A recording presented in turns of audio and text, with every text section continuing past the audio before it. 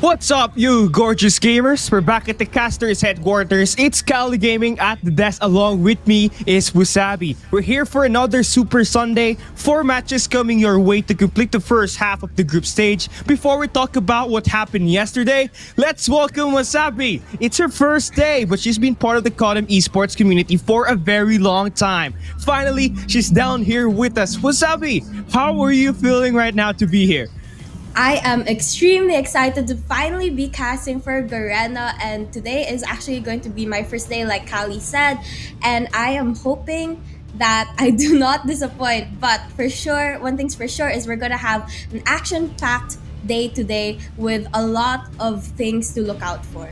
Absolutely right there, Wasabi. And you got a chat, don't go too hard on the first day of Wasabi Gaming. But that's great, good to see you making your dream finally come true. Now, let's both kick this off, shall we? Yesterday, we had a lot of crazy moments. BBC Josh pulled up with the first sniper ace of the tournament. WPM Lowkings was so dominant that they didn't allow their opponent to score a round on SND, let alone taking a map on the series. Now, what was your biggest takeaway yesterday, Wasabi? Well, yesterday we actually had a lot of interesting matches. We saw SKADI dominate in Group A. We also saw ALMGHTY dominate as well, and we had a lot of clutch moments there during those search and destroy matches. And it was just overall a very fun game to watch. How about you, Kali? What did you find interesting yesterday? Well, for me, honestly, it's WPM Low Kings yesterday. I mean, they every time they step into a game, in a series, in a matchup, there's always a record being broken. At the first week, it was the first ace of the season, and of course, allowing only their opponent to score 9 points in a hardpoint match, which goes and race to 250. And that's even more impressive because yesterday, I just recently mentioned this one, they were so dominant that they didn't allow their opponent to score a round on SND. So that absolutely is gonna be a very strong thing for them because I believe it's their time and they are in form. And let's take a look at the tournament format because you know that there will be a lot of stages that we're going into in here, Wasabi. Jumping into it right now, we had 256 teams competed in the qualifiers. Now, only 16 teams made it to the group stage. The top 2 of each group advances to the playoffs to fight for the championship. And now that the teams are aiming for playoffs, better bring their A game here after today's schedule, Sabi. Yup, definitely need to bring their A game. But right now, looking at the schedule, we do have Group A with SKADI, EZR, Born, R&D, and Broke Boys Club, with SKADI obviously dominating over here in this Group A, winning majority of their matches. I think their first loss in the game mode was yesterday, if I'm not mistaken. And in Group B, we also have Huntsmen playing here, as well as DIVINUS, the first girls team, Blacklist, and Kazoku Legacy. And of course, for Group C, the group of death, we have Smart Omega and ALMGHTY who played on week 2, day 1, if I am not mistaken. And it was such a crazy topic, because we expected more of a close fight, but it ended up 3-0, Sabi. The dominance from ALMGHTY kicking off despite only practicing just a week before the event started. Yep, I mean, that's how they are able to show that they're really good, and they don't need that much practice to be able to dominate over the rest of their opponents. But going to Group D, we also have West Point Mamba Low Kings, another very known team here, and they are going to be battling against Forest Kings, Rau Franic, and SHUSHHH. And the thing here is with WPM Low Kings is that they have managed to sweep Forest Kings and SHUSHHH, and later on they will take the battle versus Rau Franic. But let's talk about the qualified teams first. You mentioned this earlier, SKADI being the overlord of this group. I mean, talk about Chirac and the way it's been playing so far. Yup, Chirac has gotten 3 MVPs already in the season alone, and not to mention their member Cisco, who has been such a god with the SKS in almost every mode that they play. And it's impressive that SKS of Cisco actually made the other guys SKS to switch to a CBR4 yesterday. That was just the highlight for me because of how well he answers. And now taking a look at Group B, it's DIVINUS, Blacklist Ultimate, Kazoku Legacy, and Huntsman. And again, we were able to touch up on this, but Huntsman, they're much improved now. Talk about Van Lu, the OBJ and his gunfights, definitely doing the wonders for this team right now. Later on, they will be facing Blacklist, but as I mentioned, the group of death, Smart Omega and Almighty here, looking to be the two front runners for Group C. Yup, and Almighty actually surprising everyone with this sweep over Smart Omega a couple days ago, and that was something that was really not expected by a lot of people, but nonetheless, they showed pure dominance going into that game, defeating Smart Omega in every game mode possible. Almighty now stands 3-0 in that Group C, and they're looking to be the top one making out of the Group C for the playoffs. And for Group D, again, another overlord in here, WPM Low Kings. Now, they had a recent change in their roster where they added Rusosano, and they will be replacing KLO majority in SND and Control. And it has been doing so much wonder for this squad right now. And later on, we will be seeing them. For now, we're topping in. We're hopping into the next matchup for the day, and before that, we're gonna see the standings of the group stage, and here you see it right now. Yep, right now you can see that the top two teams are going to be the ones going on to the next round of this tournament, and right now for Group A, it's going to be SKADI and Broke Boys Club. For Group B, it's going to be Blacklist Ultimate and Huntsman. Group C, it's going to be Almighty and LF Org, followed by Group D, West Point Mamba Low Kings and Rau Franic. I mean, winning maps and series is massively important because at the end of this 4-week group stage, the top two teams from each group make it to the top 8 of the playoffs. That's what everybody's playing for at the end of the day. Right now, we're just about to close in week 2, but we're halfway there already. We're starting to see teams slowly separate themselves from the pack by taking the lead in the group, but anything can still happen in the next 2 weeks, Sabi. Definitely, and that's exactly why everyone has to bring their A game as soon as possible, because again, they want to rack up as many wins as they can to be able to claim those top 2 spots in their group. Right now, SKADI is looking so good in that Group A. Same thing with Almighty, and it will be in the coming top ones of these groups. But now, today, we got a lot more matches coming our way, and I was looking at the schedule right now. We got some good ones. We got Huntsman and Blacklist Ultimate opening the show for us. Smart Omega and SR Nakage through number 2 seed versus the number 4 seed after SR Nakage's loss yesterday. And of course, we still get a chance to see Rau Franic as they stock up against the WPM Lowkings. A lot of great games today. Sabi, I'm gonna ask you this. Which one are you the most excited about? Well, honestly, I think I'm most excited about the last game because this is going to be a battle between the Broke Boys Club as well as EZR Esports, and I think this is going to be interesting to watch because these are 2 new teams to the Garena scene. I mean, I know these players have been playing for a long time, but we haven't seen much of them just yet. But, there's also interesting matches between Blacklist and Huntsmen, as well as Smart Omega and SR Nakage, as well as MWP Low Kings and Rau Franic. So I guess all. Yeah, I mean, everything's a highlight here. I mean, there's a lot of stakes on the line for the 16 teams participating. I mean, the better the performance, the more money you can bag. Right now, it's too difficult to gauge which team exactly will end up on top. The teams are also fighting for placements in here, by the way, which is massively important this season. 1, you get a direct invite for the next Garena Masters, and 2, because the next Garena Invitationals is just right around the corner. But again, 26,500 total prize pool, that's a lot of money.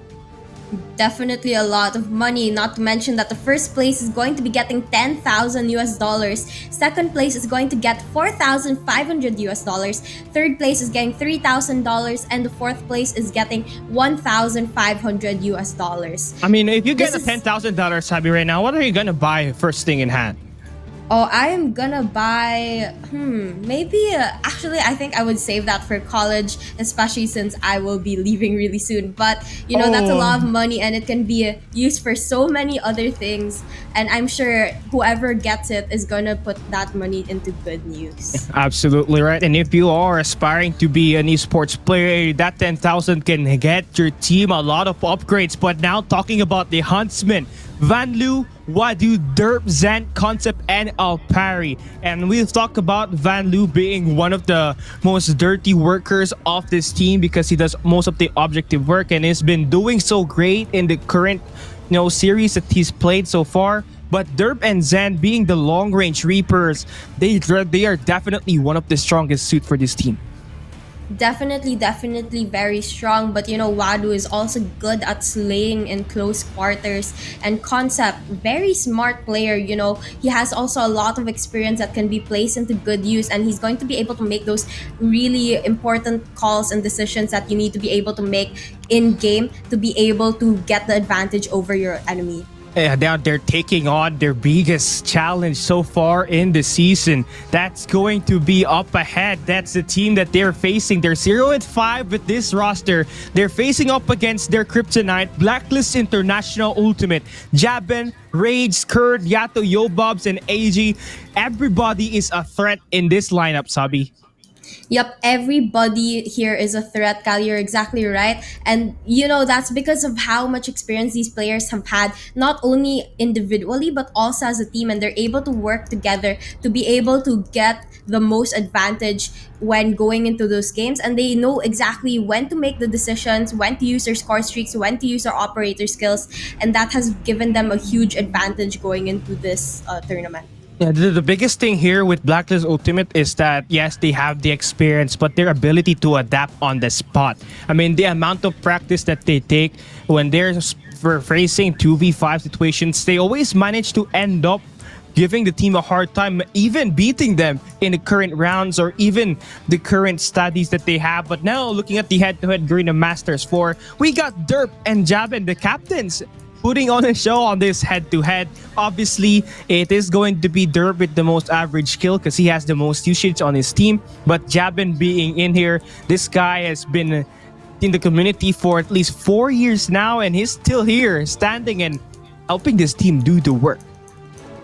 Yep, and as you can see here, average deaths, we have Derp here also getting more deaths than Jabin, but we also, Derp is also gonna get more assists and actually a higher average score despite more deaths. And this thing is, though we can see a comparison between the two captains of both teams, it does not really define who's gonna win because it also matters in how well they're able to work with their team and how well the rest of their team is going to be able to keep up with everything that's going to be happening, because as you guys know, this game is really fast paced and you need to be able to adapt and change and conquer every difficulty that comes your way. Absolutely right. And of course, the teams has to also adapt to the map that they're playing. Some teams, they love playing close range. Some teams love playing it long.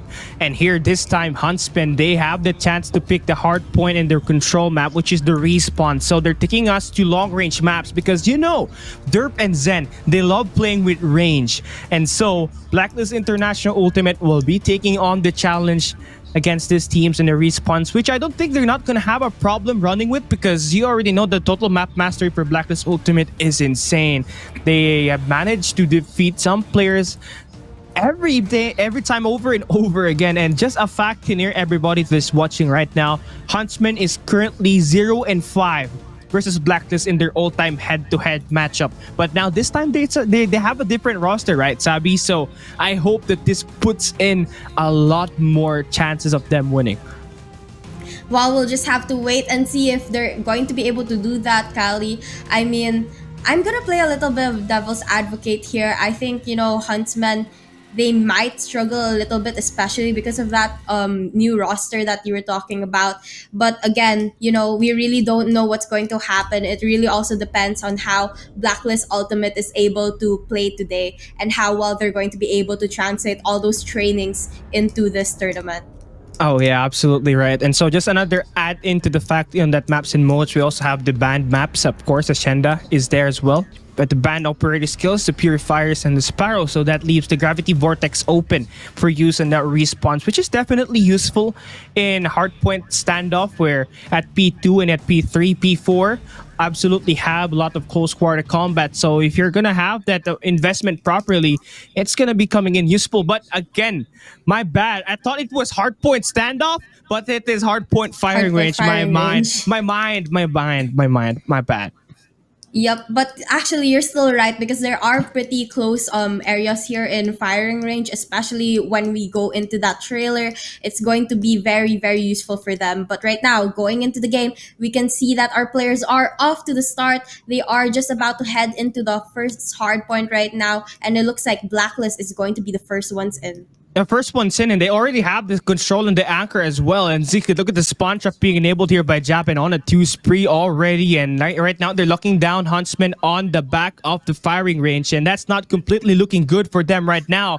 And so 0 and 24 is going to be his score of the game. But we're back in the caster's desk, and I don't know exactly what happened there, but early positioning made by Blacklist International Ultimate was key there to take that 30-point lead. Well, it seems like we're going to have a reroom. So let's see if they're going to be able to do that again because, it was a good start for them, but if they're not consistent enough, then, looks like we're back into the game right now. And we are going to be continuing the one a while ago, but we are going to be already in that second hard point right now. We can see Blacklist taking the lead over Huntsman, who only has 1 point so far. They've had a little bit of trouble breaking into the hard point, but with the second hard point opening up, let's see if they're going to be able to change things here in just a couple of seconds here, Kali. I mean, they tried to make some changes. They went in for the early rotation, but only to get bullied out by Blacklist International Ultimate in time for them to get inside the point. So that's gonna be such a huge blow because right now they're spawning so far away from the point, and the strategy of Blacklist is just put 2 players inside of that hill and put the others around the perimeter. So now the defense is just strong, but the collapse is on, by the way. Huntsman is trying to push way back to the mid-map through Gyps, and Concept is there to try to clean things up, but Jabin's still inside the point, and Blacklist just continues to grow that lead. Yep, they're growing that lead, but they're struggling a little bit here because Huntsman has been back and forth with that contest every single time. Huntsman also trying to claim that spawn, but unfortunately they were unsuccessful. And with 7 seconds left, they are going to start moving towards that third hard point instead.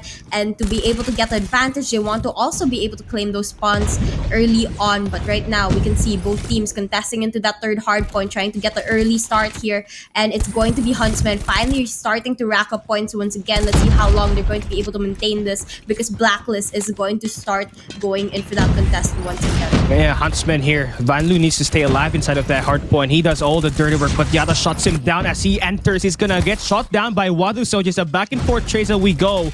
But Huntsman will not be able to survive the first onslaught against Blacklist International Ultimate as they get taken down. 3 hard points consecutive, Sabi. Yep.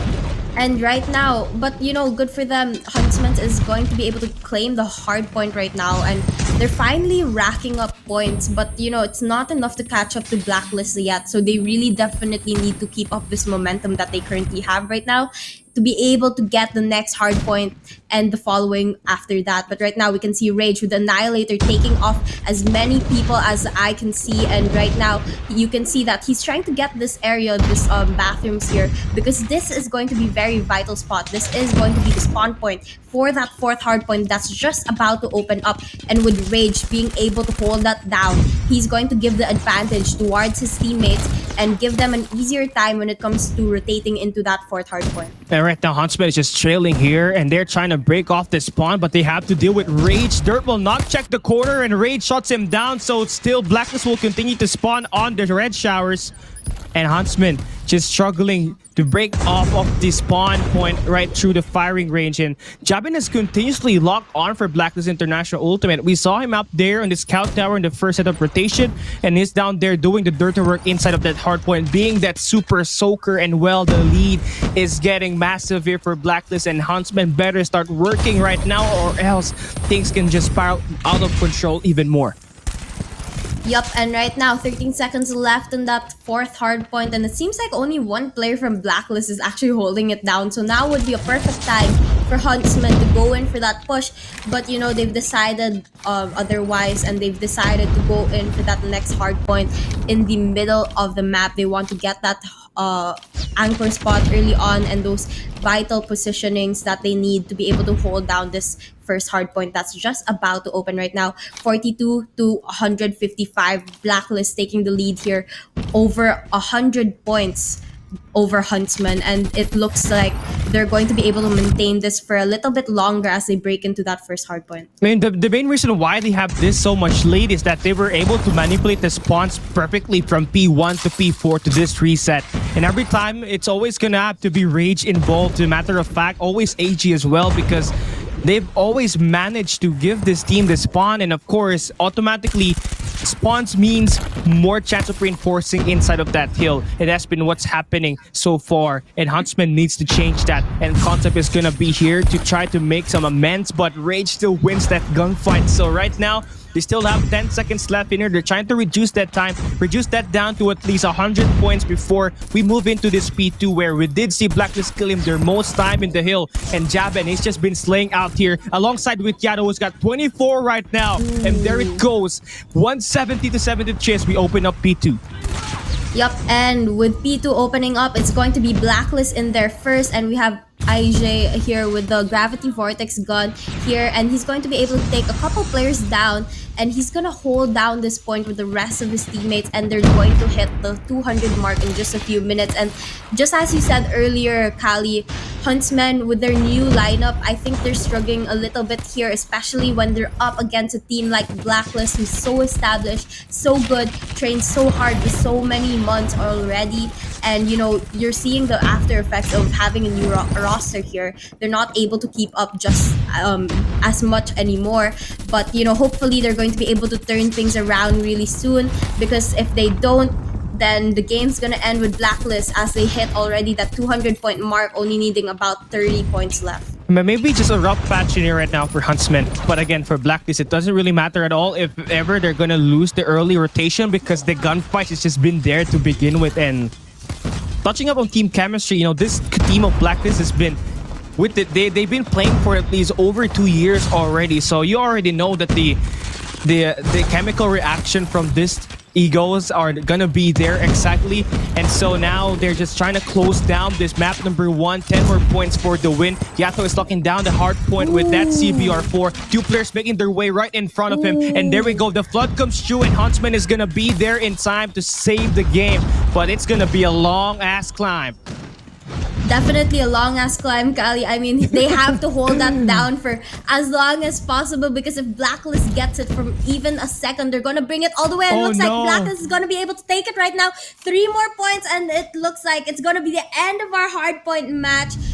And Blacklist is going to take the first win for today. I mean, I wasn't expecting that the game would be dominant like this. You know, Huntsmen, I love the ways that they played against up against Kazoku Legacy and DIVINUS. You know, the way they control the respawns was very consistent during their last 2 matches, but up against Blacklist Ultimate, they were just outwielded with the positioning, and it will all relate to the gunfights. Yes, I mean, Van Loo did such a great job for this team of Huntsmen. I mean, he's the dirty worker of this club. And of course, scoring 20-25 is not enough in here, because you got Blacklist at least scoring almost 30 plus kills on this top 4 frags that they have. AG is the MVP, 32 kills, 13 deaths, and look at that time. He is a sponge out there in the hill.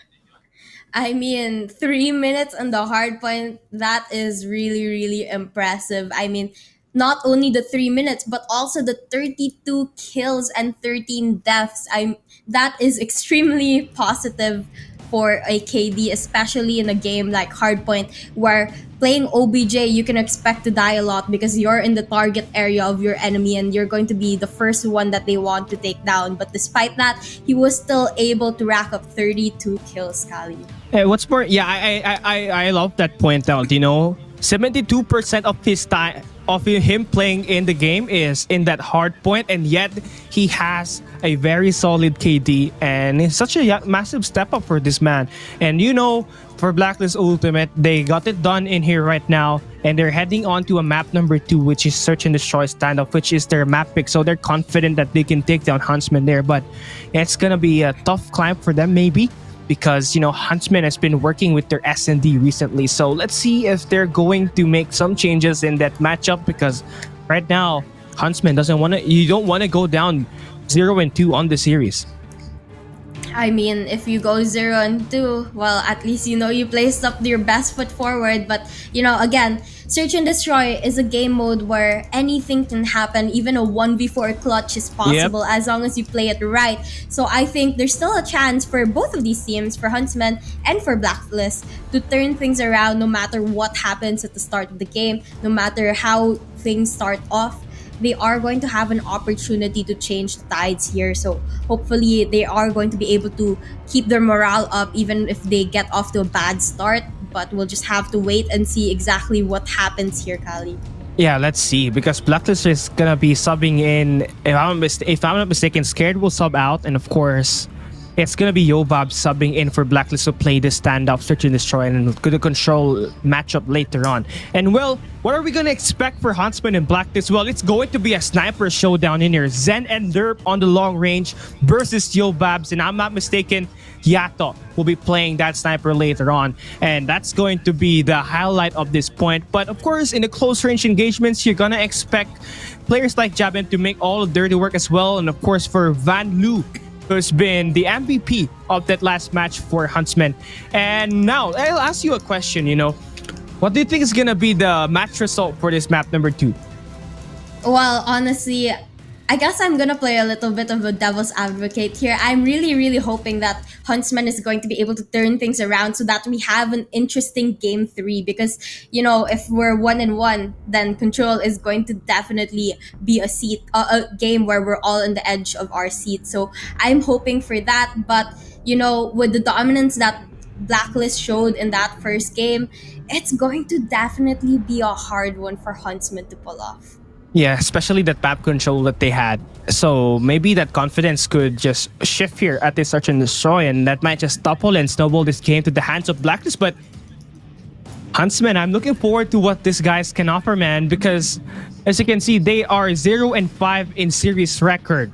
So like ever since Garena Master Season 2, they haven't won any single series up against Blacklist International Ultimate, which is alright because Blacklist is on their prime on that season, but then again it lingered over to the following event. So right now I want them to bounce back, and this SND, they really have the chance to do so because the game slows down. It's not gonna be fast. You're gonna think with your brain, and this is where the addition of concept is gonna kick in. You have that additional brain that can give you the call outs just in case things happen to worse.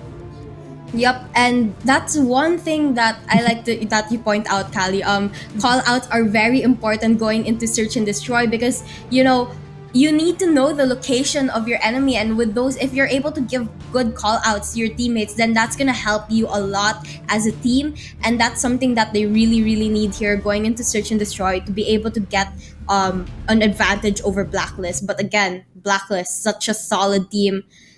It's again a very hard match for Huntsman here, but I'm really hoping that they're able to pull it off. Now we're hopping into Standoff, who had its fair share of moments in the World Championship, and of course had its fair share at the Garena Esports community and in the events and the majors as well.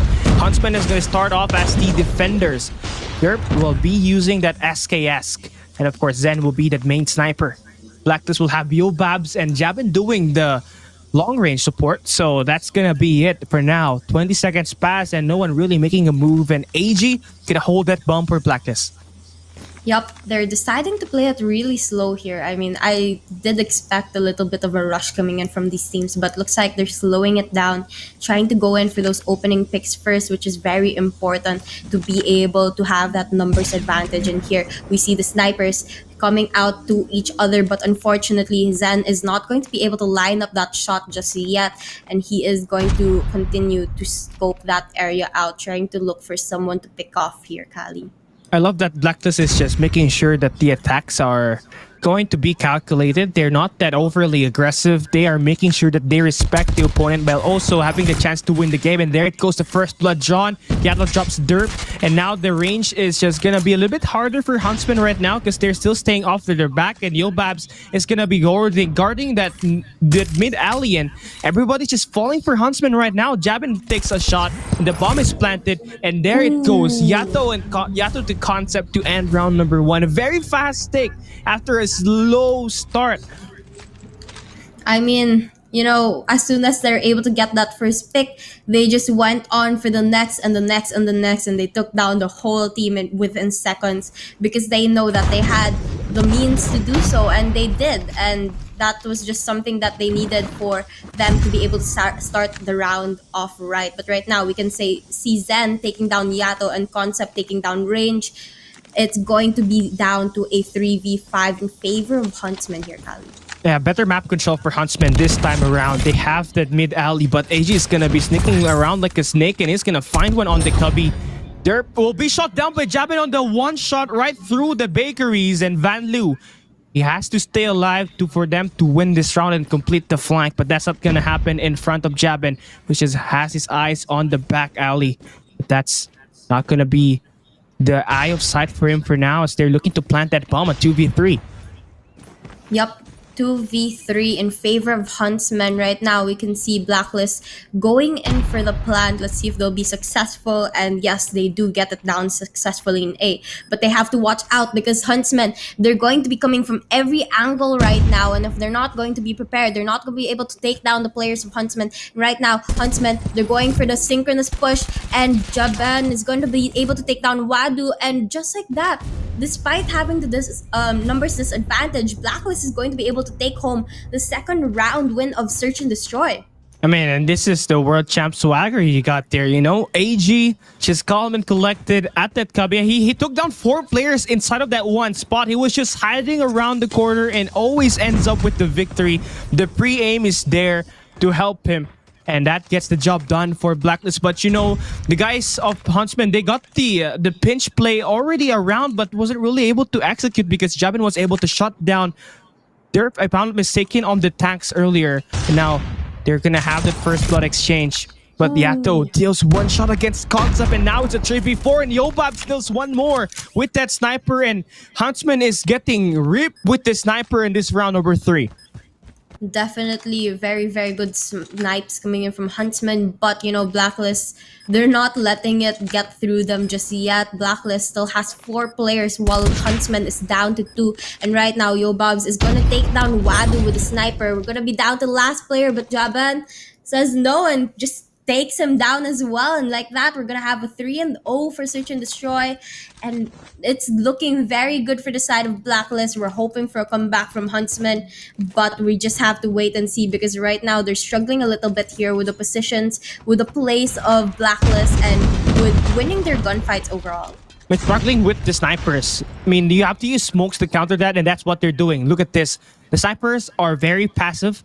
So what they're trying to do right now is put the 2 players inside the tanks. It's going to be Van Lu and Wadu on the tanks, and Zen there to back them up on the tractors. And they pick up Jabin on the bakeries. So that's going to be one way for them to explode and, of course, take more map up against Blacklist. And Van Lu playing on ice. Still got 0 kills. But if he can turn his eyes on the left side and spot Yobabs, that's going to help this team get some shots in and control this map. Yep, but right now our players trying to slow things down, but Yato sees Derp and takes him down with that sniper really, really quickly. Now Rage trying to spot a couple players, playing it really risky going here towards this back area, but right now he's gonna see a couple of he's gonna back down here, trying to spot a couple players of Blacklist. But Blacklist, they're playing it very passively. As you can see, they haven't overextended, they haven't pushed too far, and they're gonna wait for the Huntsman to do it instead, and they're gonna play this really safely. But now Concept is going to come into contact with Rage, but Rage is gonna win that gunfight, and he's gonna be able to back off away safely without any of their members getting hit. And you can see here, Blacklist, they're playing it very strategically. They're spread out throughout the map, trying to get as much information as they can. And here we can see they're finally going in for the push, Kali. Now they're playing with time and they're playing in rhythm. Wadu now step things up for Huntsman. Now he's got the head glitch on the tractors, but still will be getting tapped down. Zen will be the final player. He's got the sniper. Let's see what he does with the pistol. Ooh. Oh no, he missed the first. And now right now he's going to be on chase. And AG still managed to win that despite down with 1 HP. Blacklist just doing all the impossible stuff. First the 2v3 earlier, now the 4v5. And every time that they just play, They have a variety of strategies in mind, and of course, the ability to adapt on the spot. You see them play time last round, and it drew up Huntsman. Yep, Blacklist is doing everything right now, Kali. Their play has just thrown Huntsman off their game, and Huntsman is unable to find a way to properly counter Blacklist just yet. So right now, we can see the opening pick going to in favoring the side of Huntsman, and that's gonna be a little bit of downfall for Blacklist. But as we saw a while ago, nothing can stop this team. Even if they're down a couple of members, they're still going to be able to turn things around. And right now, Jaban's gonna do exactly that, evening up the game here, Kylie. And there we go. Yato will follow it up with another kill. So now they're now up with numbers, and they have opened up the bomb to be planted. And Jabin with the sniper once again. He's been detrimental in this team's success in these rounds that they've won so far. And the wall banks are not gonna hit for now. But number 5 in Wadu is gonna be very, very aggressive here. Way behind enemy lines. If he could get the timing right here on these boxes, he could have managed to get this kill, and there he goes. He takes one, but it's the last man standing. Taking against a 1v3, it's gonna be a very rough patch for him. And right now, he's gonna find Rage, and he's not gonna win that gunfight. Then Blacklist goes up by 5. I mean, Wadu made a very smart move there. Unfortunately for him, though, the rest of his team was already gone. And so even if he was able to take down one of the players of Blacklist and open things up, there was no one really there to support him. And that is, I think, where it all went downhill, because he was the last player left. But right now, let's see if if Huntsman is going to be able to make those adjustments just as they did earlier. They're going to be able to take down one player from the side of Blacklist, but unfortunately from them, it's not looking very good here, Kali. Yeah, right now they have to step up in that gunfight. We see Vanlu still has 0 kills. Derf has 1, and that's the captain, and you need to expect more from him. But Zen just gets picked up by Yato easily. He's looking for a double. He's hunting these players located in that special force base, 2nd floor. He's gonna back away, wait for that plant to happen, and draw these players out away from that house. Look at that position. It's a 2v3, 40 seconds left. Now, 36 seconds left. Bomb planted over at that A site. Huntsman down to the last 2 players, while Blacklist still has 3, and they are defending that bomb really, really tightly. But Yato is gonna take one down, but gets taken down as well. And we're gonna be the last player on the side of Huntsman. Derp here with the SKS. Will he be able to line up his shots here to be able to take down Blacklist? But unfortunately, it looks like the match is going to go towards the side of Jaban on Blacklist, and that's going to be 6-0 match point for the side of Blacklist. Huntsman still struggling to earn a point here in Search and Destroy. Huntsman is just really having trouble dealing with this pace that Blacklist has been doing here. You know, if not for the sniper, it's gonna be Yato with that CBR4 and AG CBR4 as well. And so, not just they're dealing with the long range anymore, they're also struggling winning their 1v1s, the close quarter combats, which is very important. And right now, we're gonna switch the side, and you see Rage now way behind enemy lines flanking. But Zen's still there to win the gunfight. Neptune's eye is on this one. But look at the flood coming through now. Zen with the pistol, got nothing left to do. He's gonna get double chow, and he's gonna be shot down. And Blacklist looking to close the game out. Concept, the last man standing. The bomb is gonna be dropped, and it's going to be a triangulated defense. Waiting for the player to pick it up. It's gonna be a long climb for Concept. He has to pick these players one at a time. But when you have Jabin on the tractor with that sniper, it's gonna be on a power position that gives him the head glitch as well and the one-shot capability to end Concept's life. But right now, the timing has to be perfect for Concept to take this. 55 seconds is plenty of time for him to do this. And Yato now will decide to pounce and gets that kill. And there it goes. Blacklist, they take map number 2, and that means they win the series, but we're still gonna play the control. Yup, unfortunately, Huntsman was not able to keep up with Blacklist in that Search and Destroy match.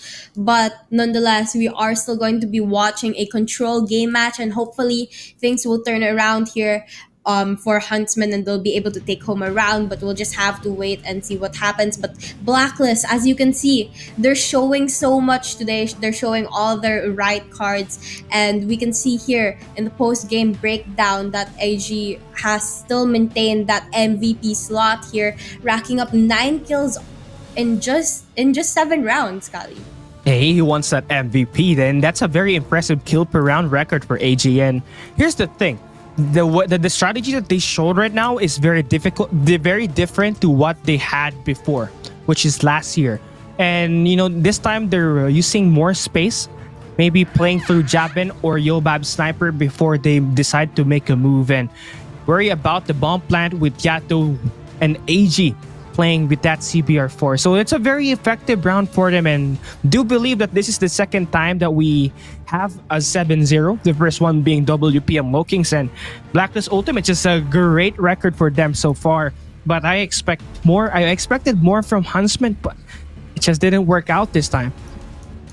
Definitely, I also expected, you know, at least a couple of wins for the side of Huntsman, but Blacklist just gave them really a hard time, didn't show any mercy towards Huntsman, and they just 0-7 them, and that was the end of the search and destroy. But again, we are still going to be seeing a control match, and as you guys know, control is a game mode where it's kind of one-sided towards the defending team.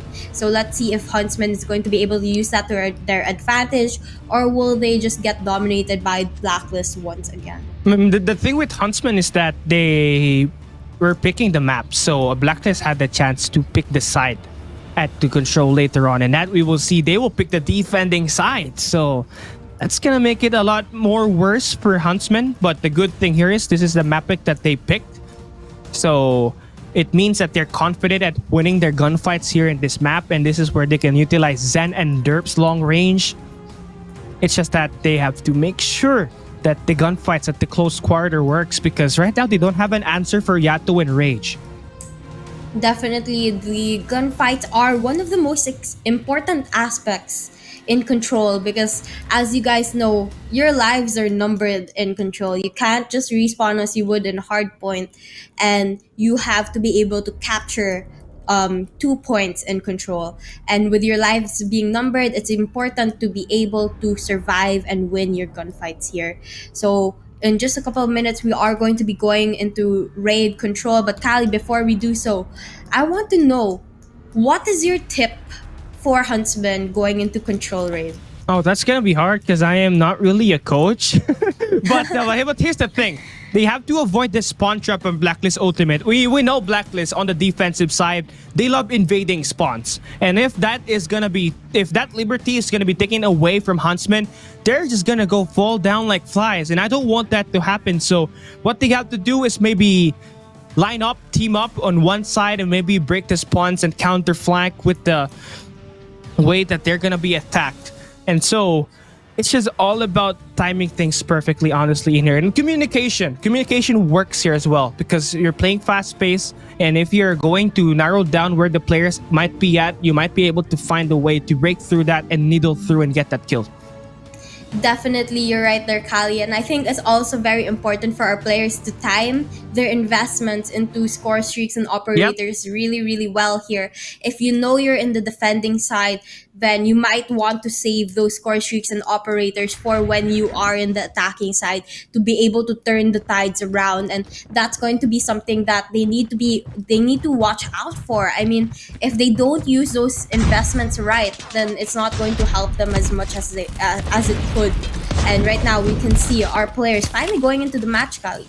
Oh yeah, here we go. Jabin starts off with the first blood, and the team Huntsmen are just trying to route around the pole side and get this A bombs at this A side. But that's not gonna work completely that easy, especially when you have players moving in from that kitchen's control from Blacklist, and Wada will be shot down. Take a look at that mid-map awareness from Blacklist to see they are now trying to initiate the zigzags, which is one way for you to spawn trap the enemy, and they are now in line to do that. So Yep, and here we can see Huntsman not far off from the life count of Blacklist, so they still have a chance here, but they're going to try to capture that B side right now, struggling a little bit as Blacklist has a really good hold. We can see Jaben here holding down mid, and though there is no exact point here and no point to capture in mid, it is still a very, very vital position area, because that is going to help them maintain that B site. And right now we can see that Blacklist is kind of just giving up that B site. They know that they're going to be able to take down Huntsmen when they go to the A side. They're just playing it a little bit more strategically here, and let's see what exactly Huntsman is going to be able to do with the last 15 lives that they have. And that's very smart for them to give up that B side, because there's no point. Huntsman's got a good positioning on the sculpture, and you challenging that just leads to more deaths. And you see, by waiting, they are able to think and look at the flank that's just gonna happen here. Concept will be shut down. That's a 1-for-2 trade for Blacklist, and they'll take that any day. 10 life counts left for Huntsman as they try to break that A side, which is going to be quite hard. But if Zen gets the opening here at the kitchen, it could just snowball. But no, it's not gonna win that yet. Forces onto a reload, and Yato there cleaning it up. And now you see the break coming through.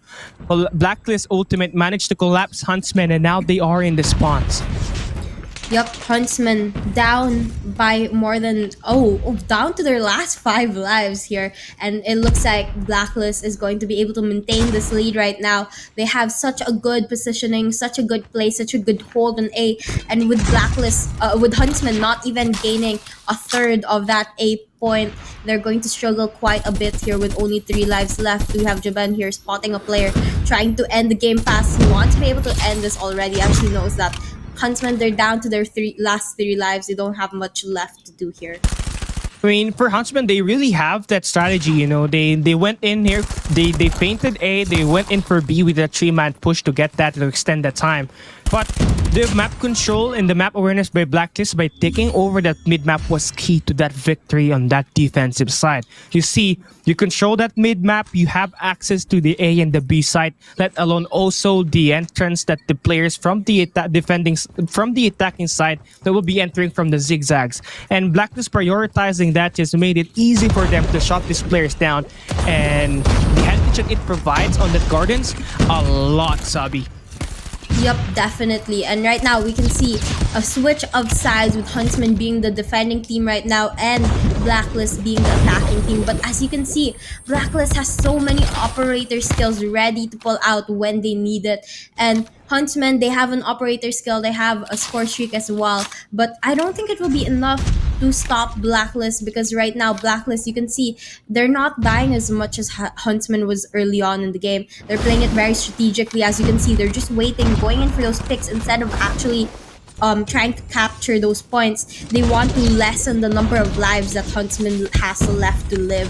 And right now we can see exactly that with Yobabs playing the sniper here over at mid, being able to line up several shots after another, and they're going to be able to get close to Huntsman. But Huntsman, they know the strategy of Blacklist, and so they're playing it safe here, hiding from Blacklist, because they know Blacklist isn't going to go in for those aggressive pushes towards those hard points just yet.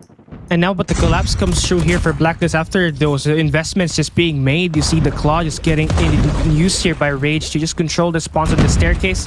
And well, now they are making time, but Huntsman, if you want to win this is the time to win now, because you just have to remove one player on that A side to reset the time.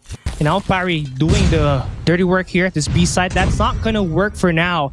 And Blacklist will decide to rescind that push towards A and worry about the B side first. But you know what I love from Huntsman right now is they're doing the exact same thing that Blacklist did on that last round, controlling that mid map. You see, Derp with that AR is gonna be useful in this long range engagements at this gardens, and that's what he's been doing. 11 kills in the game right now, and Blacklist is having a run for their money. 19 seconds left, and with this capture that extends that to 1 minute, so they have ample of time. But take a look at this, Huntsman, they are taking the lead in the live count, and I for sure think this is the chance for them to win the round. Definitely, Kali. They have the opportunity here, especially with Blacklist down to their last 5 respawns and Huntsman still having 10. All they have to do is be able to win their gunfights and maintain that lead that they currently have, and they're going to be able to win around here if they do so. So let's watch and see what happens right now. We can see our players playing it really safe. They know they still have a lot of time, but they don't have a lot of lives left, so they have to be very wary of that. And here we can see Wado here with the CBR turning around over to poolside, trying to get a couple of players off guard, but Yobab's getting a double kill there. That's going to be a big play from them. them because they're gonna bring Huntsman down to their last 5 lives as well, and Blacklist last 3 lives. Let's see which team is going to be able to maintain this because it's all about their gunfights right now. But unfortunately for Blacklist, they're gonna take a hit there, and the win is going to be for the side of the Huntsmen. I love the pressure that's been added here by Derp and Zen. That's a massive step up after that first round loss. And here, this time, they're on the attacking side. I do hope that they get more map control on this mid-map, which is what ALMGHTY has been doing over the course of the second round earlier, along with Derp. And, you know, ALMGHTY, he wasn't playing that hardpoint in Search and Destroy, but here he is giving this team a fresh start. And they control the kitchens right away. So now they have access to the enemy spawns, and they're not really doing time just yet, but this map control like this should give them the chance to put some lives down from Blacklist. Yup, let's see if they're going to be able to do that right now. We can see Huntsman trying to go capture that A site here, and they're going to be actually a lot of players here in that A to hold it down. And Blacklist with it showing on the map right now, they're gonna try and go take down a couple players of Huntsmen, but I guess they decided to back off a little bit here because they aren't going to go in for that contest. Blacklist, you know, as we saw in the first round as well, they play this really strategically. They know that even if they give up 1 point, their opponent isn't going to win unless they get both, and so they're not going to risk much of their lives trying to make sure that that Huntsman doesn't capture that A site. Instead, they're just gonna give it off to them. Make sure to defend that B site and to maintain the lives that they have, because they know at the end of the day, that's what's going to give them the advantage here. And you see that completely worked in here. And Huntsman was definitely thinking, why is there no push being made by Blacklist right now, and why are we not encountering them in this post-quarter combats? And it was for the greater good, honestly. Blacklist now has to defend this B side, by the way. But with the way that they've been doing the defense at A, I feel like Huntsman is gonna get this. And there it goes. 2 players go down for Blacklist, 1 from the pillars and 1 from the sculpture. But Yato is on the flank along with Rage, and they might have the chance to severe this team, and they are doing a great job at it. Rage finds 2 players down on the reload. Wadu will be able to put him out. 12 seconds is still a lot of time for this team, but with Yobab's contesting, they won't be able to claim time as he gets shot down. The clock will be ticking. The Blacklist ultimate now, currently they're having the chance to win this match, and Yobab's just being the annoyer inside of this site, and Huntsman nowhere to be seen, and Huntsman will fall down, and Blacklist will take round number 3. There you have it, Blacklist 2-1 against Huntsman. But now, again, switch of sides. Huntsman is going to be the defending team once again, and they are hopefully going to be able to play it as well as they did when they were able to win around here in Control. Let's see though, because Blacklist wants to give Huntsman as hard of a time as possible, and as you can see here, SKADI is going to invest into that Annihilator, but unfortunately it's not going to be fully taken advantage of. And right now we can see Obab's playing a very vital spot here in bedroom. He's going to be able to scope out the area, take down a couple of kills here without being seen as much as the rest of his opponents. And here we can see that our players are again not going in for those points. They're gonna again play the lives that they have. I mean, they lost 8 lives just by pushing aggressively, and you will have to come to a point where if it is not working, don't try to, you know, rub the wound, because it's gonna hurt even more. And so Blacklist decides to slow things down, and you see now they're controlling the B side, but ALMGHTY swings in, gets the first kill. Now lining up, he spots the player inside of the sculpture, and he needs to take this player down to cancel the push. And there it goes, they are successful. And if you're Huntsman, you have to win this round, because this is a defensive side, and you at least need to take a 1-map win up against Blacklist. And right now, they are in line to do so, but they fall their players. The players falter at this B side, and now they have to defend the A side, which has 4 players in it from Blacklist. Yup, and actually Huntsman is doing a really good job as a defending team, but even if they win this Kali, that means they'd have to win an attacking round, because if they want to take home a map from Blacklist, because as you know, Blacklist is going to be the defending in the next round, so they have to win that and somehow win a attacking round, but that's going to be difficult. But right now we can see Blacklist finally about to capture that A site here, and they are going to be able to damage Huntsman quite a bit, but Blacklist is going to be down to the last 12 lives available for their team, and they still have a whole B side to capture here, so it's going to be quite a difficult one, especially with Huntsman hiding in very cheeky spots like that plant we just saw, and they are going to be here as well in every corner possible for Blacklist to enter from, and they just have to be very strategic here, Kali. It's still a very close count, 10 to 15. They're still going to be able to catch up to Huntsman if they play it strategically. But you know, Blacklist knows that in the next round they're gonna have a better advantage, so they might just throw this round. I mean, I guess Blacklist wants to go down to another game number 5, but Huntsman, I love the way that they took that defense. You know, the transition from A point capture to B is something that Blacklist was worrying about, and Huntsman were able to, you know, find a counter for it perfectly, and now they are jumped to their final 4 live counts. And this is something that's going to be very rough for them because they now only have 15 seconds to take that the B point of control, and that's gonna work, but they only have 2 players left, and Japan is gonna step things up. He's gonna find one, but now they are currently back against the wall. Huntsman just locking things down, and this is such an impressive defensive round win for Huntsman. They win through time expiration, and that's something that we need to see from them on this coming round. They now are on game number 5 or round number 5 up against Blacklist International Ultimate. Might as well take it, right? Yep, I mean, they have to if they want to be able to win this control match, because we are at match point for both of these teams. 2 and 2, and as you guys know, control only goes up to 3, and right now we can see Wadu playing it very aggressively here, getting a double kill off the bat, and he pulls out an annihilator, but unfortunately it does get wasted after 1 kill. And here we can see Huntsman giving it everything they've got. They're trying to capture that B side right now, but unfortunately with the aggressive plays that they've had, they have lost quite a few lives here, Kali. They need to slow it down right now. After seeing Wadu pop off with that 2-piece, they immediately overextended, and that costed them a lot of lives. And right now, it is currently hard because you see number 5 in blue in Blacklist, it's scared. It's already on the garage, and Rage is making his way with the claw. If he can line this up, this is just more devastation. He finds 3 players with it, and the guy can't be stopped.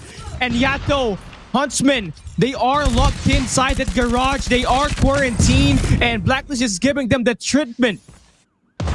I mean, you know, Huntsman, they should pull out those operator skills and score streaks right now, because if they don't, then they won't have any use for it. They might as well pull it out now and give Blacklist a taste of their own medicine, and it looks like they kind of forgot about having those. And now down to the last 10 lives for the side of Huntsman, while Blacklist still at 20. Huntsman has to win every gunfight possible here if they want to have a chance of winning this control match. But with 8 seconds left, it looks like it's going to be quite a difficult one here. Kali, do you think they're gonna be able to do it? No, there's 3 seconds left, and there's no one really near the point, and Blacklist will get there in time. Rage shots the player down that will be looking in to claim time on this side, and that will be prevented. And Blacklist Ultimate, they take the first donut of the day. Is this a foreshadowing of what's more to come? Well, we'll just have to wait and see. But what a dominant showing coming from Blacklist Ultimate. 3-0, and Huntsman, unfortunately, though they were able to show a little bit more in control compared to the first 2 game modes, it was not enough to claim the control game. And here we can see the post-game breakdown. Go, Kali. What do you mean? Go. I won't go. Kali. I will just read it. Person Okay, here. of course. Well, we started off with Blacklist, of course, being on the defensive side, and you know, backing up what you said earlier, where the team on the defensive side is strictly gonna have more favors at the end of the day. Well, it came true here with Blacklist and Huntsman. Neither of the team won any offensive rounds, and they had to depend on the defensive side to win. their own respective maps and rounds. So you see Rage coming in hot here with 31-29. He was there locking in the left flank along with Scared, who is controlling the spawns earlier during the defensive instances that they had in the opportunity. But it was a very close fight, you know, Sabi. Huntsman was definitely hanging in there. If not for the investments of the operator skills from Blacklist Ultimate on round number 5, it would have been a close game. Definitely would have been a close game, but you know, again, Control is a hard game to win, especially if you're on the attacking side. And as we saw, both teams struggled with it despite them being very good and known teams. So that's just shows to goes to show how hard Control is as a game mode. So you really have to make sure that everything that you're saving up, especially those core streaks, are saved until the end. You know, you never know when you might need it.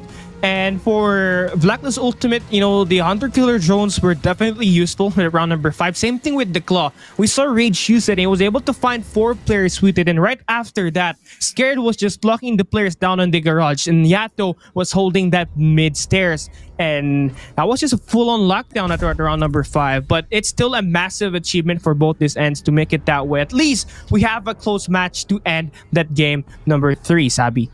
Yep, and as we can see here, a Blacklist has just dominated this first series that we had over Huntsman, and you know, we can expect more from Blacklist now. A lot of good games as we saw earlier, and we can expect in the coming weeks that they are going to continue to bring this momentum with them all the way to the end and dominate every match as much as possible. Yeah, it all leads down to Rage. You know, this guy, he is the recent addition from Blacklist International Ultimate, but he fits in right perfectly. And every time they play, he's always a threat out there inside the map. While he was not really scoring a lot of kills during that hard point, he was doing all of the map manipulation. Spawning his team on his back was the key for them to take a huge sum of lead up against Huntsman on that firing range. And we see the highlights in here right now. Huntsman was just really struggling controlling the map. It's because of Rage. He was the answer. He was the problem for Huntsman.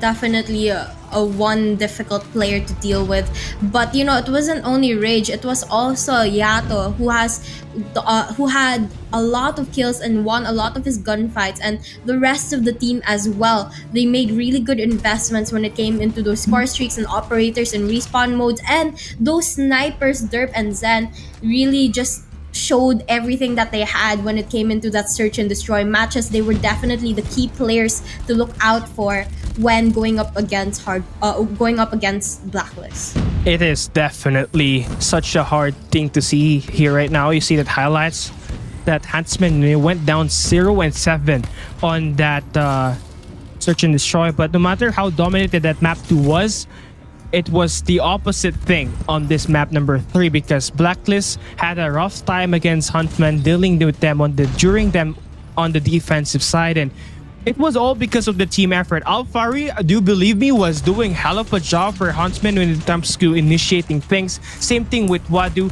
Well, it's just that at the end, if you are on the defensive side, you're gonna be the one ending up with that victory in the Control game mode. And now you see the player of the game. It's Blacklist Rage, and we were talking about this guy being an easy feat in every team that he plays with.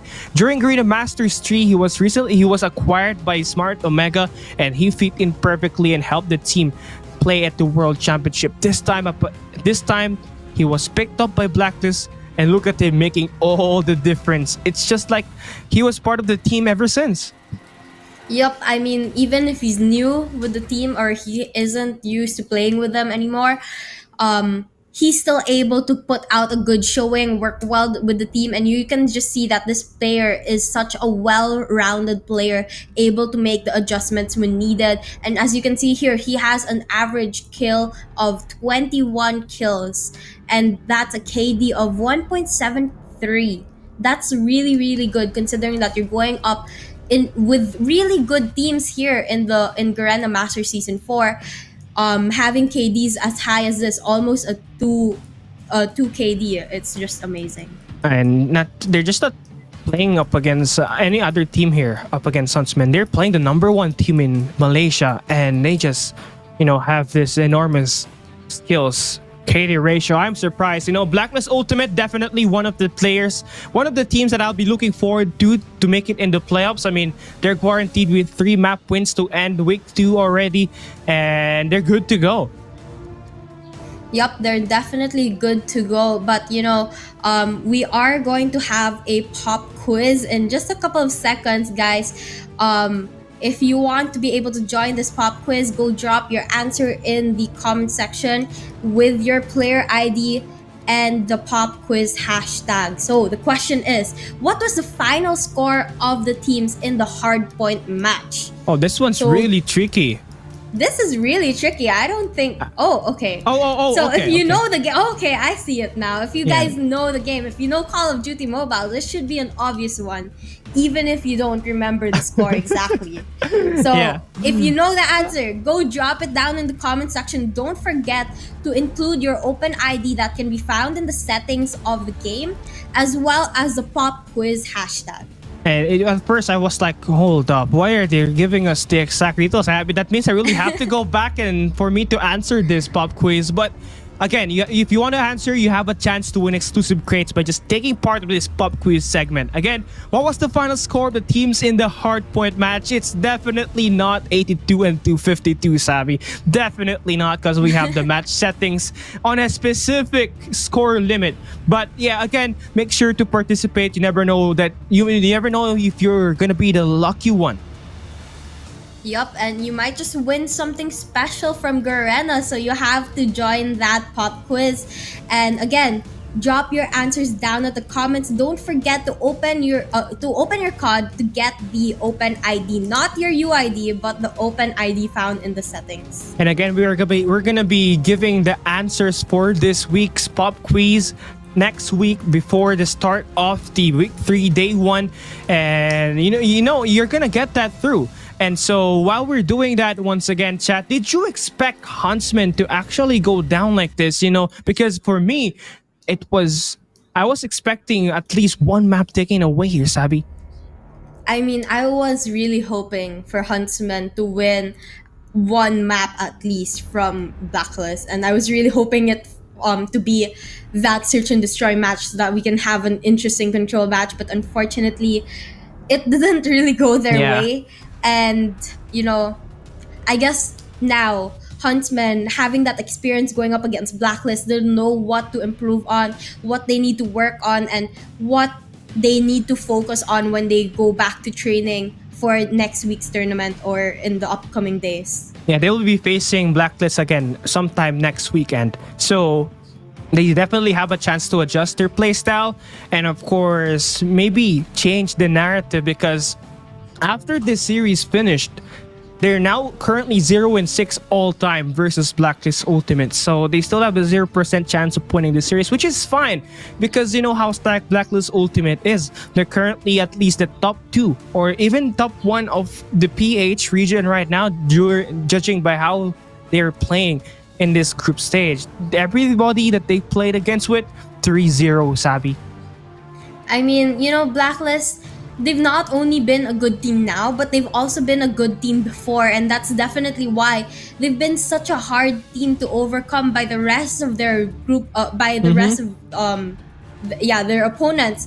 I mean, if you go up against Blacklist, I'm sure you'd be scared too, as well, especially because they're such a known team in the community, and you already know what to expect from them. But even if you know that, there's no way to counter them.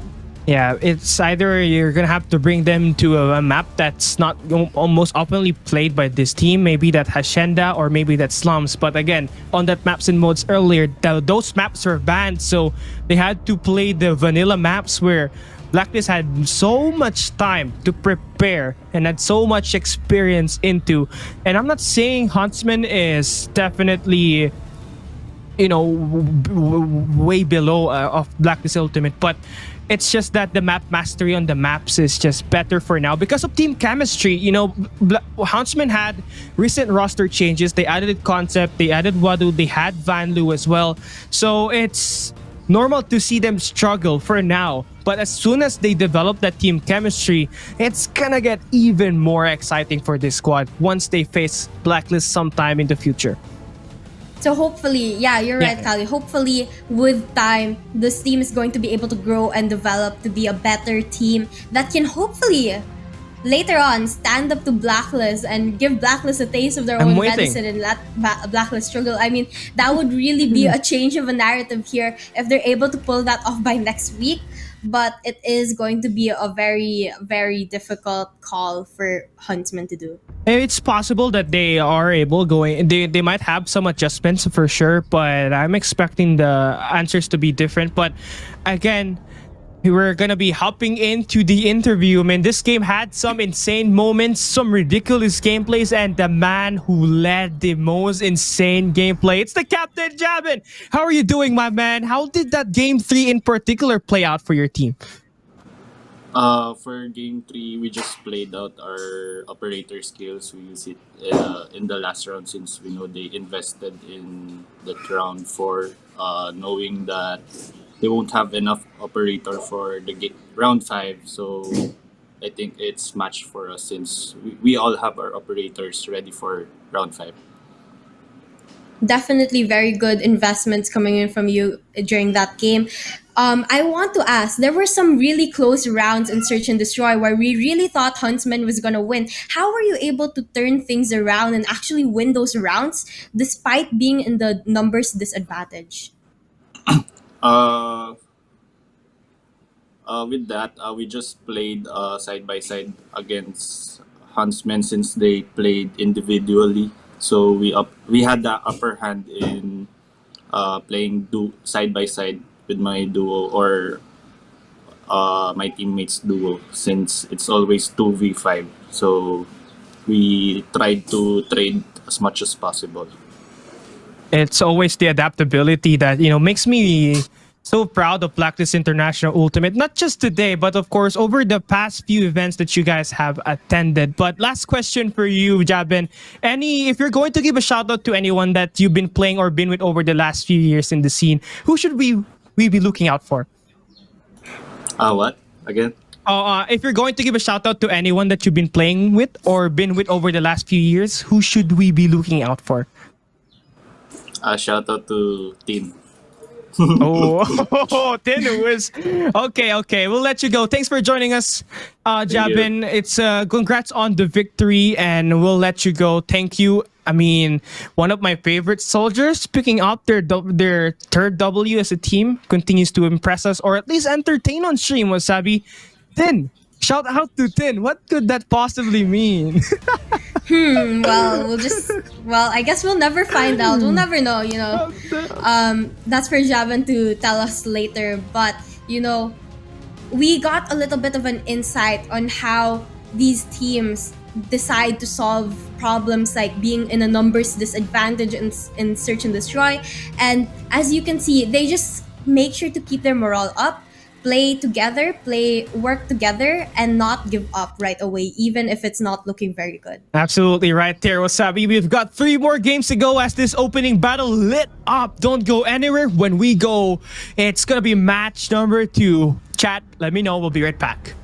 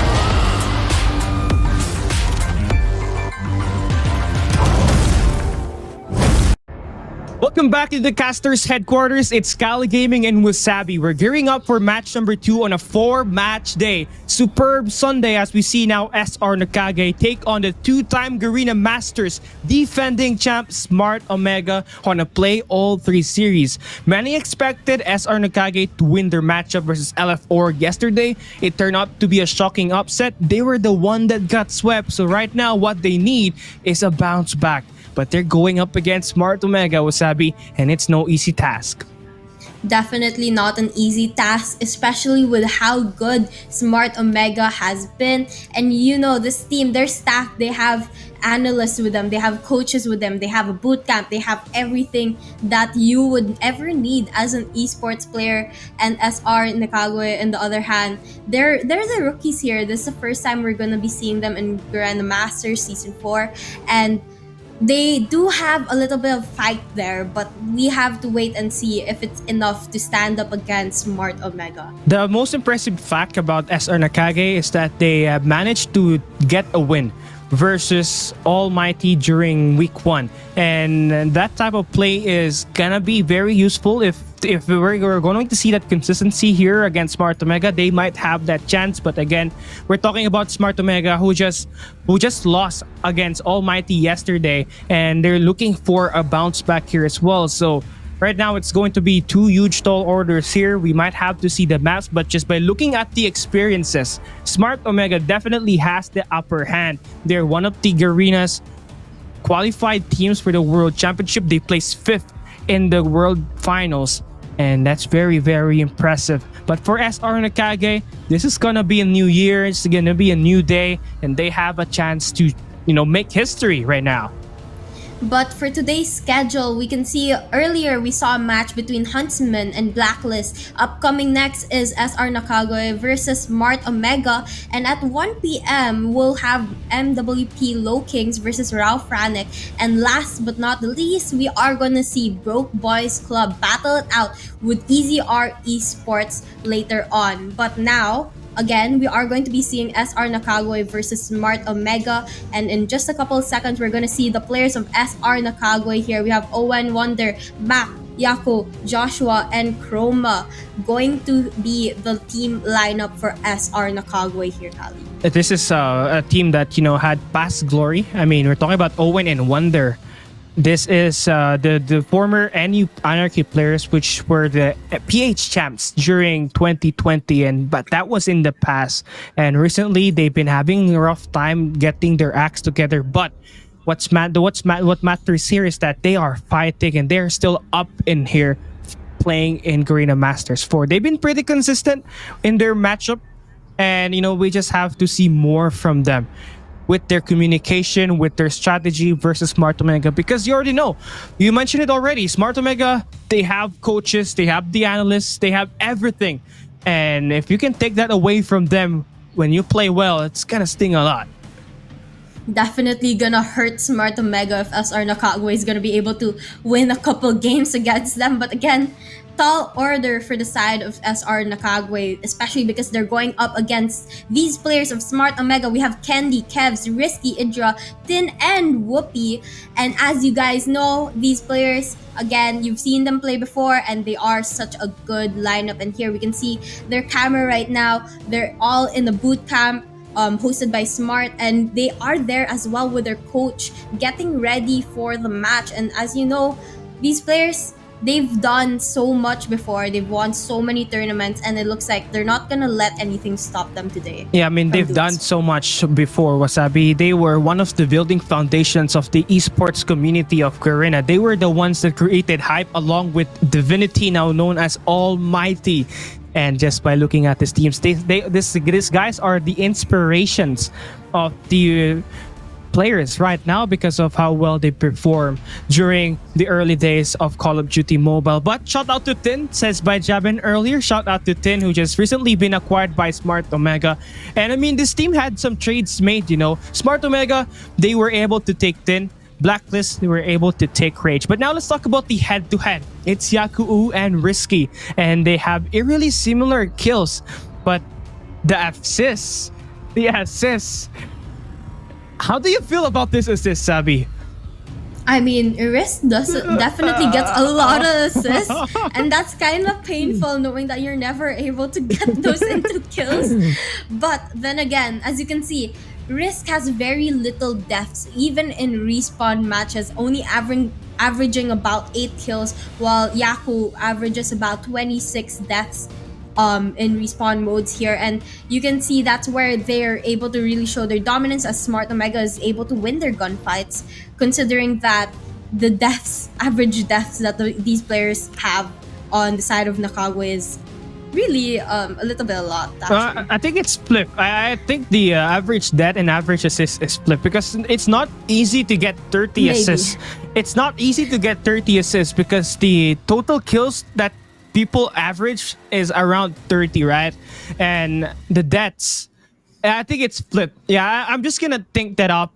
Risky and Yaku definitely gonna be the players that will be looking an eye out for. I mean, Risky is definitely one hell of a player, especially in respawns. He's that guy that you want to be inside your team because he does all the dirty work, not only in the hard point, but he also does the anchor work for the team as well. Yup, and that's going to be very important because, you know, playing OBJ, playing Anchor, those are things that your enemy wants you to stop doing, and that's something that your enemy is gonna stop, like trying to keep you from doing, so that they're going to be able to take the advantage. So those two positions, those two roles are difficult roles to be doing in respawn modes. And now we can see the maps and Finally. modes going for these two teams, and we are actually gonna be seeing Hacienda for Hardpoint. That's not something we often see here in Garena, but you know, we're gonna see it today.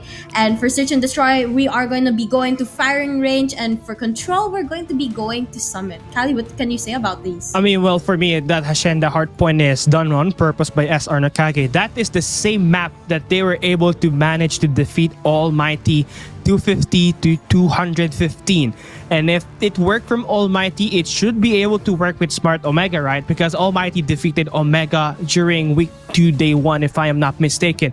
But it is gonna depend on what the operator skill sets will be banned as well. Annihilator and Sparrow will be banned in here, so that means that the Gravity Vortex, the Claw, is gonna be available for use, and also the Purifier, which is gonna be useful in the close range engagements. The P2 and the P4 later on is gonna be very tight and compact, so using that Purifier can help open things up for your team. Yep, I think this map is actually really hard to play hardpoint on because of like how open the first and the last hardpoint is, and how close the two other hardpoints are, and you have to be able to adjust with those long range and close range gunfights. No matter how bad you are doing or how good you are doing in the game, things are going to change a lot depending on what hardpoint it is, and you have to be able to make those adjustments in a second. Just by looking at the past statistics of SR NACAGE on Hacienda Hardpoint, that's definitely one of the maps that they have chance to fight Smart Omega and upset them. But do you really think Smart Omega is gonna lose a map that easily? That is the main question as we start off this map number 2 for Group C stage. For the group stage, SR NACAGE taking on Smart Omega on this hardpoint number 1, which is gonna be Hacienda, and it's gonna open things up here, and that's gonna be NACAGE right off the get-go in the hardpoint. Yep, they're gonna be able to rack up the first couple of seconds, but it looks like Smart Omega is gonna take it from them as soon as they're able to clear off that point. And even if Smart Omega only has one player in the hardpoint, as you can see, they're making sure to keep that second floor clean of any opponent, because that's how they're going to be able to hold down that point as much as possible. And it's been working so well for them here. Even if it's being contested, they're still able to hold their ground here on the hardpoint for just a couple of seconds here. 8 and 20 is gonna be the score of this game here, and if you are SR NACAGE, you better take in that garage control, which is definitely in the hands of Smart Omega, as we are trying to transition from P1 to P2. Gunfight's gonna be won over by NCG as they collapse Smart Omega on that P1, so that's gonna give them a little bit more time and a little bit more closer on to that lead that Smart Omega built it up at the early game. So now look at this. It's SR NACAGE, they managed to break off the garage right in time for the hardpoint to open up, and Smart Omega nowhere to be seen as they lose their gunfights. Yep, and here we can see a very close score between these two teams. But you know, with the second hard point opening up and SR NACAGUE getting the first couple of seconds, if they're able to hold this, they're gonna be able to pull away with the numbers advantage here. But right now, 36-22 with SR NACAGUE on the lead. As you said earlier, Kali, this is one of the best maps for SR NACAGUE, and if they're gonna win against Smart Omega, it has to be if when they're playing to their strengths, and that's exactly what's happening now. But Whoopi getting a very big triple kill there. He's going to help open up the point for his team, and they're going to be able to get the last 20 seconds here on this point, and that's just going to be a little bit almost enough to catch up to SR NACAGUE and make way for them when it goes to the next hard point. And I think it's 47-47 if that ends up perfectly in time. No, number 2 and Tinder decided to leave. Why? My OCD. But we're gonna continue playing and casting. Of course, I'm loving this game because we are having a close match, and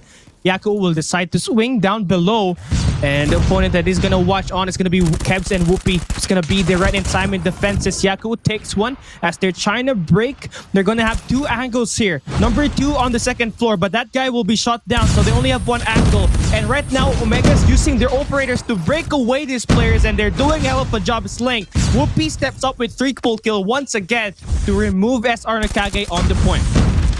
And there goes another successful break for the side of Smart Omega, and they're gonna be going into that hard point with 30 seconds left to spare. If they're going to be able to hold this, they're gonna make that lead even wider. And you know, something that we've seen again and again right now is that SR NACAGUE, they're able to get those early rotations. They're gonna be able to hold the points early on, but they always lose when Smart Omega goes in for the breaks, and that's something that they have to make an adjustment on as soon as possible. They need to learn how to hold down the hard points better and maintain those points, be able to score points, because right now we can see Smart Omega, they're taking the lead. Even if this is SR NACAGUE's map choice, even if this is their strong suit, Smart Omega is giving them a difficult time here.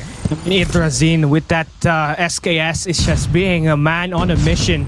And well, for me, honestly, the reason why Smart Omega got that lead was because of the score streak and the Purifier investment. Whoopi was able to score 3 players with that Purifier, and the Gravity Vortex from Tin was able to contain the contest being made in there. And now you see the lineup of attacks coming through towards P4. And this is what I was talking about. The Purifier is very useful to contain the situation inside, and that's what these players are doing as they duke it out on this bloodbath battle. SR NACAGUE is trying to find a way to get that momentum in their hands, and they're doing hell of a job doing so. Yep, and as we can see here are players of SR NACAGUE. They're gonna be able to make a break, but it's only going to be for the scrap time left on this point. And our players of Smart Omega, knowing how hard and difficult this first hard point is, they're gonna start on with those early rotations, clearing off that second floor and the main hallways of this map to be able to get an early start here on this first hard point. And our players, Tin, not scary to pull out those boxing gloves as we saw earlier. He's gonna take those to his advantage when he can, but right now Smart Omega struggling a little bit because SR NACAGUE, they're not backing down even with a disadvantage here.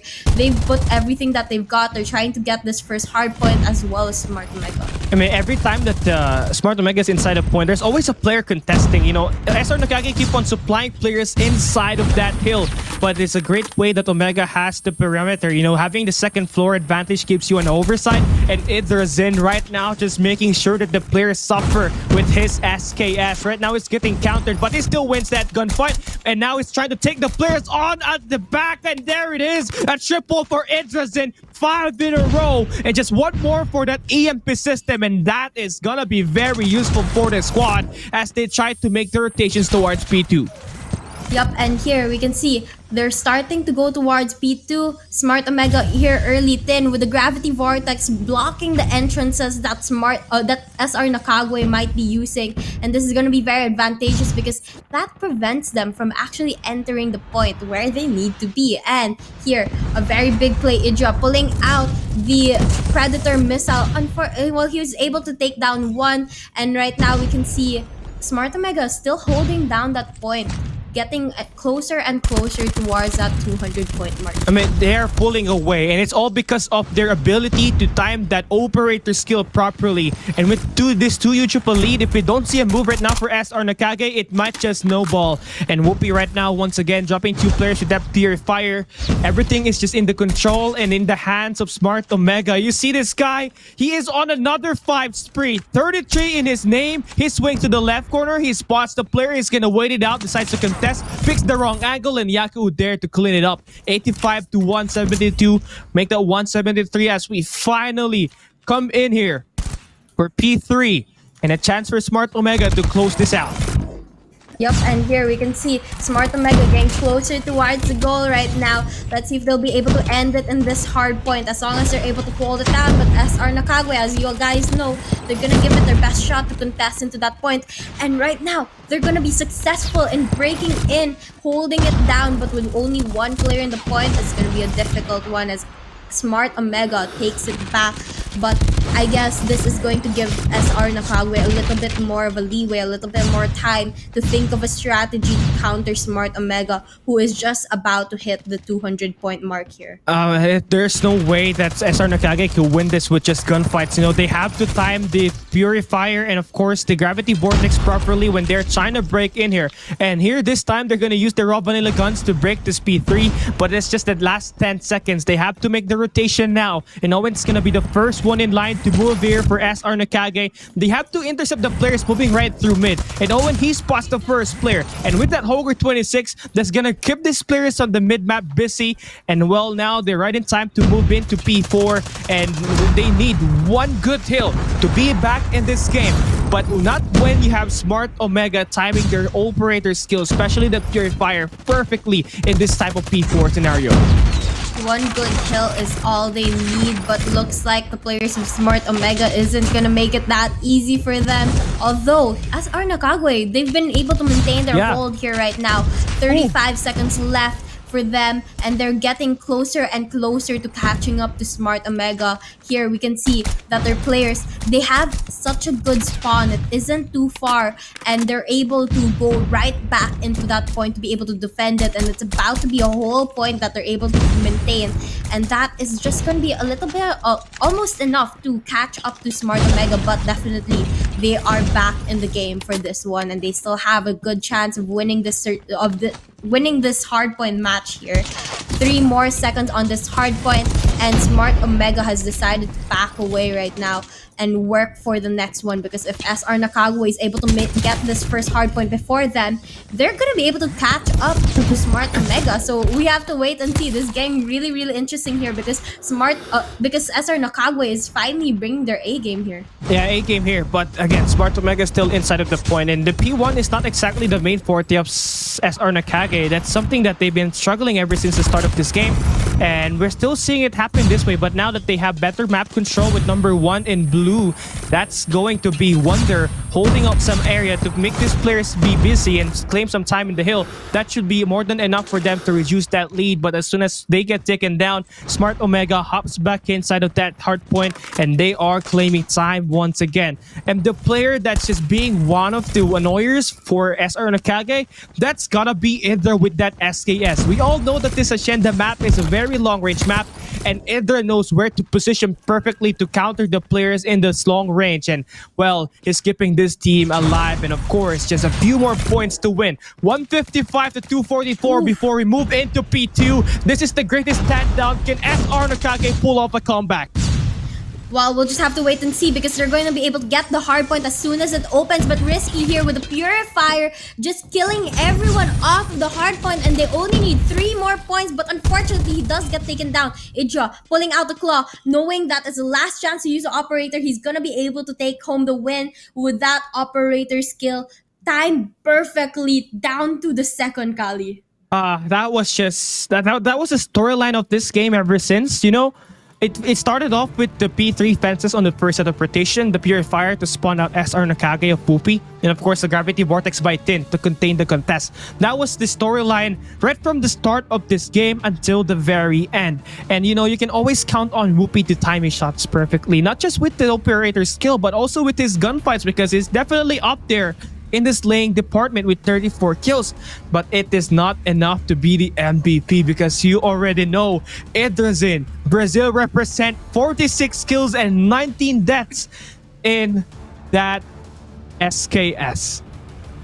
Yup, 46 kills, only 19 deaths. And as you can see, he has like the least number of deaths among all the players that we have in this game in both teams. And that just shows how good of a player he is.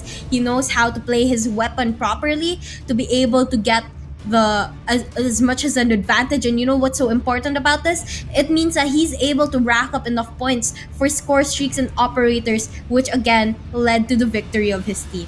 Now we saw him with multiple 5 sprays, Abby, and it was Abby. It eventually helped this team not just score points, but yes, of course, score streaks as well. But I'm curious though, what is Idra's accuracy at this game? Because this screams Lucas in numbers, 46 kills with 19 deaths with a 2.42 KD and with less 39 seconds in that hard point. It screams out Lucasine numbers, which is a player that was a beast from South America, but we'll not talk about him for now because we're gonna have to focus on this game in here right now. SR Nakage and Smart Omega, map number 1 officially set and done. We're moving into Search and Destroy. And Smart Omega, the good news is Search and Destroy is one of the best things that they can offer in the table. SR Nakage, definitely not. We saw them lose against one of the teams, LF4, during this week's matchups, and they got swept there. And Smart Omega, they have the opportunity to win this map number 2. But will it be easy though? Well, we'll just have to wait and see. As you guys know, Firing Range is a classic map for Search and Destroy. I'm sure both teams have played this map several times in their scrimmages and their practices, and I am sure that they each have their own strategies. So it's going to be down to the line here, depending on how well they're able to use those to their advantages, how well they're able to make use of their snipers, and also how well they're able to position themselves throughout the map. And this map, there's so many different angles that you can play, not only as a sniper but also as an SG player, and all the other weapons are just viable in this map. But what's more important here is the characteristics of Firing Range, which means there's a lot of wall bangable spots, which gives the snipers a lot more edge in terms of that long range engagements. And well, for Smart Omega, they have the First Blood Reaper, the First Blood King, and Whoopi. That definitely can help them lead here. But with the recent gun change from the Captain Idra, he definitely is gonna be also a threat with that sniper, and SR Nakage needs to watch out from that. And well, since they're going on the defensive side, they better make sure that the trophy systems are gonna be there. Smart Omega, they're known for their grenade lineups. Yep, and not only that, but Firing Range also has a lot of verticalities that you can use to your advantages. You have top of tins, you have the watchtower, and those are very sneaky spots if you're able to use them right, to be able to catch your opponents off guard. And some people take these for granted, but if you're able to use it to your advantage, your opponents will not know what hit them. Yeah, it's an element of surprise, and this off angle is going to be very important, especially on a game like Search and Destroy where lives matter. You can't just respawn right after the game, after you die. You have to wait for that next round to happen. And well, for SR Nakage, this is going to be quite a challenge for them because they've been struggling with Search and Destroy ever since the start of Garena Masters Season 4. And well, now they're going to be tried and tested by the SND Kings themselves and Smart Omega, who made sure that SND is their baby. And well, I'm curious to see what kind of highlights that we're gonna get here.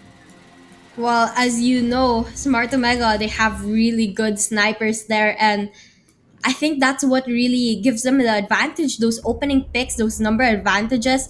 And snipers, the thing with snipers is that sometimes they can hide in very cheeky spots and you can't even see them, but out of nowhere you just get shot and dead. And that's something that snipers are the only ones who are able to do.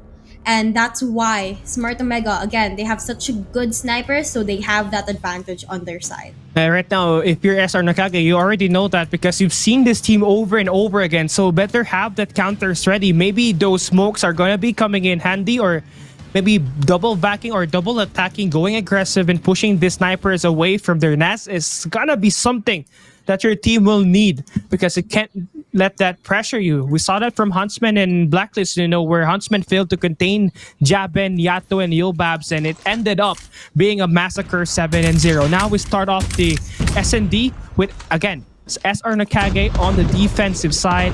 Not much happening, but you see the grenade lineups happening already. Smokes down at the mid-map, and Omega pushing at this A side.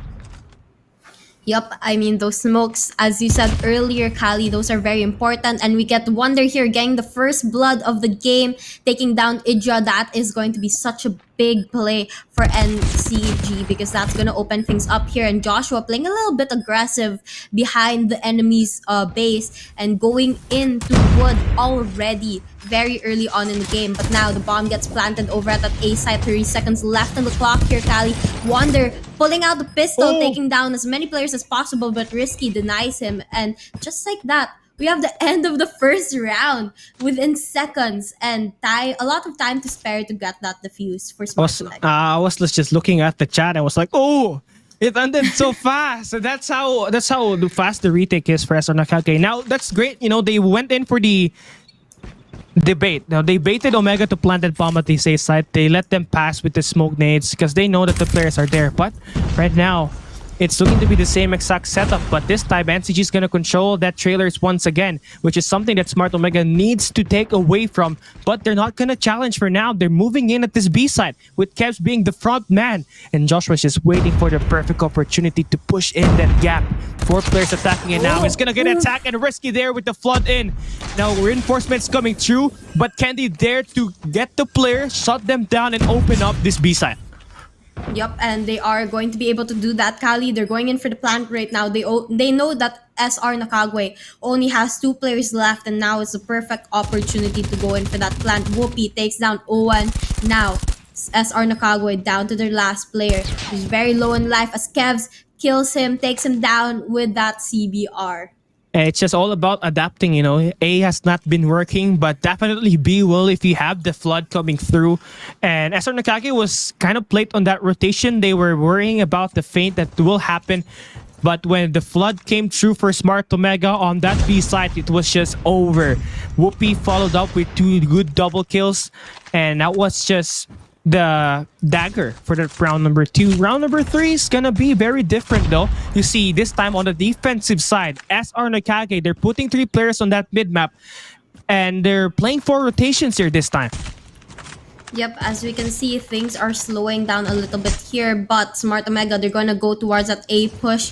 Whoopi is going to be able to take down Wonder, and that's going to give them a little bit of a numbers advantage here. But as we can see, Omega, they're deciding to go for B instead, knowing that the players of SR Nakage are gonna stack up at that A site. And now we are gonna see the push coming in, but Joshua is gonna get taken down by Risk, and that's gonna open things up for Smart Omega to go in for an easy plant over at that B site.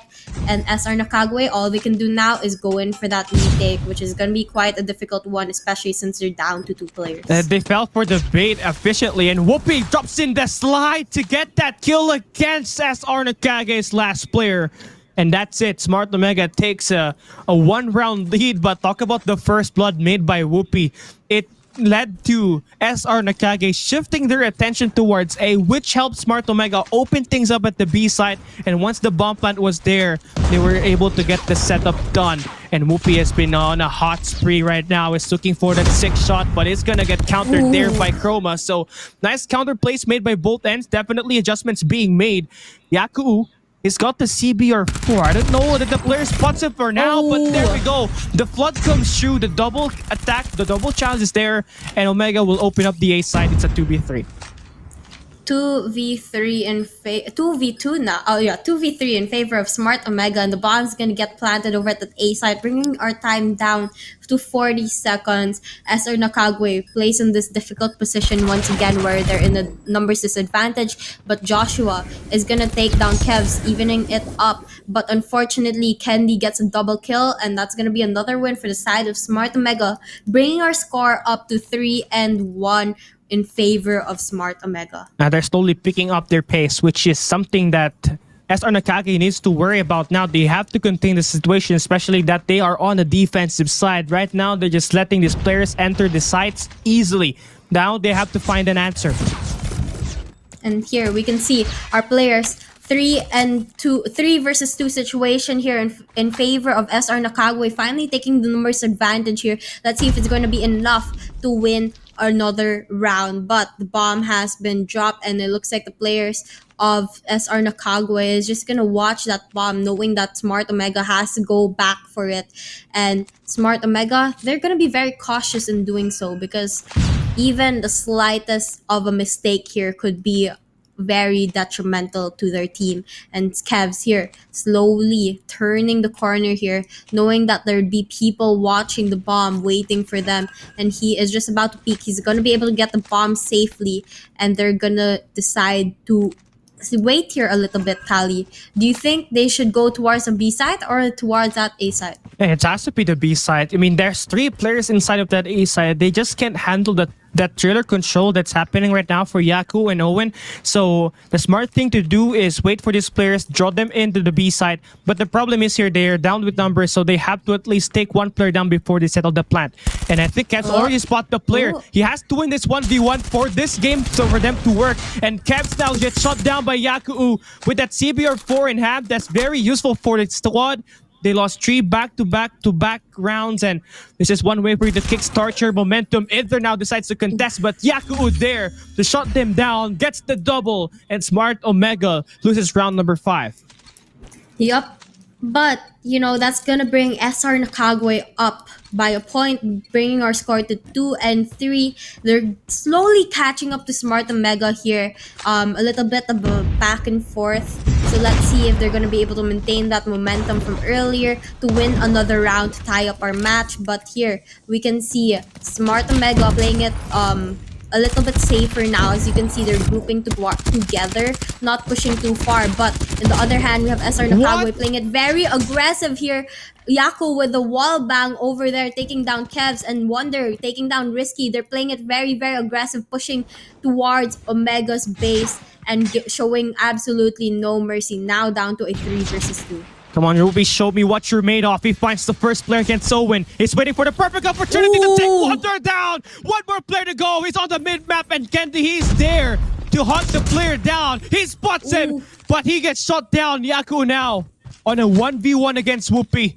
Whoopi's on the search for that 3Ps on this round, and with the sniper, he's not going to use it. He's going to use the CBR4, so it's very deadly on this close range. He's going to hop up. Not going to spot the player for now, but he's going to hear that slide. Playing a game called Cat and Mouse. Yaku is still very unpredictable, but he's got the height advantage, and Whoopi needs to play it safer here. But he still wins it! Whoopi with the triple! Responding back to a 2v4. And there it goes. Omega taking back the 2-round lead. Yep. And also the momentum of the game. As you guys know, winning a round gives you so much adrenaline that you just want to do much better in the next one. And here we can see our players doing exactly that. We can see Omega now, Smart Omega now as a defending team, and SR NACAGUE as an attacking team.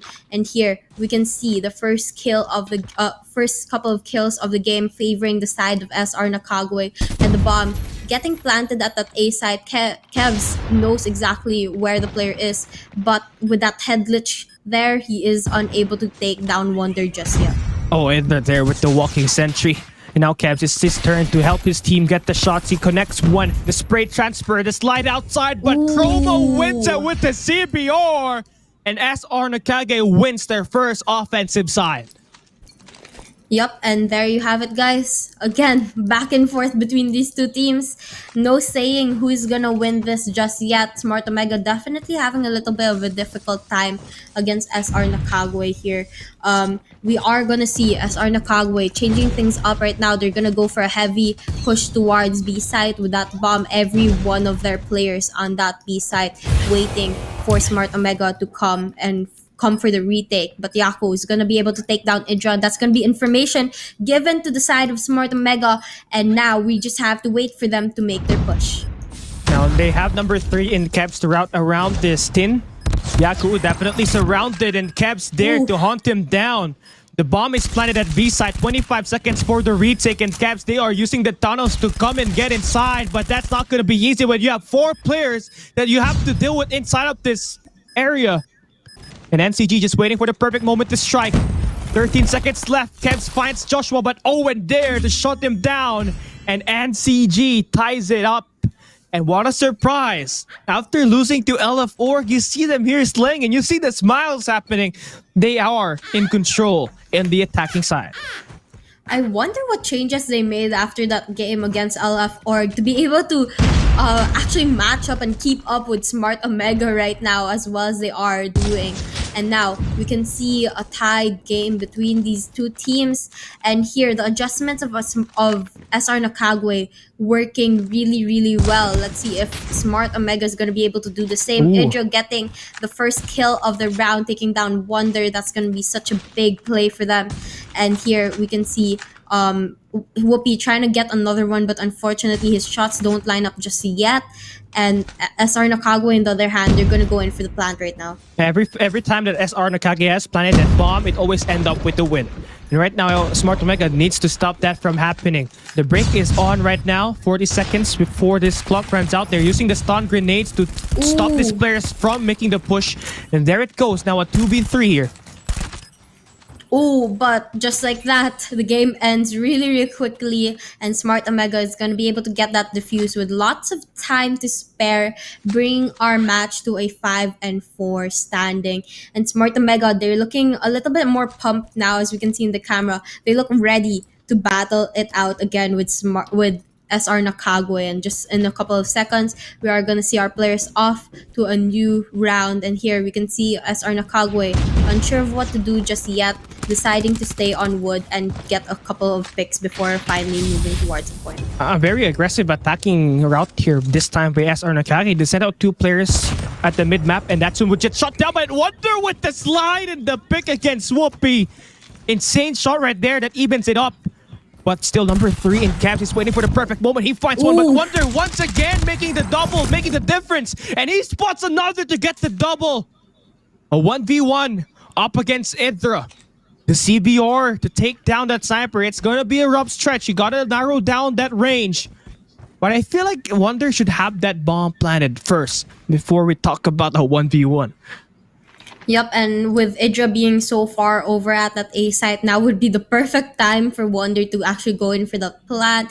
But it looks like Wonder has plans of his own. He's gonna look for Idra instead, and I think this is actually a good strategy, because once he does get that bomb down, Idra will know exactly where he is. And now, with this a little bit of an element of a surprise here, he might actually have a chance of winning the gunfight. And just as I said, Wonder is going to be able to take that gunfight home and win the round for his team, tying it up at 5 points for each of these teams here, Kali. Such a close game. As such a close game, and such an effortless finish there by Wonder. He's got 4. He made 4 kills out of that play. It started off with Woofy, and he found Kebs, and of course Rage. Not really Rage, but of course Candy in that B side earlier.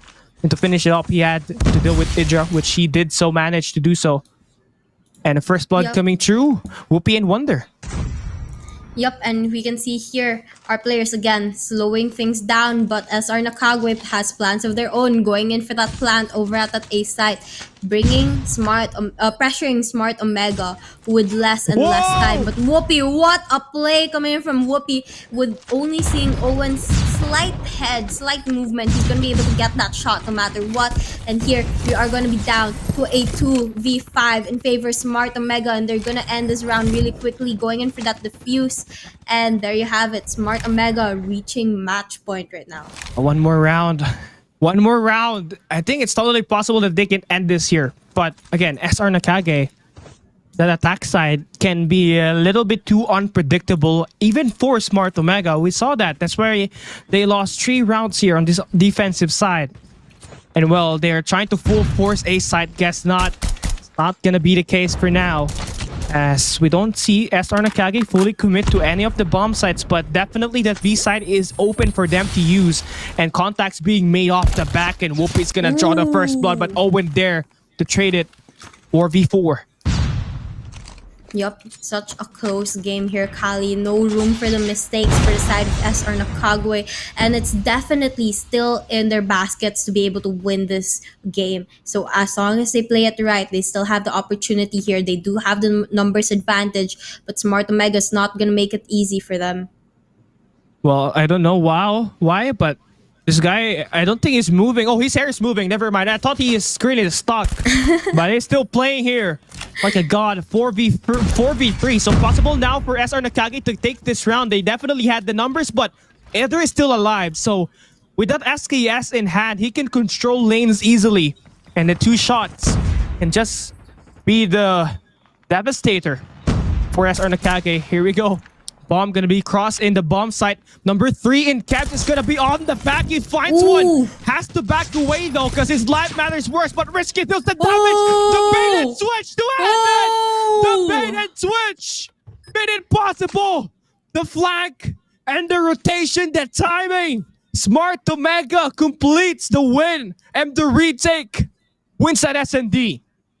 I mean, that triple kill from Risky was definitely what brought home the win. It was such an unexpected move coming in from Risky, and SR Nakage, well, they just got tricked because, you know, they didn't expect to get sandwiched like that, and within a matter of seconds, they were all dead and taken care of. And that is how Smart Omega was able to take home the win for Search and Destroy. Absolutely, that was just a very insane play. But you know what? I kind of miss Candy so much. You know, we know how he can deeply impact this team in response, but unfortunately, we don't see him there. But it definitely makes a difference in terms of playing OBJ for this squad in the Search and Destroy. He had 4 plants along with 7 kills, serving as the second frag for this squad in a very close match of a Search and Destroy firing range, 7-5. And what mattered the most is that it's a team win, you know. The strategy at the end, we really have to talk about that, because that was the winning moment. I believe it was Kebs who was about to flank, and when he was able to find the first kill, eventually SR Nakage turned their backs and they focused off the back, and that it led to Risky flanking them. So it was just a very, very meticulous play. Something only a championship contender team could do.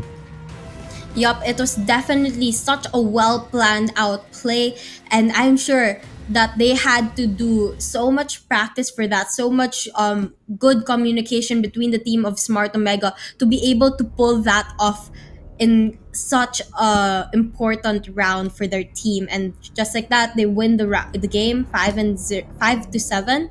And SR Nakage, on the other hand, they had such a good front. They placed Smart Omega in very difficult situations, but unfortunately it was not enough to bring home the win. But hopefully they're going to be able to turn things around going into Control later on.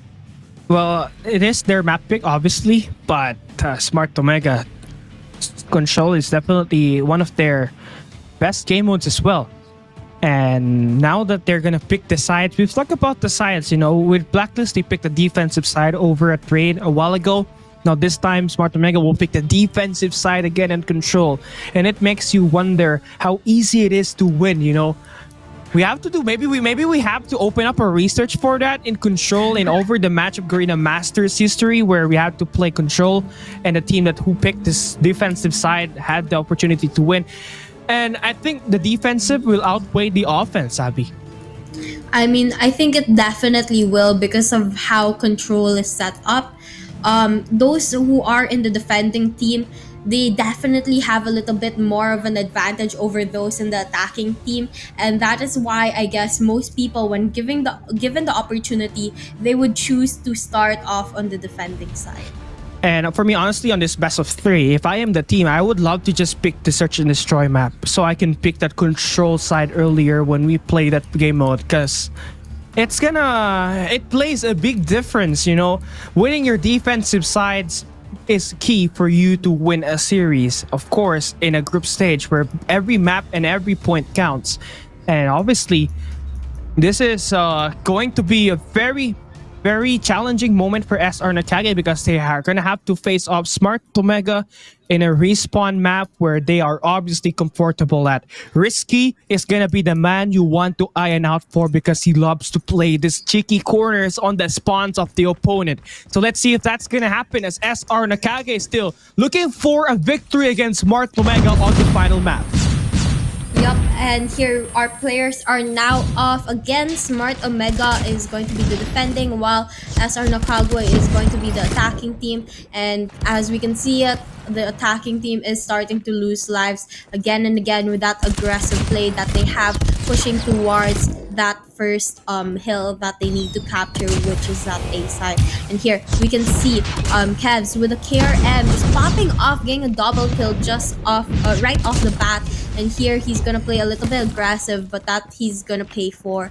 And now we are gonna be down to 18 lives left on the side of SR Nakage, while Smart Omega still has 25. And look at this. I told you about Risky. Well, look at him now. He is on the spawns of the opponent, and that just makes things harder for SR Nakage because every time they spawn, they die right away. Take a look at this. Number 1 and number 2 in blue is invading that staircase at the catwalks, and they are just trapping these players one at a time, and the murder continues. 11 live counts left for SR Nakage, and I'm them. I have to wait in my base, wait for these players to extend out so I can break away, because doing this 1v1s is not going to help you. I mean, well, as you can see, Smart Omega's plan is definitely working for them. I mean, they have such a huge advantage over SR Nakage right now, and they are definitely sure to win this first round if they just maintain the speed that they are at right now. And here we can see that SR Nakage, even if they try to capture that A site, they really don't have the time or the lives to do so.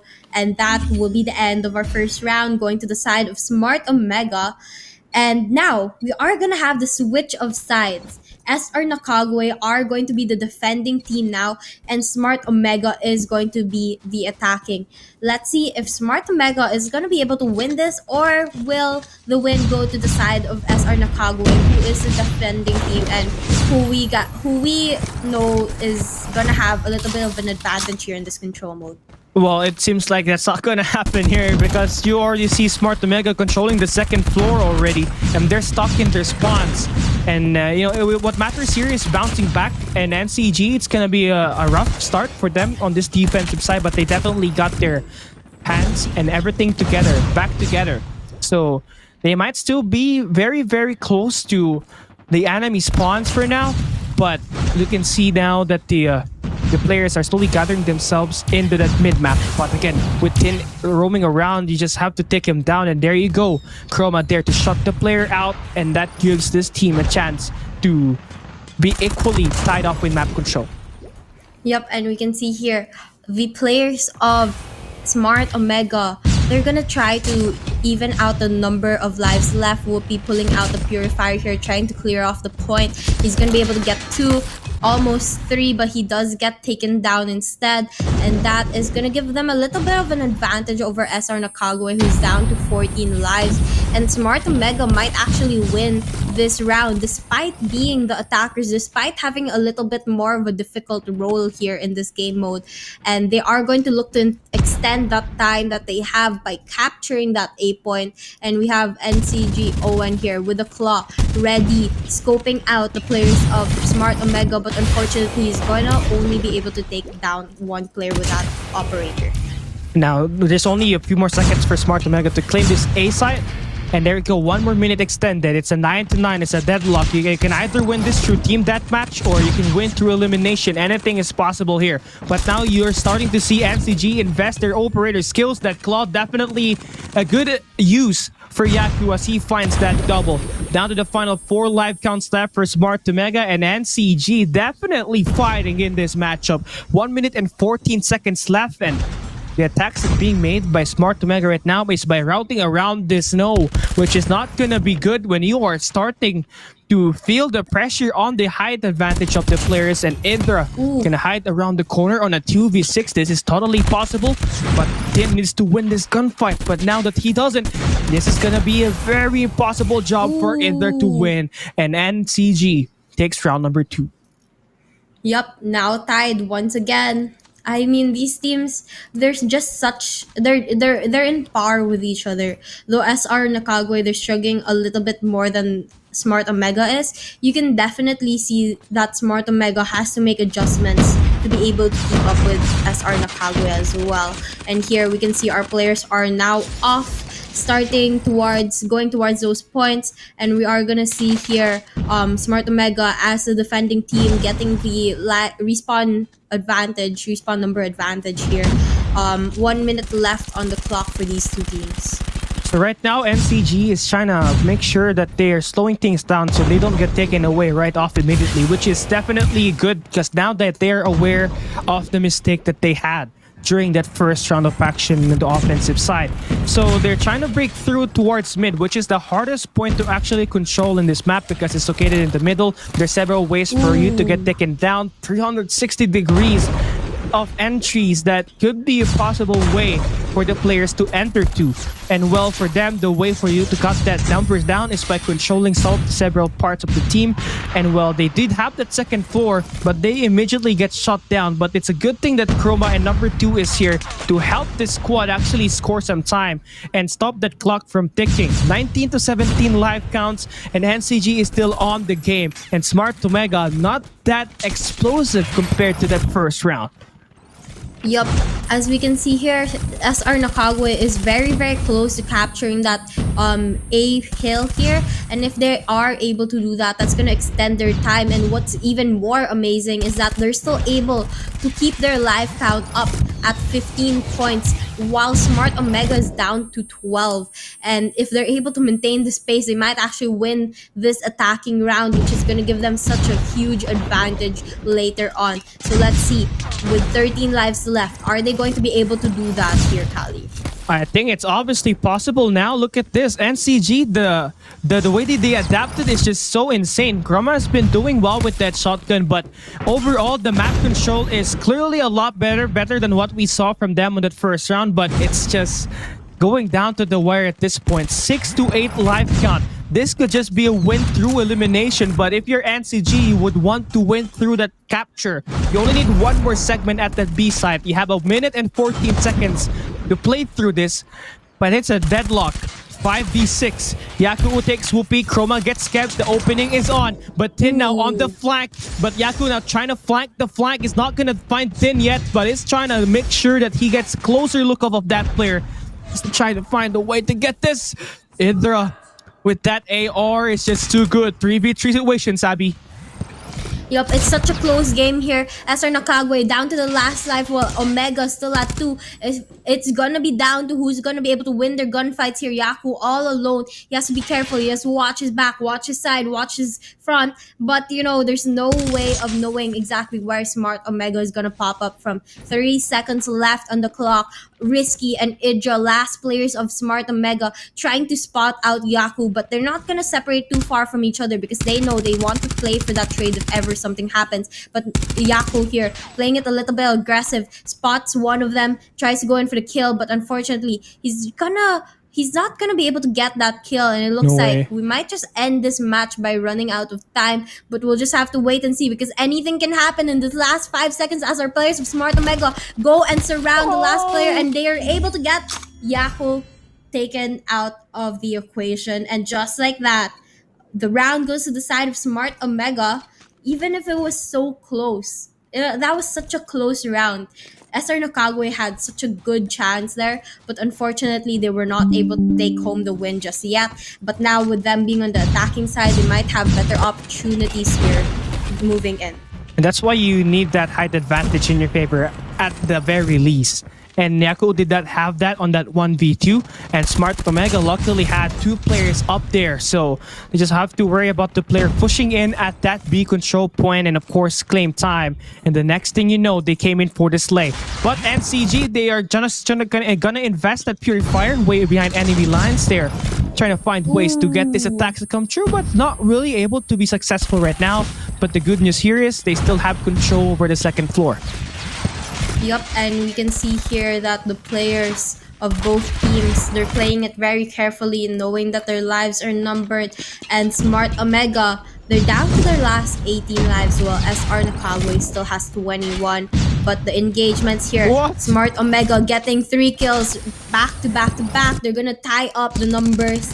And here we can see that Smart Omega is gonna try to make to change the tides here and try to win a round where they are the attacking team, and they are gonna try to go in for that A cap right now, especially since none of the players of SR Nakague are willing to risk dying while protecting that A side. Instead, they're gonna defend that B side, which is a little bit harder to capture here. The thing you're gonna have to worry about now is that Smart Omega has every sort of power positions in their favor. The second floor is in their hands. They have Whoopi there with the Purifier, and Idra is in the hill to just claim time for Smart Omega. So right now the team is in a disadvantage, in a serious disadvantage. But Yaku decides to step things up. He's gonna be there to clean up that B side. And right now Smart Omega is on the catwalks, and Yaku is on a very off angle. So if 2 players actually spots in here, he could be able to land a kill, but no. He gets landed down successfully by Indra. And well, for NCG, this is their last stand. 8-5 life count. And Smart Omega is claiming time in the hill, and they have to step inside. Chroma needs to contest. He finds one, but Indra is there to shut them down. One more push for Joshua. He picks the wrong corner, stuck on the real action. And they're still alive, but risky there at the flank. And Smart Omega completes another sweep. Second donut for the day. Yep, I mean, you can just see that Smart Omega, they're able to make those adjustments really quickly. And even when they were down in the number of lives that they had in that control match, they were still able to turn things around and win those gunfights, which again is so vital here. And we can see that these guys, they're really happy to be able to win. They swept the stage here, winning 3-0 over SR Nakague. And that just ends up, it was very close though. SR Nakage, if only they had the power position, they have the second floor at that round number 3, he could have won that match. But it was just kind of too difficult because you already know Smart Omega, they think before they attack. And with that play, gave them the opportunity to have 2 players on the second floor of that power position, and they just kind of waited for Yaku to pop out of nowhere. And now that is said and done, Idra once again takes the MVP. I mean, this guy is just popping off with that SKS earlier at the Hacienda Hardpoint. This time on the respawns with 31 and 18 deaths. It's probably gonna be that MVP with a 1.72 KD to end off control. Yup, and well, I don't know what to say, Kali. This was such an amazing game between SR Nakague and Smart Omega. And despite it being a sweep in favor of Smart Omega, SR Nakague definitely showed us that they have a lot of fight in them. And in the next coming tournaments, they're definitely going to be there to show what they have. They are still a relatively new team, if I'm not mistaken, and compared to Smart Omega at least. And when they're able to sharpen up their skills, I'm sure this group of players is going to be such an amazing team later on. Yeah, I have to agree with you on that one. And hopefully they do bounce back though in the second half of this Garena Masters 4, because here is the challenge. If they do want to play at the playoffs, they have to win 3 straight, as they are currently standing at 0-3 in the overall series right now after this loss against Smart Omega. And it's gonna be a challenge, being part of Group C. It is a nightmare to be part of it, honestly. And SR Nakage could have managed to, at least nick their way to the playoffs in the other groups. Because they're definitely a stacked team. You saw them put up a great fight on this best of 3 action, Sabi. Yeah, they place up a good fight considering that they're going up against a team like Smart Omega who has so many titles, so many championships behind their name. The fact that they were able to push Smart Omega to a corner and really make Smart Omega struggle, it just shows a lot. But SR Nakage, they just need a little bit more consistency, a little bit more of teamwork, and I'm sure this team will be one of the good teams later on in the future. So hopefully with a little bit more training, a little bit more hard work, they're going to be able to show a little bit more things in the next coming weeks or maybe in the next coming tournaments. I would love them to put up more fights on this group stage. Because, despite them not being able to make the playoffs unless they win three series in the next 2 weeks, I want them to put up and give the other teams, a very great fight. Because what we saw from them on this hardpoint number 1 was definitely something that will happen when your team clicks, right? And when you have team chemistry. And they had some lapses where they were definitely looking so strong, but this insane clip from Rupi right here right now, this SND gets the 2 kills with that sniper, and to finish that all off with that CBR4 and to claim a round as well. It was definitely a very close match on this SND. It came down to the wire where a smart play from the player number 3. You can take a look at the map here right now. That's gonna be Kevs. He took one player down at the back. The moment he saw it, number 4 got the opportunity to get the 3 kills to end that SND, Sabi. Yup, I mean, so many good plays from both of these teams, but again, Smart Omega just outplays SR Nakage in so many ways, and they just have such they make so many smart decisions, and I think that's why they are always able to sweep their opponents, because those very vital moments, those very important moments, they're able to make the correct decisions in really quickly. And here we can see Idra, the MVP of this series, averaging 28 kills, 18.5 deaths, 12.5 assists, and an average score of 3,544 with a KD ratio of 2.27. Imagine having a KD ratio of 2.27 in a game that was so close, so intense. You just see how good of the player this is, and that was especially because of how well he played the hardpoint match where Kali, correct me if I'm not mistaken, he reached 30 or 40 kills and 46. only had about 46 kills and how many 19. deaths? 19 deaths. That is what contributed to his really good KD ratio right Yeah, there. 2.57 KD on that hard point, plus the 1.72 that he had on the control game. Add that 2 and divided by 2, that's a 2.27 if I'm not mistaken. And yeah, I mean, either definitely one of the better players of Smart Omega in terms of playing respawns now, due to the SKS meta that is being used by majority of the players that loves to play range and respawns, and it's definitely working. And now we're gonna be looking forward to calling in one of the players from Smart Omega as they came off a victory up against SR Nakage. I wonder who it is. I wonder too. I mean, we did see Coach J for a while, but right now it's gonna be Tin. Hello, Tin. So- How are you? Oh, can you hear him, Sabi? No. Tin, we can't hear you, Tin. Oh, it's slow. Hello. There. Hello, there. Hello. Sabi, Hello. sir, the first question. Hello, Tin. Congratulations on such a good win. I think my first question has to be, what was going on in your head during that very close control match, very close search and destroy match? What were you guys thinking when there were lapses in your team and SR Nakage almost took a win from you guys? Well, guys, yung sa control, possible kasi matalo kami doon kasi malalakas din yung kalaban. But yun nga, we managed to win the game, and lahat naman dito nag-participate and palong-palo sila maglaro. So, Okay, ayun guys. So what Tin said is that everybody, it was a team effort from Smart to Mega, so it was a close game, but eventually they managed to pull through because everybody loves to play the game and they are addicted to win. But yeah, second question, Tin. If you're going to give a shout out to anyone right now, who are you gonna shout out? Ah, shoutout sa mga nanonood dyan, sa mga sumusupport sa Omega and sa family ko, sa mga relatives ko dyan. Especially sa coaches dito sa Omega. All Yun right, lang po. Sabi. Well, is there anyone specifically you want to give a shout out to before we end with that? Wala naman po. Okay, Si you're not God. gonna shout. Shoutout Okay. kay God.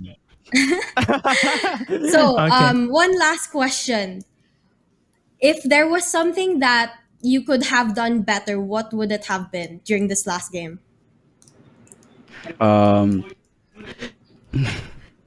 Yung ano po, ano po ulit yung question? What would you have done differently? Yung ano po, well, di ko po kasi ina-expect yung game. Medyo nervous. So, buti na lang po yung performance ko is nagawa ko po yung role ko as objective player. Okay, so what Omega Tin said is that he was nervous about the game, but good thing that he knows his role well, and of course he did his part, and that's all that matters in this victory. Tin, thank you so much for joining us in this interview. Congratulations on the win. I have one more question, if that's okay.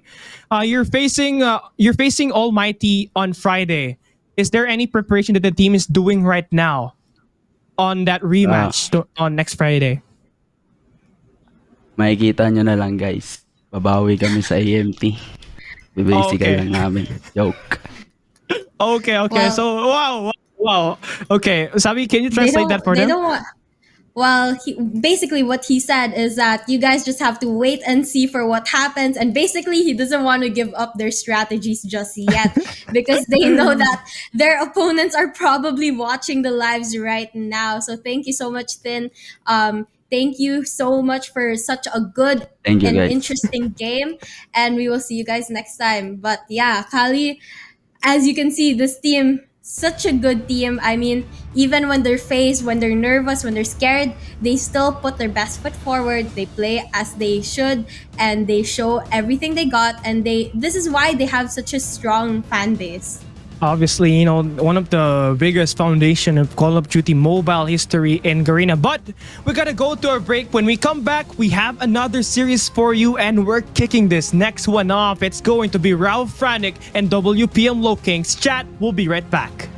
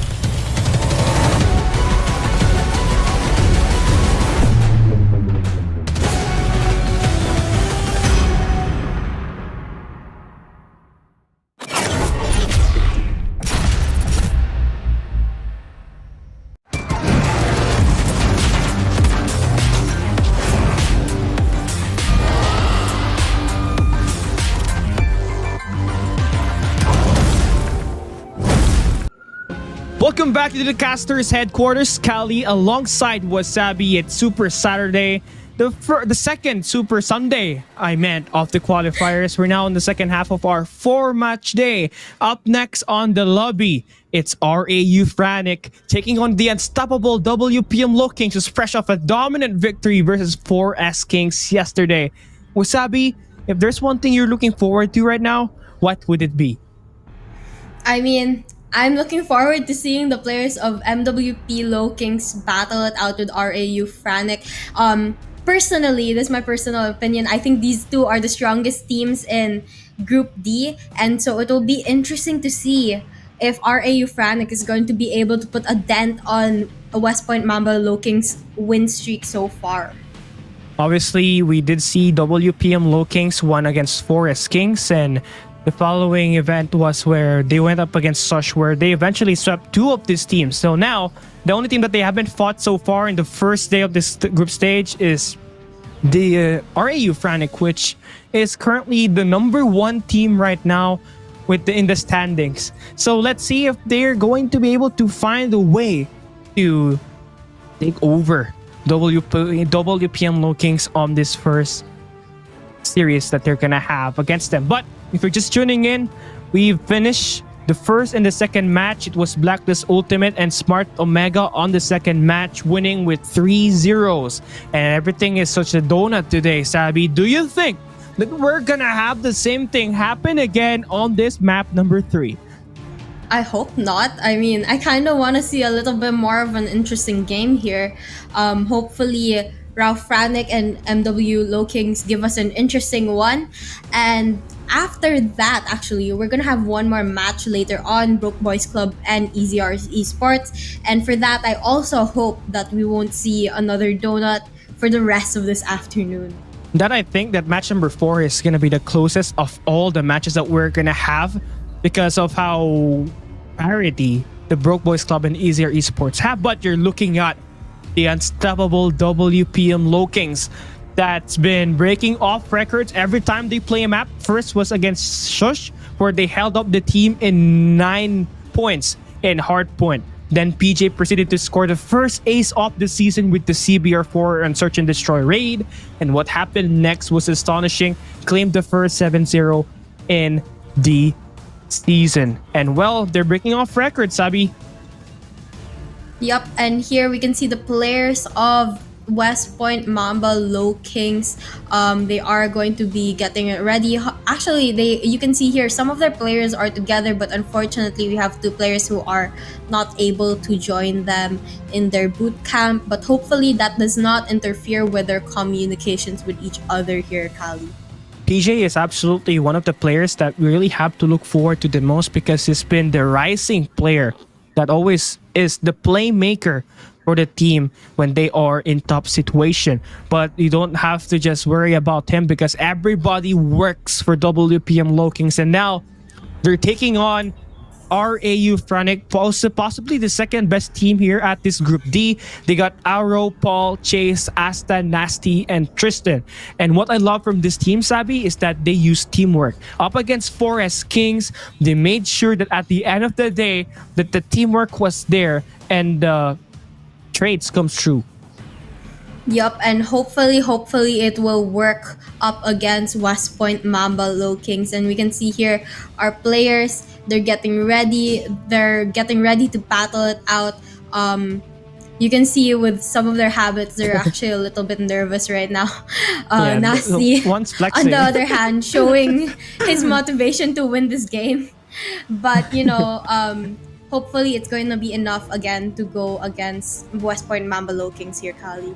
Well, if I'm Chase, I'm gonna hug Winnie the Pooh right now just to, get some sort of more powers from him. Yeah, but if that could have been Doraemon, I could have pulled the magic sleeves away from that pocket, but no, that's not gonna happen. Here is the head-to-head of the Garena Masters 4 bout between PJ and Rau Chase. A chance to determine who really is the #1 in Group D.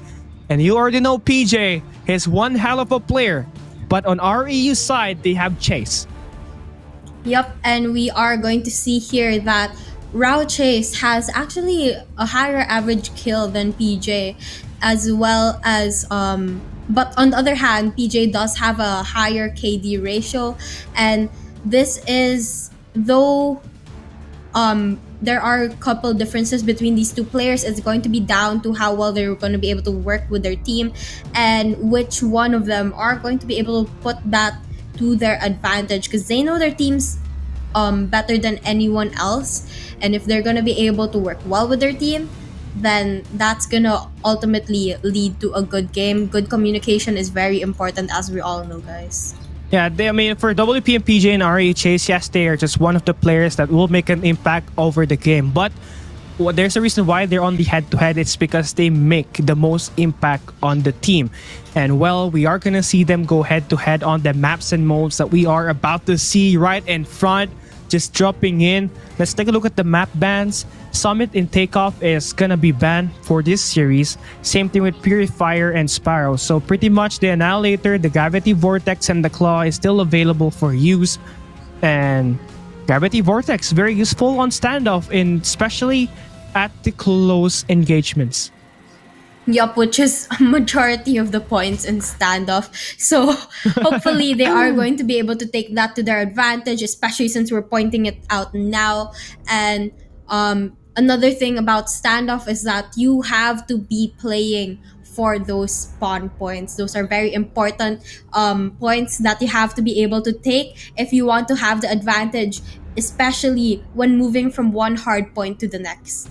Obviously, right? I mean, just look at this in one way. You know, hardpoint at standoff, the first one is always going to be tightly contested, but that P2 and P4 is where things get a little bit more one-sided because you're going to play for spawns, and unfortunately, the spots, the areas that's located in the hardpoint is gonna have some edges around it. So you're gonna have to use that to your favor because you're gonna want to spawn your team right beside the hardpoint, and of course, get the unlimited reinforcements that you obviously need for you to score most points in the hill and survive the contest being made by your opponent. And as we load up against this game, one more fact to mention, WPM Low Kings currently 19-1 in the group stage of every Garena Masters that they have played so far.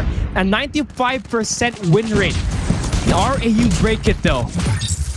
Well, it's a tall order indeed, Kali, and it looks like West Point Mamba showing their dominance early on in the game, getting the first couple of seconds of this hardpoint as well as the power positions for every single possible position that our players of RAU can push from. And here we can see PJ as well going behind the point, going slaying very aggressively, making sure that no one gets even close to the hardpoint, which is gonna help his teammates a lot here.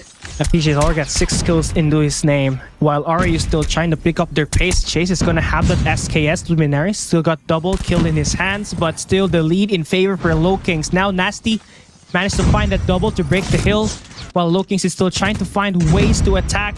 Seems like they're gonna set the record straight by moving into P2 already, with number 1 holding off that gas station spawn. So now they are in time for their rotation. They just have to survive the first contest being made by Rau Franic.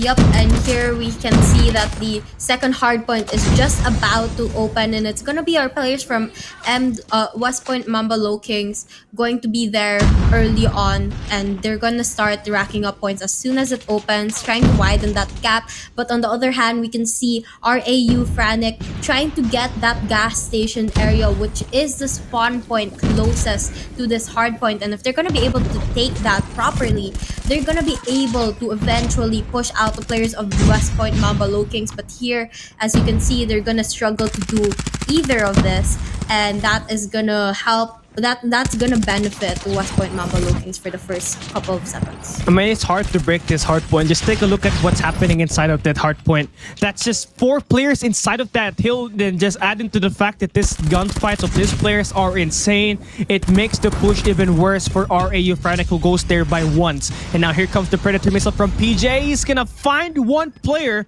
and that's going to be the difference here for WPM Low Kings, as this guy is on a spree right now. 6 in a row, looking to break this hill just by his own, but unfortunately 2 players stop him. And there we go, Rau Franic finally gaining ground.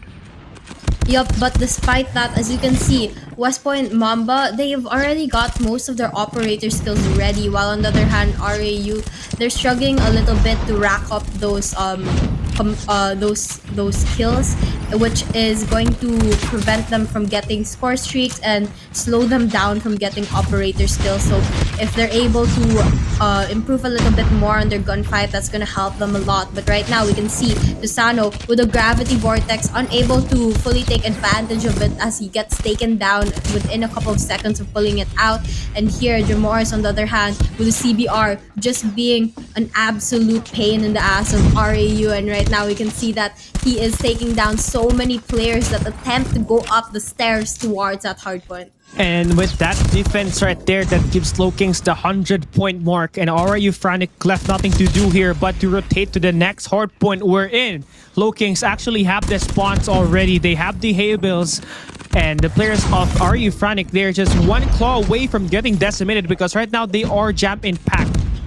But Demors and Low Kings just trying to slow it down. They're not going to push for now. They're waiting to gather themselves up and go for the flood.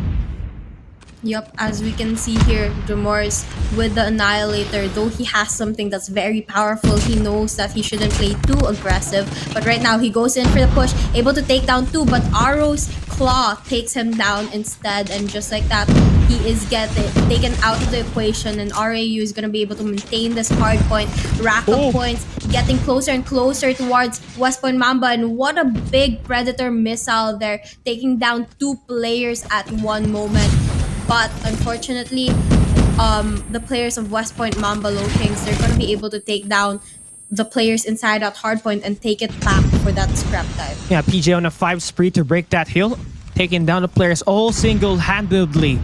And that's the player that went in the head-to-head, and he's just him, you know, making sure that his teammates and the team is up on front. And of course, breaking that hill was massively important. That could have broken the momentum from Rau Franic, but we open up the reset on this hardpoint number 1 with Rau Franic inside of this hill, eventually to be taken away by PJ. But now that it's on Rau, you see everybody's playing hardpoint right now. They have closed down the parameter, and they also have this score streaks and the nades to help them remove these players, and it's doing hell of a job right now. But PJ, again, he breaks it all by himself. Yup, and we can see here that the players of West Point Mamba Low Kings, they're about to hit the 150 mark here, and that's such a big lead over RAU, who's still at 86. But despite that, RAU is going to make the break into that first hardpoint, claim a couple of seconds, but it's not enough because West Point Mamba is going to take it back. So instead, RAU is going to decide to go in for that early rotation towards that second hardpoint, but they're going to get met by the players of West Point Mamba, who has already started by claiming those spawns and getting that hill earlier on. And here we can see that the early rotations are going to pay off for West Point Mamba, and unfortunately for RAU Chase, they're going to have a difficult time Chase with that investment not getting fully taken advantage of, and we're going to see Luffy on a 5-kill streak right now. It's not looking good for Rau Franic. I mean, everybody just get gunned down every time they had to manage to contest at this hard point. I mean, you see, you have number 3 in player in Low Kings that's actually holding up that window, and Rau is actually spawning there, by the way. And well, they're trying to find some routes to break this hill, and Chase now making sure that there's going to be plays made for this squad, but they always fail to win those initial gunfights to finally get inside of this hill. And they might have to need to worry about the next hardpoint already. 15 seconds left. I know it's a lot of time to give up, but if you're just going down, that just makes it absolutely worse because you give the opposing team the chance to score some streaks. And you just have to worry about the next one, you know. It's gonna be a rough stretch for Rau Franic, but if they can get this next hard point, they might just get that momentum. But again, we just talk about streaks. But here this time, WPM Lowkings, they're looking to break with us operators. Well, they are going to be successful in doing so. I mean, even without the operators, they're able to break into that hard point with gunfights alone. And here we can see Aro with the claw, just spamming it everywhere here, trying to break in. But unfortunately, he's going to be unsuccessful and he gets taken down. Just 20 more points for West Point Mamba Low Kings to be able to claim the win here. Such a close game, but Aru's not giving up. They're gonna try to go in for that contest again and again and again, get every single player in there to just give them a little bit more time. But West Point Mamba Low Kings only needing one more point, and just like that, they're able to claim the first win of the series in Hardpoint Raid. 250 victory to 89. I mean, that's a huge sum of lead. 161 point deficit that the boys of Rau Franic had to come back from, but no, they were completely denied with the operators that Yopi and the squad just invested. But you see, what happened here clearly is the gunfights. WPM PJ, we saw him with multiple 5 spree. He broke every hard point all on his hold, all on his own. And I think that was the storyline of this game. Rau was just winning a lot of gunfights, and the positioning wasn't there to begin with as well, because Luffy and Susano sets this team to spawn on their back, and the next thing you know, they're just inside of that hard point, and Rau can just break. Yep, and that was the problem. I mean, there were times that Rau was able to get those early rotations, but despite that, West Point Mamba Low Kings, they're always able to go in for the breaks, and even with the late rotations, they're always able to claim majority of the hard points and rack up points. And that's, I guess, where Rau struggled a little bit, was holding and maintaining those hard points, because they struggled also with their gunfights. As you can see, a lot of the players, or if not, I think all actually of their players, have a negative KD here, and that really just comes to show how much they struggle when it comes to the gunfights against the Low Kings. Yeah, I mean, overall, they combined for 80 kills. And, you know, obviously, the team KD is going to be having a huge deficit as well. And they're not really efficient at all when it comes to holding off the spawns as well. Again, it's because WPM Low Kings had at least 59 kills. They were 59 kills ahead against Rau Franic, and that's a lot. You know, we're talking about kills that could have broken the hill, could have taken over the anchor spawn. But now that that's said and done, Rau Franic just needs to focus on what's ahead. This time, they're heading on to search and destroy firing range. This is their map pick, so probably they're going to be confident at this one. But here's the catch. Firing range is the second best map of WPM Low Kings aside from Raid. And this is going to be a challenge. I think they did more harm than good on this one, Sabi. Well, we'll just have to wait and see, because if RAU is confident with this map, then I guess we'll have to just wait and see what they pull off against West Point Mamba. But again, West Point Mamba, they're so good with their gunfights, and especially with this being their second best map, it's gonna be a tall order for RAU to pull this off. I think one important factor is that they have to learn to play it slow and go in for those picks instead of playing extremely aggressive against Low Kings. Agreed. I have to agree with you on that one. And again, WPM Low Kings will be playing defense on this search and destroy. And just another fact that I want to share out there with the chat, and of course to everyone that's watching, firing range was the map where WPM Low Kings went in and 6-0 Blacklist International Ultimate on SND.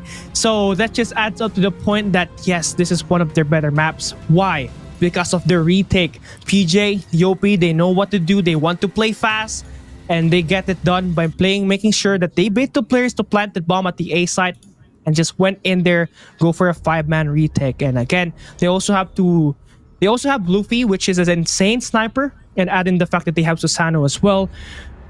Everything is lining up for WPM Low Kings, and I just hope RAU gives us a great match here. Well, I hope so too. I mean, I really hope they prove us wrong. Yeah. And I hope they win a match against West Point Mamba. But as I said earlier, and as you said as well, it's a hard and tough call. And they just really have to decipher what they're good at, what they're bad at, and play towards their strengths and catch West Point Mamba Low Kings off guard if they're able to do so. Yeah, now it's given away. You know, they pick the map.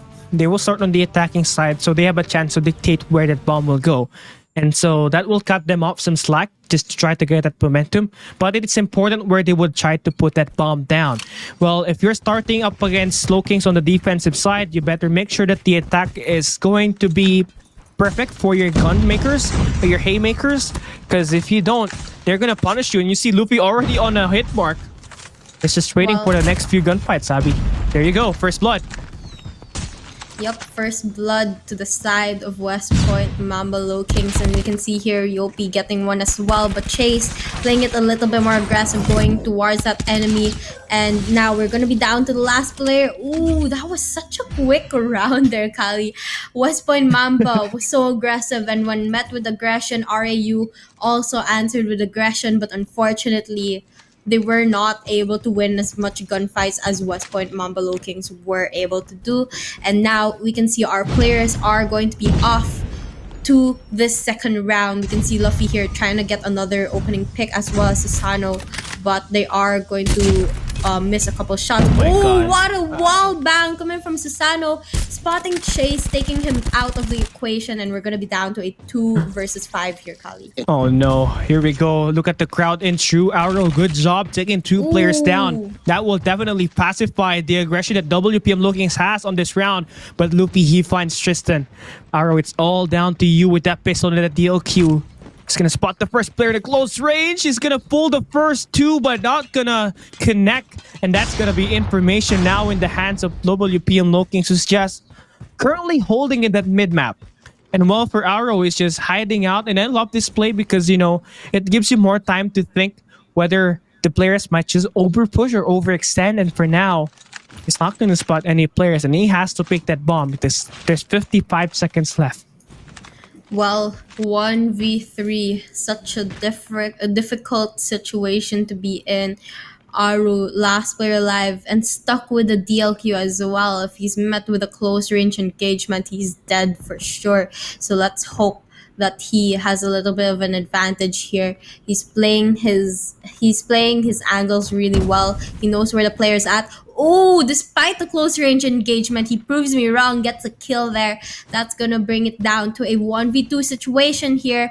Things are going to start getting even tighter as his information is now going to be given to the rest of the players of West Point Mamba Low Kings, who are off looking for him.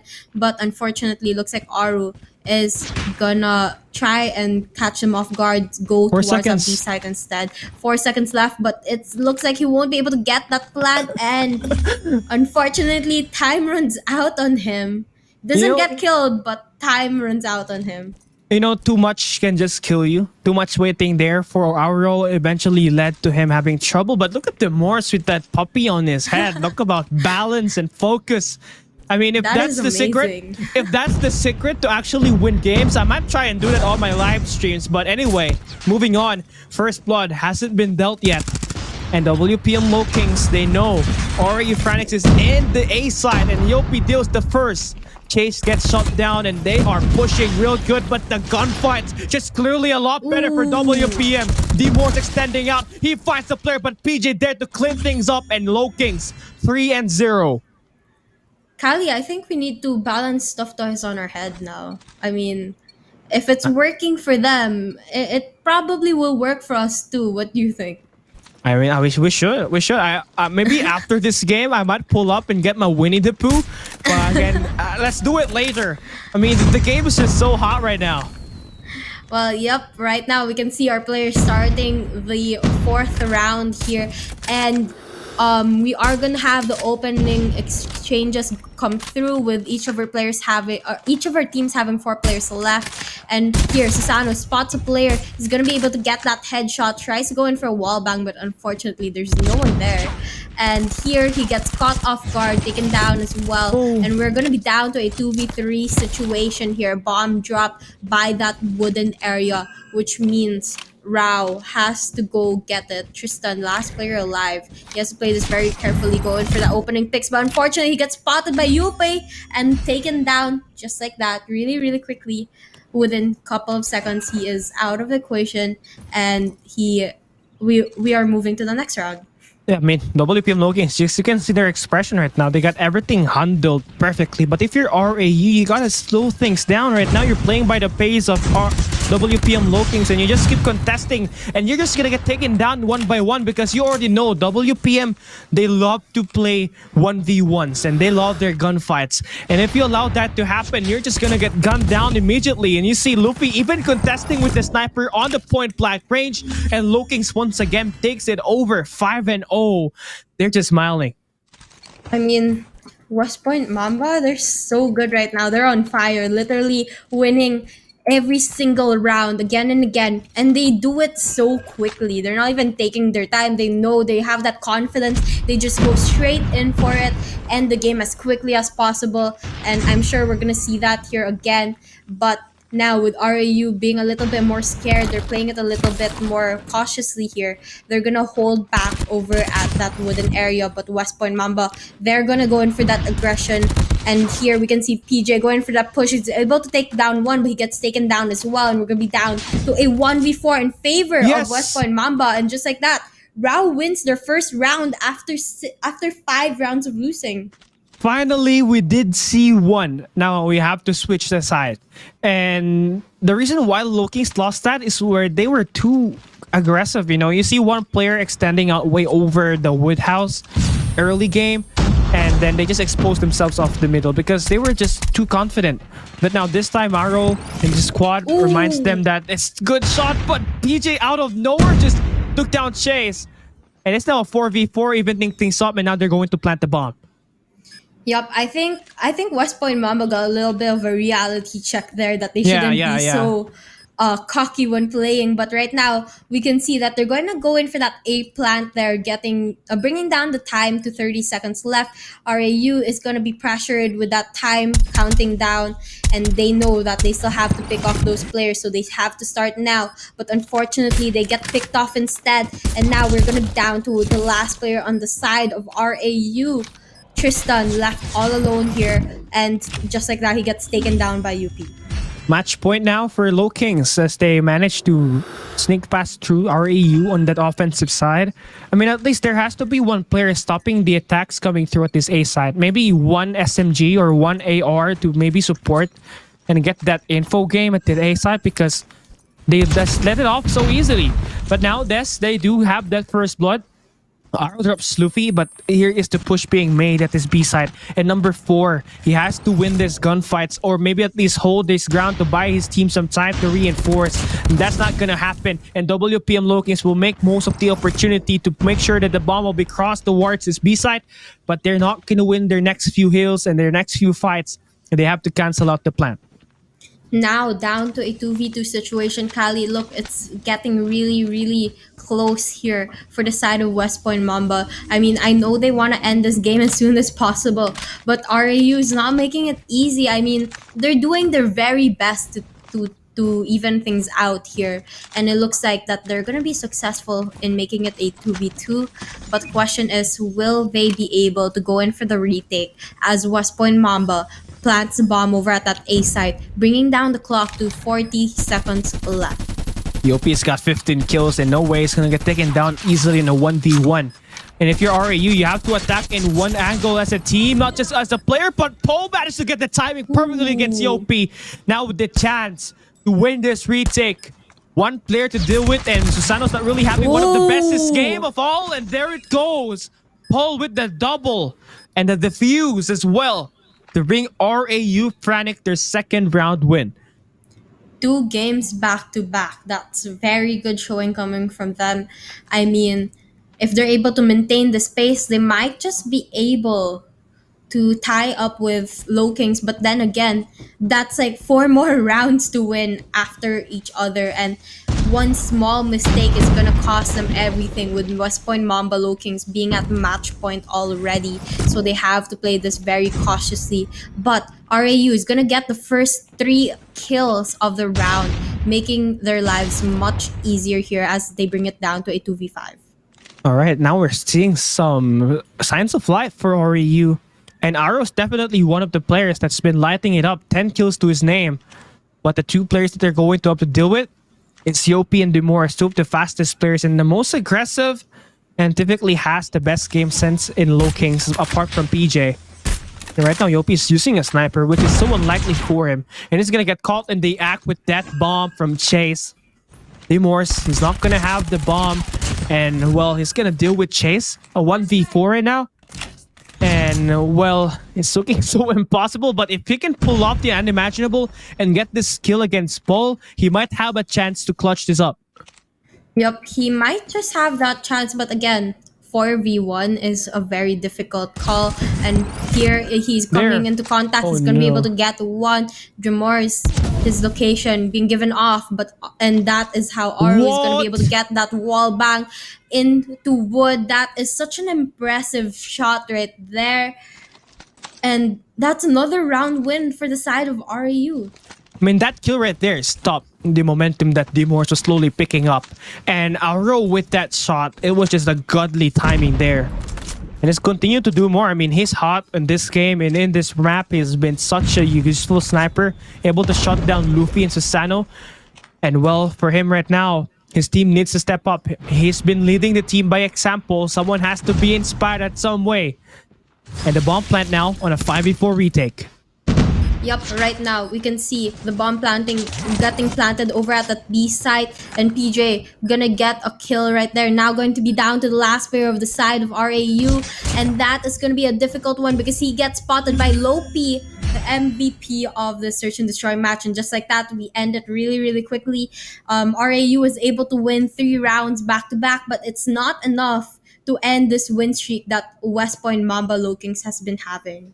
Obviously, right? I mean, this team came in out of nowhere last year and almost defeated Blacklist International Ultimate on the upper bracket finals to play on the grand finals of Garena Masters Season 1.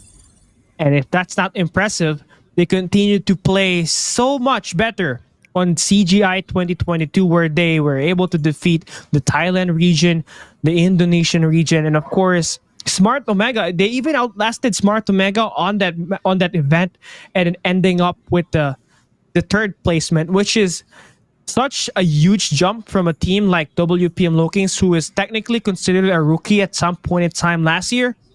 And well, it really caught to them that they failed to close out on these important moments, well, because they are inexperienced. Now combined this year, and it seems like they're not looking to stop here at all. They already got the experience from the losses that they have last year, and it's a perfect formula for them, you know? I mean, each team has to start somewhere, and West Point Mamba Lowkings, they were a rookie before, but right now they're one of the most known teams in Garena Call of Duty Mobile, and they're definitely showing their dominance here over Rau Franic, who are in turn the rookies of the game. And they just said, welcome to the Garena Masters. And this is the welcome to the Garena Masters for Rau Franic. In fact, this is the first time that they play we could say a top 4 team of Garena MSP. Well, technically WPM Lowkings is along there with Huntsman. And I hope that this first 2 losses that they have is going to be a learning lesson for them to gauge what really went wrong and what went right. So by the next time that they play, they might be able to correct that. But there's still one game that we're going to have right now. It's going to be Control at Slums. WPM Lowkings, it's their map pick. And Rau Franic picking the defensive side, which is very important on a map like Slums. Yep, so hopefully with Rau Franic being on the defending side at the start, hopefully they're going to be able to win this Control match. But then again, with how dominant Lowkings has been with their gunfights, they will definitely put up a good fight, even if they are in the attacking side of this game. And well, we saw WPM Lowkings pick these slumps, and there's a reason why they do so. I mean, they've been trying to practice this map. They did it against SHUSHHH. They did it against 4S Kings during their last matchup, wherein they ended up with a sweep. They 3-0'd 4S despite being on the attacking side. So right now, this squad, they have been showing signs of improvement in terms of timing their operator skills, which is definitely not seen to them last year, because every time that they invested their operator skills, they always end up getting taken down, which finds no value because they can't find any kills. Now, what we saw from them this year is that the timing has been so timely for them, because not only they do get kills, but it also gives an impact, especially when they're trying to break these areas or holding off their own. That buys their team some time to reinforce inside the hill. Definitely. So those are a couple things that RAU has to be careful of when going into this map against Low Kings. I'm sure they've seen Low Kings play this map before, and hopefully they're able to gather information from those games, use it to their advantage, and hopefully make a little bit of a damage to the win streak that Low Kings has had the past couple of days. And so now we can see that our players are just about to start. Our players of Rau Franic again are the defending team, while Low Kings are going to be the ones attacking. But despite that, I think we can see that Low Kings are going to be the ones winning most of their gunfights here with 28 lives still, despite Rau Franic only having 25 left.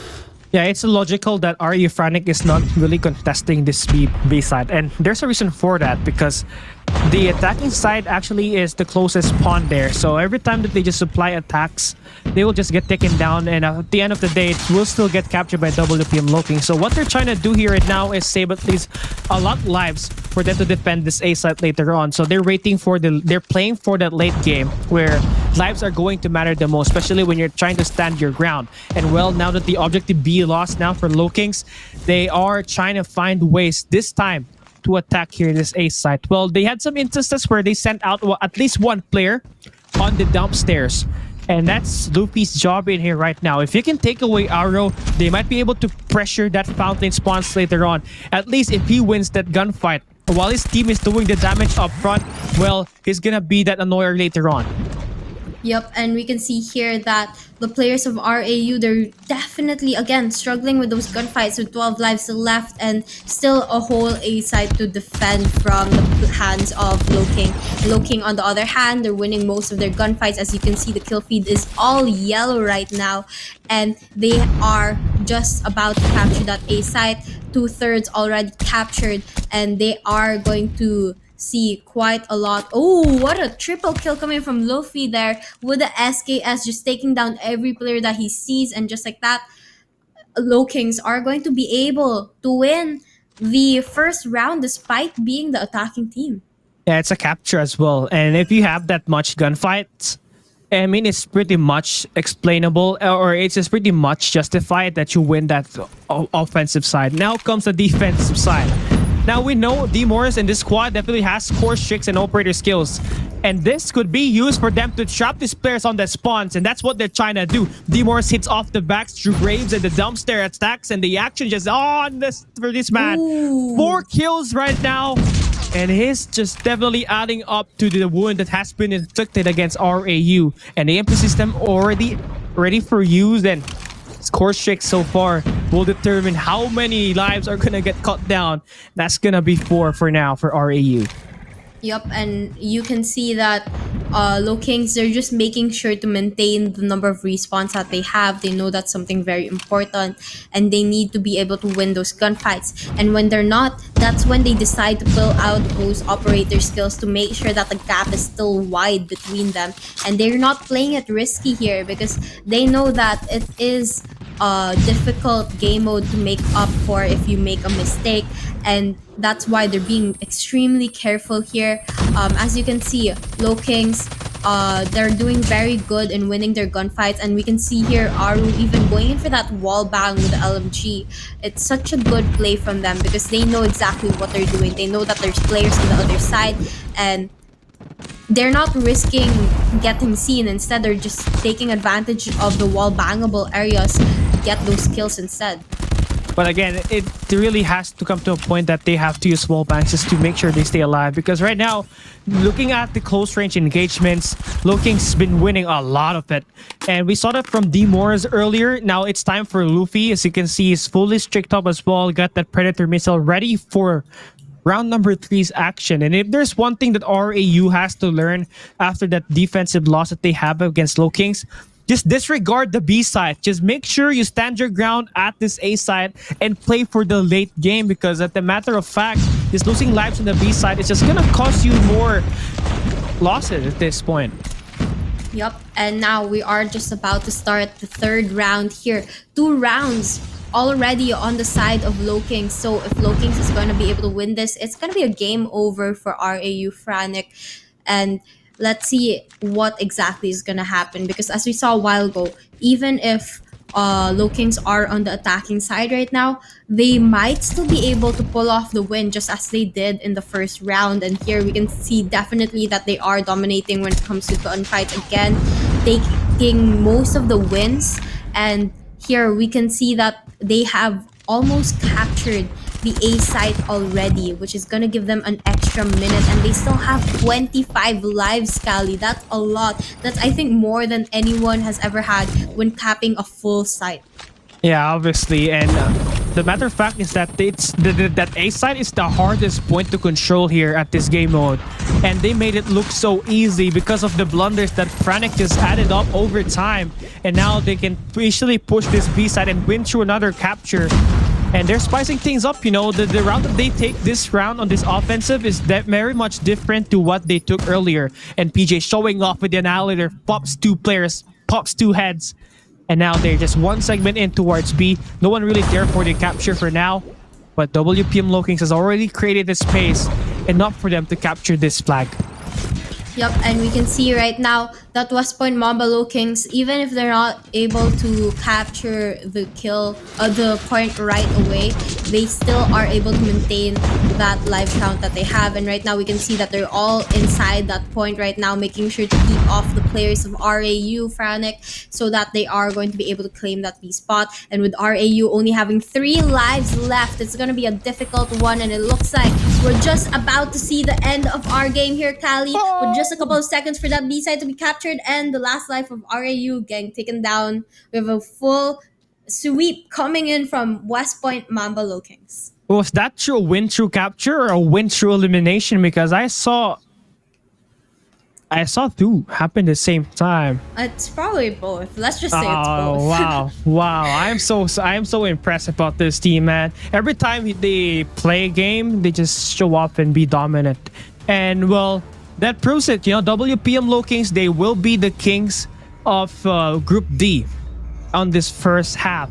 And D Morse stepping in, very useful for this team. We saw him pop up with that annihilator earlier, invading the spawns. He's got a 2.6 KD to end the control at slums, and that's even more impressive because he was very aggressive.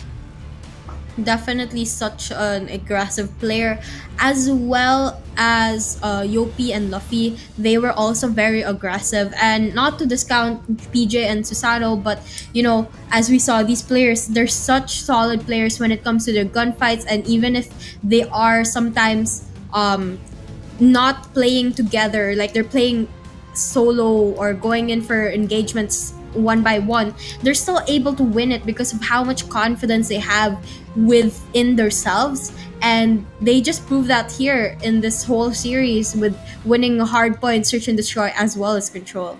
Yeah, it's the countless of hours spent training for this map and the strategies that they have formulated, that they're able to get good reads up front, back, left, right, center. And that's it. That's for WPM Low Kings. And for REU, yes, you might have taken the loss, but it's fine. You're still playing for that second spot. You're currently in number 2 spot, and obviously you just want to be in the top 2 for your group to be able to play for the playoffs. And if you can defeat SHUSHHH or 4S Kings, you're basically good to go. You might be able to qualify, but that will not come off easy, because what we saw from them against 4S Kings was that they played very, very close and all had to end up to a game 5 at the Control standoff last time that they met off. But speaking of victory, Low Kings once again dominates this series. Another sweep for today, Sabi. 3 consecutive sweeps. Kali, too many donuts. Okay, I'm already getting fat. Stop with the donuts, please. I really hope that the next game we're not gonna see a donut, but then again, we just have to wait and see, because this is going to definitely be a battle of the rookies coming up next. But right now, Low Kings definitely on top for Group D. They have a lot of games to come in the following weeks where they can definitely show their dominance once more, just as they did today. Obviously, right. And for WPM Low Kings, so just to add a bit more than that, they are now currently 20-1 in their group stage record. So that's series wins, not map wins. And so they've been here since the Garena Master Season 1, and they have been so dominant in the way that they play this stage. And that gives them roughly about, it's still a 95.23% chance of winning the game. But one thing in fact that we can say is that they've been consistent throughout the group stage, but their playoff performance is where they always take a hit, Sabi. I mean, impressive run for now, but they have to make sure that this type of pace and this type of strategies is consistent all throughout the playoffs, where you have to meet the best teams out of all the groups. Yup, and right now we can actually see the match highlights here. A lot of good plays coming in from the side of West Point Mamba, especially with those snipers and a couple of those melees as well as the wall bangs actually.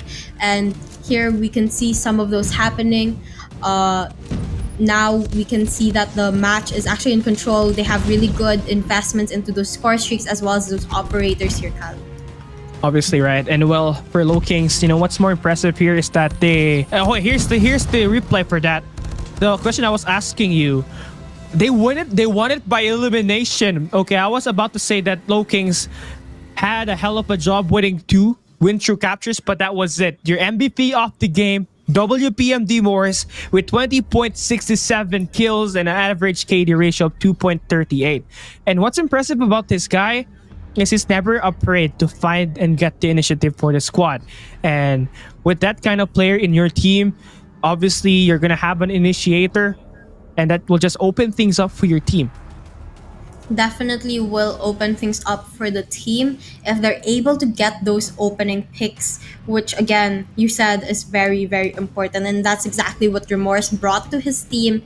And as we saw, especially in that search and destroy map, he was always able to get the first kill of the round, or most of the time at the very least. And when he does get that first kill, that was a sign for the rest of his team to go in and play aggressive against RAU to be able to win the round in just a couple of seconds after he gets a first kill. And it's a worth it MVP of the game for Morris, and a solid victory once again for WPM Lowkings as we close the first 3 matches that we have. We have one more game to go, and that will be later on.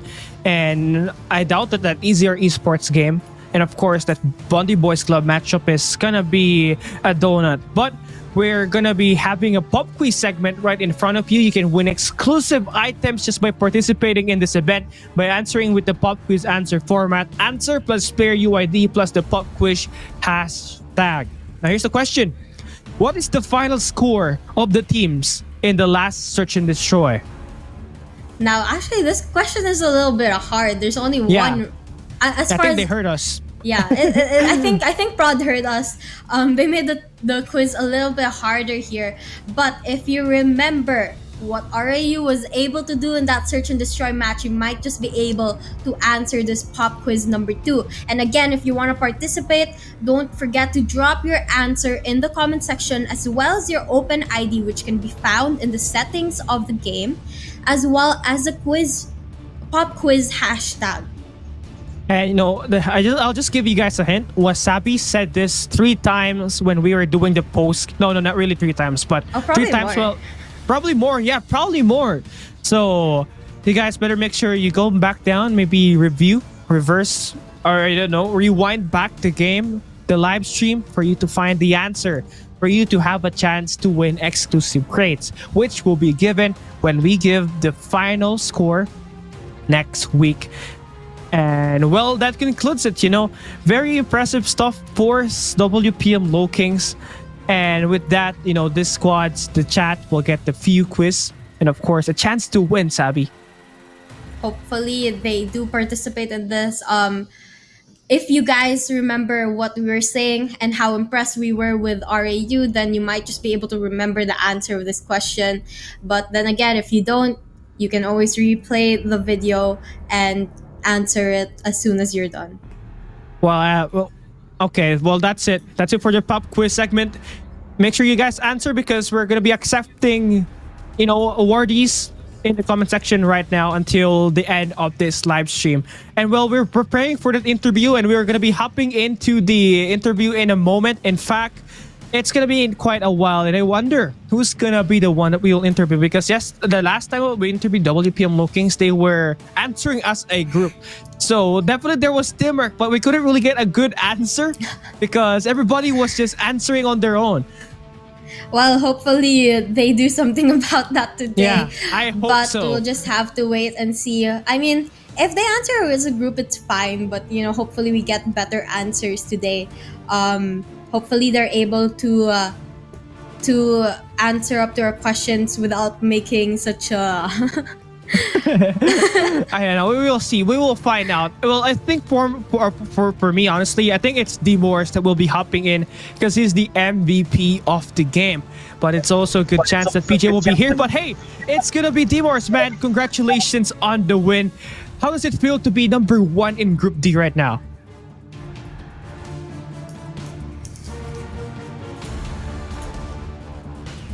Wait. Wait. Sorry, I Wait, don't think sorry. I can hear him. Yeah, I don't think we can hear you right now, DIVINUS. So you have to replay back. Take 2. Take 2, but then nothing happened. Oh, I still can't hear you, DIVINUS. I think there's something wrong with the audio. Okay. Can you do sign language? Get a paper and start If you feel writing good. it. Okay, wait. Okay, fine. What does 5 mean? Oh my god, what's happening? But yeah, while we're waiting for WPM DIVINUS to actually find his audio back, Wasabi, DIVINUS actually was impressive in that control. And I really want to ask this question, but we're just gonna have to wait it out. Well, DIVINUS? you'll have to wait, Kali, to be able Yeah, to ask your question. Hopefully, we're able to figure this out. A little bit of technical difficulty happening right now. Unfortunately, we still can't hear you, Jamars. Prod, can we get a little bit of help here? There's something wrong with the audio. No. Yeah. It's okay. We're gonna sort this through. Okay, DIVINUS, thank you for joining us. Unfortunately, we won't be able to interview you, but congrats on the victory. And looks like it's gonna be the same thing over again. We're not gonna be able to get a good answer from the squad and from the team itself, but they've done so well, and we're gonna skip the interview, Sabi. But still, a great win for WPM Low Kings. Yep, definitely a great win and a very dominant one. I mean, this whole day, all I've seen is donuts, 3-0s, and I really hope, again, that the next one isn't another donut. But, again, we just have to wait and see because it is going to be the battle of the rookies up next. Yeah, it's gonna be quite a storm. I mean, up next, the final matchup of the day, it's going to be the Rising Rookies, Easier Esports, taking on the Broke Boys Club in a 3-match series. We'll be right back.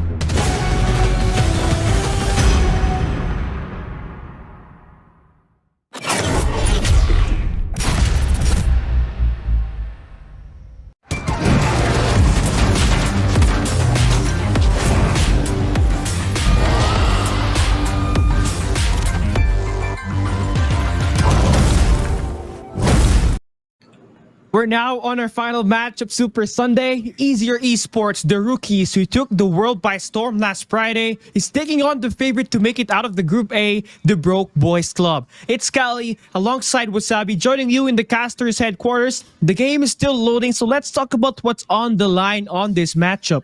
EZR and Broke Boys Club are currently tied as the number 2 of Group A right now. The winner of this series gets to shove the loser down to the 3rd seed to close the first half of the group stage.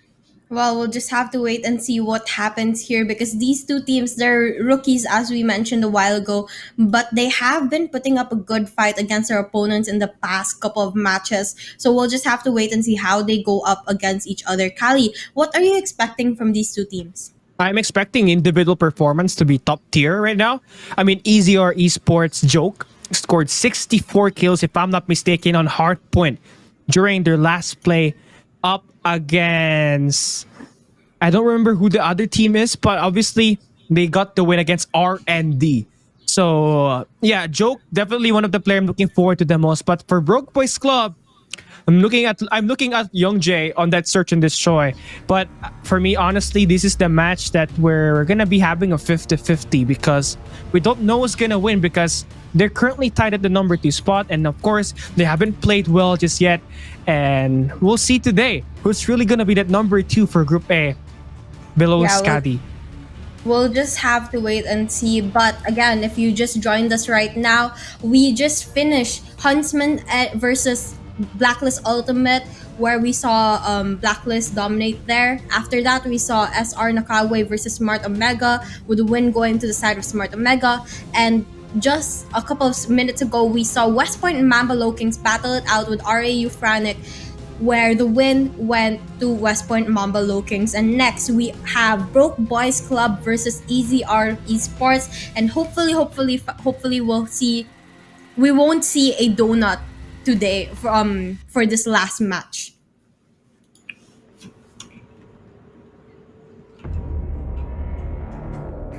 Kali, I think Kali disappeared, but anyway, our next. Oh, okay, you're back. No, yeah. I think I got EMP system by Demors earlier. He failed to activate that and hard out control slums, so he decided to use that on me. Well, back to what I was saying, I think this is a match where there's going to be a huge possibility that it will end up 2-1. And both teams definitely have their weaknesses. Easier Esports, that SND, Broke Boys Club, that Hardpoint. And obviously, this is going to be a real good match. Definitely going to be a good match.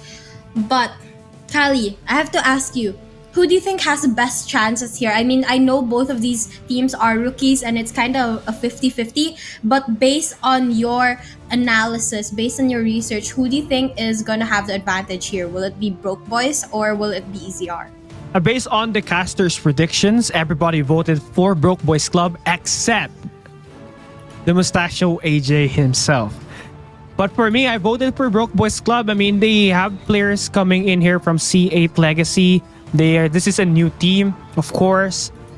Well, they do have the experience to back them up compared to EZR Esports, which is definitely their first time playing in a major competition. But that is definitely compensated with their impressive performances individually.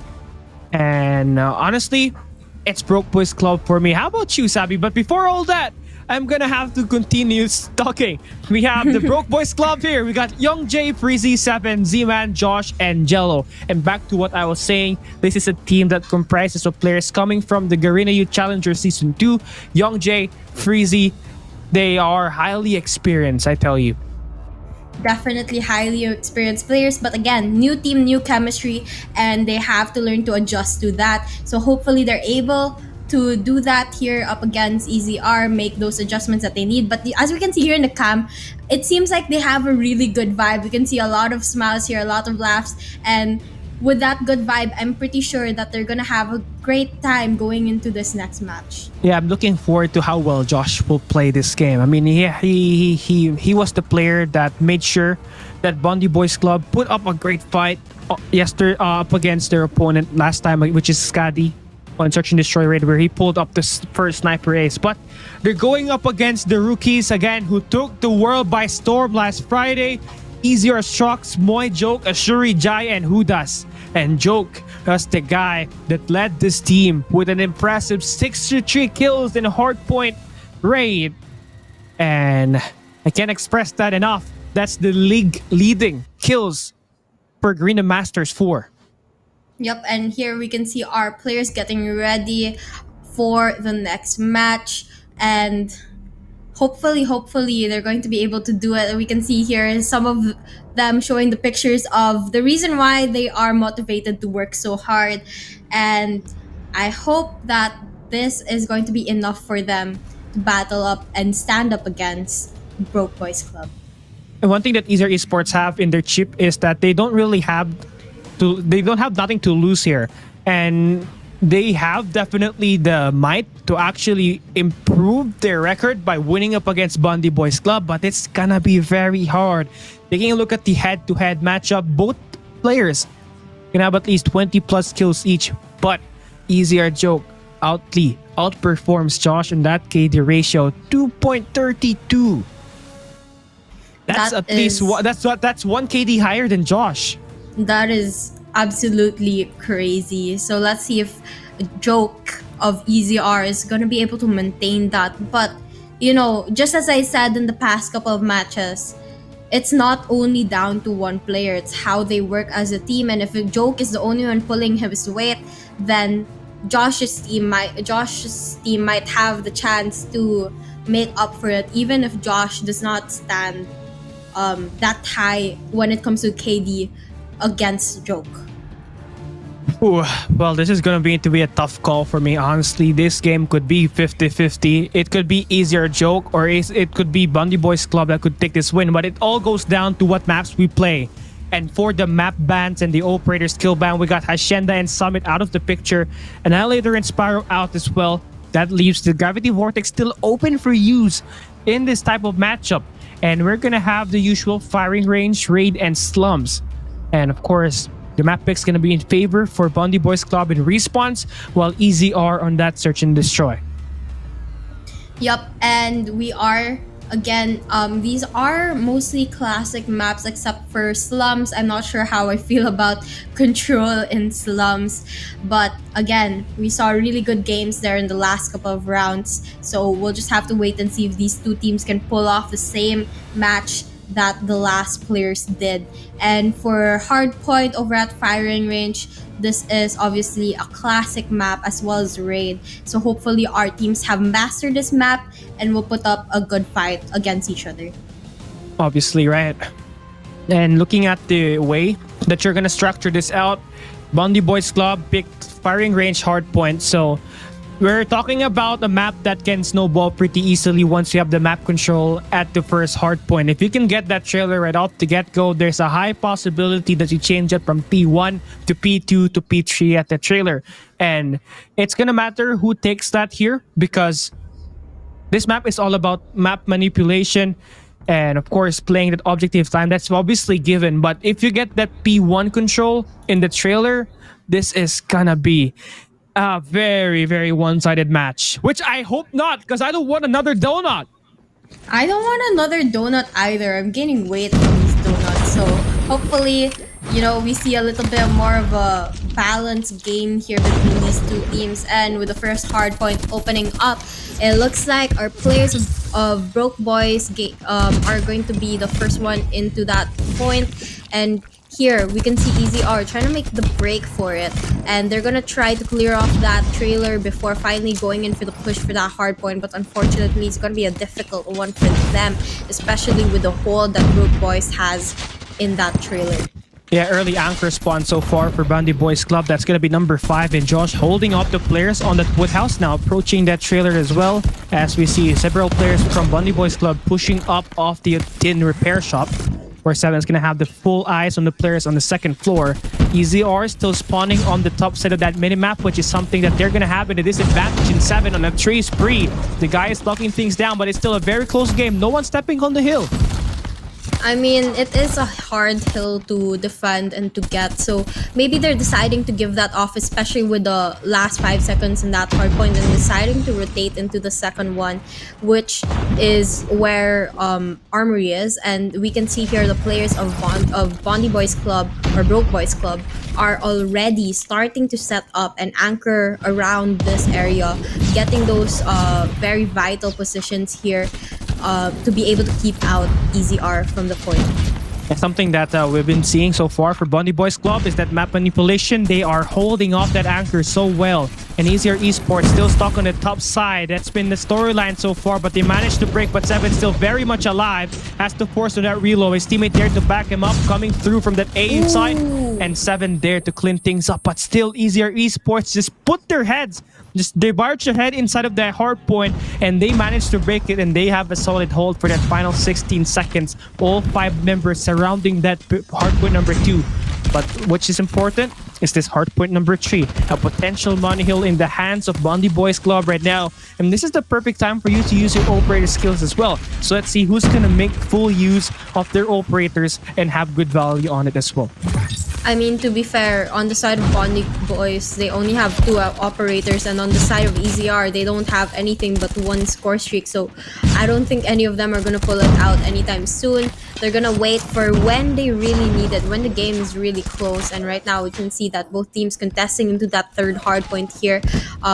They're gonna try to make sure to take advantage of this money hill. As Kali said, this point is very hard to break into. So once you get a good hold on it, hopefully you are able to maintain it. And as we can see here, it's going to be the players of EZR taking it for a couple of seconds, but it goes right back to the clutches of Broke Boys Club. And with 20 seconds left, our players of EZR has decided against going in for another push, and instead they have started setting up over at that wooden area as well as the bathroom to claim the spawn nearest, and they are just gonna wait there for the last 10 seconds of this third hard point.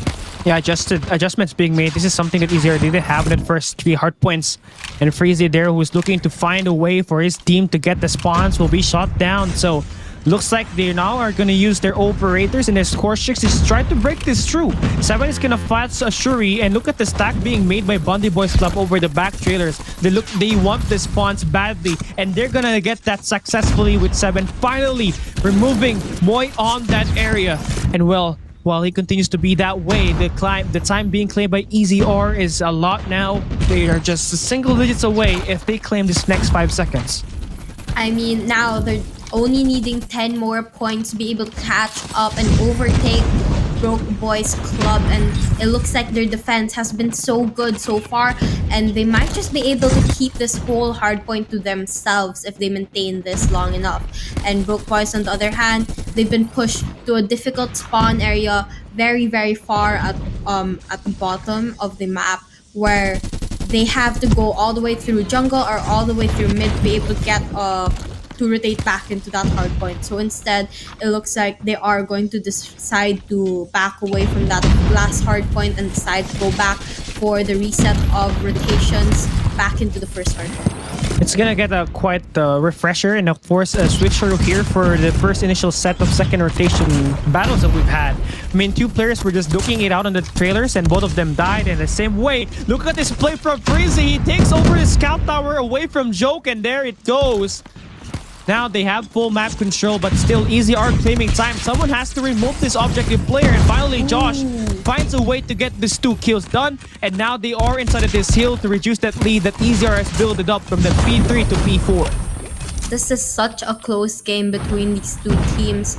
None of them really making a gap wide enough for us to really say who's gonna end up winning this match. And right now, it is the turn of the Broke Boys Club to make come back and play the catch-up game here to catch up with EZR, but it's not gonna be an easy job because EZR has a good hold of that next hard point that's just about to open up. And with that, our players of Broke Boys has to put even more effort to be able to make a break and make a comeback into this game. Yeah, they are spawning so far away right now, which automatically means EZR is going to get that time in the hill. Well, the only way to break this is go for a multi-angle push. And number 3 is going to cut this flag off towards Barrel, but he's going to get taken down. So a one-sided push was going to work. The flood and the collapse from EZR Reborn as they get bullied out of the hill this time. You see the big daddies of old. Gravity Vortex going to be invested in here, so that should remove the players from contesting for now. And BONDEE Boys Club recovering back after the loss that they had in that P1. Yep, they are definitely recovering now. And in just a couple of seconds, if Broke Boys Club is able to maintain this hold, they're gonna overtake EZR Reborn. And as we know here, Kali, these two teams, the rookie teams, it's been back and forth between these two teams. It's really 50-50 here. We have no idea who's gonna win. And here we can see both of them trying to take advantage of every opportunity. They have 7 playing it very sneaky, getting this tower angle here, which is going to be very important to help his team capture that next hardpoint over at Trailers. But the question is it going to be enough for them to maintain the hardpoint once they're able to break in? Because right now they're having a little bit of a hard time breaking into that hardpoint. Yeah, it obviously boils down to them actually being worried about the operators that is currently lined up there by EZR Reborn inside. And you can see them actually investing that too late, because the moment that they invested it, BONDEE Boys Club is already inside of that point. So I believe they were doing it on purpose. The timing is just trying to, you know, remove down the rhythm from EZR Reborn, and now they're gonna be able to find ways to go back and forth inside. But again, you have to win your gunfights. You may have the P4 spawn, but again, EZR Reborn, they're trying to get right back to it. Yep, and we can see here, EZR Reborn, they're starting to catch up to Broke Boys once again. And they only have 5 seconds left in this hardpoint, so it would be a good time for them to start rotating into the next one. Unfortunately for them, they're gonna get beaten by Broke Boys, who has already set up in this next hardpoint.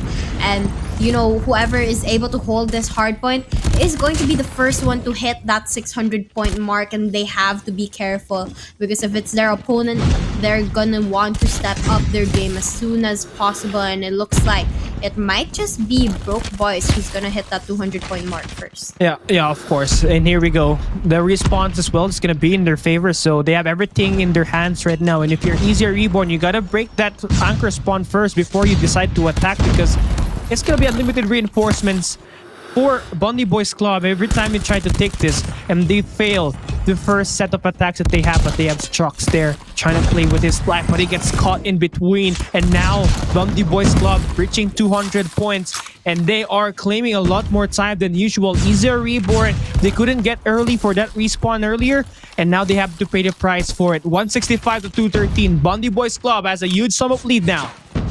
Yep, definitely a huge lead for the side of Broke Boys Club. But the question is, are they going to be strong enough to maintain it as they lose the rotation, the early rotation for that next hard point, which is going to go to the side of EZR. But again, this first hard point is so open.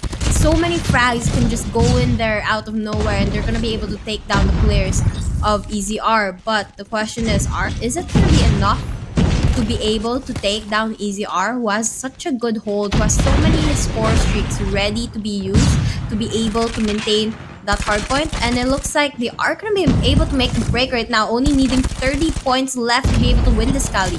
The game is very close here so far. It can go both ways, but EZR is doing hell of a job making sure that they are inside of this hard point. But now that they are broken, they are still in a good position, knowing that Jai is gonna be having this favorable spawns. They have that trailer area, and they can chain that to a P2 rotation. But Freeze is gonna cut that through with that CBR4. He's got 30 kills to his name, make that 31, the 2 in a row.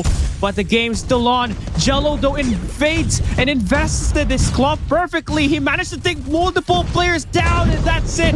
That could be the opening that BONDEE Boys Club needed to finally seal the game. But it's far from over. Hardpoint opens up, and there's still players contesting, but 4 players go down from EZR Esports. And BONDEE Boys Club, they are claiming time. Just 10 more points for the win. The final contest comes through for EZR, but they failed the first 2 attacks, but they break it. The game is still on. definitely the game is still on with EZR finally taking the point from the hands of Broke Boys Club. 35 seconds left on the clock. EZR hitting the 200 point mark as well, and they only have two players left in that hard point, and now Broke Boys going in for that push. They're gonna be able to take it back here. Let's see if they're gonna be able to hold it long enough, because the players of EZR is coming right back for it, and it's gonna go to the side of EZR. And from the looks of it, Tally, we're gonna have to wait till the next hard point to find out who is gonna win this search and this hard point match, because it is going down to the line here. Yeah, I mean, 1 second left here, 8 seconds to refresh that clock and move in towards P3. EZR, they got the Fury fired up, but they can't burn everybody inside of this hill. Struck is there to fight up. Hardpoint opens up, and that's going to be BONDEE Boys Club inside it. One more contest being made by EZR, and they won't be successful. It is 50-50, but finally, everybody falls, and Jallo deals the final kill. And EZR gets shot down. BONDEE Boys Club takes the first map. That was definitely a very, very close game between these two. About, correct me if I'm mistaken, about the 20-25 point gap between these two teams. And it was really down to the line on who would win that hardpoint match. And at the end of the day, it went to the side of the Broke Boys Club, with 7 here as the MVP player, racking up 47 kills in that hardpoint match. Okay, there we go. Broke Boys Club, and of course, it was a total team effort, at the end of the day.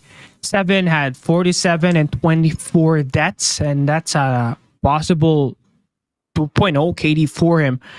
I mean, while EZR definitely had some stroke of unluckiness in their favor, especially on the first 3 set of hardpoints that we had, they were always spawning top side of the minimap, which means Broke Boys Club, they have a lot of map control starting from the first set of rotations, and that eventually led to the end game. Those points that mattered on that first 3 hills eventually led up to them winning this game, but it was pretty darn close.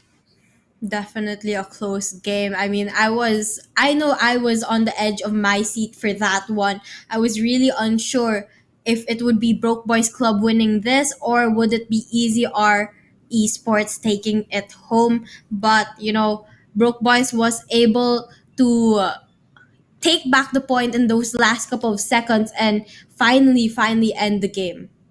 Yeah, I was really hoping that Joke actually makes a lot of noise in this game, knowing that he had a 63 point output versus R&D last time, but he only ended up with 28 kills and a 40 deaths. His death outweighs the kills. So maybe we can see more from him later on, especially on that search and destroy. And I really want them to make sure this game is pretty close. I want the breadstick of these for the day to end the weekend. And I think it's possible here at this SND, knowing that BONDEE Boys Club has been struggling with search and destroys lately. They lost to SKADI. Oh, they lost to SKADI, of course, yesterday. And I think that is the perfect opportunity for EZR Esports to take one map away. Well, going into search and destroy, this is going to be a different game style. And hardpoint, you have to go in aggressive. You have to go in and constantly push for the hill. But in search and destroy, things change. You can either play it fast and aggressive, or slow and just wait for those opening picks and play it calmly. So we'll just have to wait and see how EZR or how Broke Boys decide to play this game mode, because it could definitely go any way. And again, search and destroy, there's always a chance for a comeback in this game mode, especially even in a 1v4 situation. If you play it right, if you go in for those picks individually, then you might still be able to win the round. So anything can happen here, and we'll just have to wait and see if EZR is able to do that.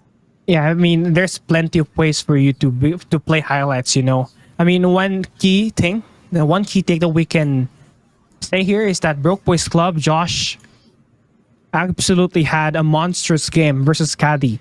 Well, despite the loss, he scored an ace with the sniper, which is the first sniper ace of the season for Garena Masters 4.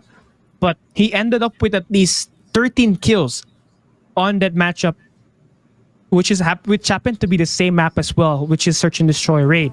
So looking forward to what will Josh put through here at this SND, but of course as well as Young Jay's impact for this team, because again, Broke Boys Club and EZR, they're not just fighting for points here, but they're fighting for placement at the end of the first half of the group stage. So whoever wins this gets the second seed of Group A. Yup, and that means there is definitely a lot on the line right now. And for sure, our players are gonna give everything, their very best here to stay in the game, to maintain their chances of moving into the next rounds of this tournament. So hopefully, we do see a little bit of a fight coming in from EZR, and hopefully they're able to bring at least one or maybe even make a reverse sweep over Broke Boys Club. It's highly possible, but again, it's highly unlikely as well. It's over a 50-50 here, but what matters is how is the attitude, or like how is the atmosphere looking like for this team. You know, of course, for BONDEE Boys Club coming up a fresh victory, they might have that momentum, they might be confident that they can win this game. And if you're EZR Esports, you came so close, but it's still pretty far off of a victory, and now you must have been upset over that loss, but it's a matter of just bouncing back. And of course, they might be coming off slow here, and that could be BONDEE Boys Club taking it over. But we will have to see and check it out here right now. EZR Esports, BONDEE Boys, Broke Boys Club will be playing now as Hardpoint. Oh no, it's the Search and Destroy. Round number 1 opening up. Freezy and Z-Man taking it on early for Broke Boys Club. Yup, right now we can see our players already spreading out throughout the map, and it looks like the Broke Boys are gonna go for a heavy push towards the A side right now. And what is that, Z-Man? Oh, he's still able to get the kill though, and unfortunately he does get taken down as well, and we are going to be down to a 1v2 situation here. Kali, looks like EZR is gonna have the upper hand on this first round though. You can see Seven smiling. Maybe they're laughing off of the way Z-Man killed himself with the nade. That's really quite unfortunately. But Seven on the flank. He spots the player, but he's got no trigger discipline. Now the player knows where he's at. And Joke is waiting for him. He's got the sniper lined up towards that garden stairs, but he's not going to peek there for now, as he's trying to find the perfect timing to get this through. I mean, he's got the bomb. He can put that bomb anywhere. And knowing that there was 2 players on that garden stairs, B-side has to be completely free. And it's completely free right now. He has the option to do that, but it looks like he's going to go for the long route. And there you go. He's going to play the long route. 30 seconds left. I mean, you know, Seven knows he has the time. He doesn't have to rush, and he knows that if he does go in for that plant, the players of EZR are going to be coming from every angle behind him. Because, you know, if Seven plants a bomb just as he did, it limits where he can go. He has to stay close enough to the bomb to make sure it doesn't get diffused. But EZR, on the other hand, they can pop up from any angle, and it looks like he's gonna be able to get one. Will he be able to get secure the other kill? And unfortunately, he does get taken down, and Joke is gonna have a lot of time to spare for that defuse. And you know, that was such a close match. You know, I think Seven had a really good opportunity of winning that gunfight. Unfortunately, I think he ran out of bullets in the last point. Yeah. But hopefully next time, EZR has won the first round. Hopefully next time, Broke Boys could make a comeback. You notice how he didn't pull the trigger right away on that engagement, right? He was waiting for the second player to pop up so he can get 2 birds with 1 stone. But unfortunately, the first player was like, "Nani!" He spots him and he obviously created chaos. And Seven, he's got the sweaty hands and wasn't able to clutch it up. Now, here we go. BONDEE Boys Club, they're pushing in for Broke Boys Club, pushing in for the A side. I mean, it gets really tricky here. Z-Man gets the first blood. Yep, and that is going to be an advantage given to the side of EZR, but we are going to see an exchange come through, and Broke Boys are going to get that bomb planted over at that A site. And with 2 players left on the side of EZR, Broke Boys is going to definitely have an easy time here defending this bomb. So let's see what's going to happen. But it looks like EZR Strokes is going to be able to take down Freezy, and we're going to be down to a 2v3 situation here. Oh, Seven, perfect timing, gets the first one. Now it's all down to Shocks with that scope. That Locus, I tell you, is gonna be good. It has fast ADS, but not enough for Z-Man, who's waiting on the quarter. That's going to be a tie game now, 1-1, favor for both ends. Yep, and now we're tied, Kali. 1-1. Again, close game just as the hardpoint match was.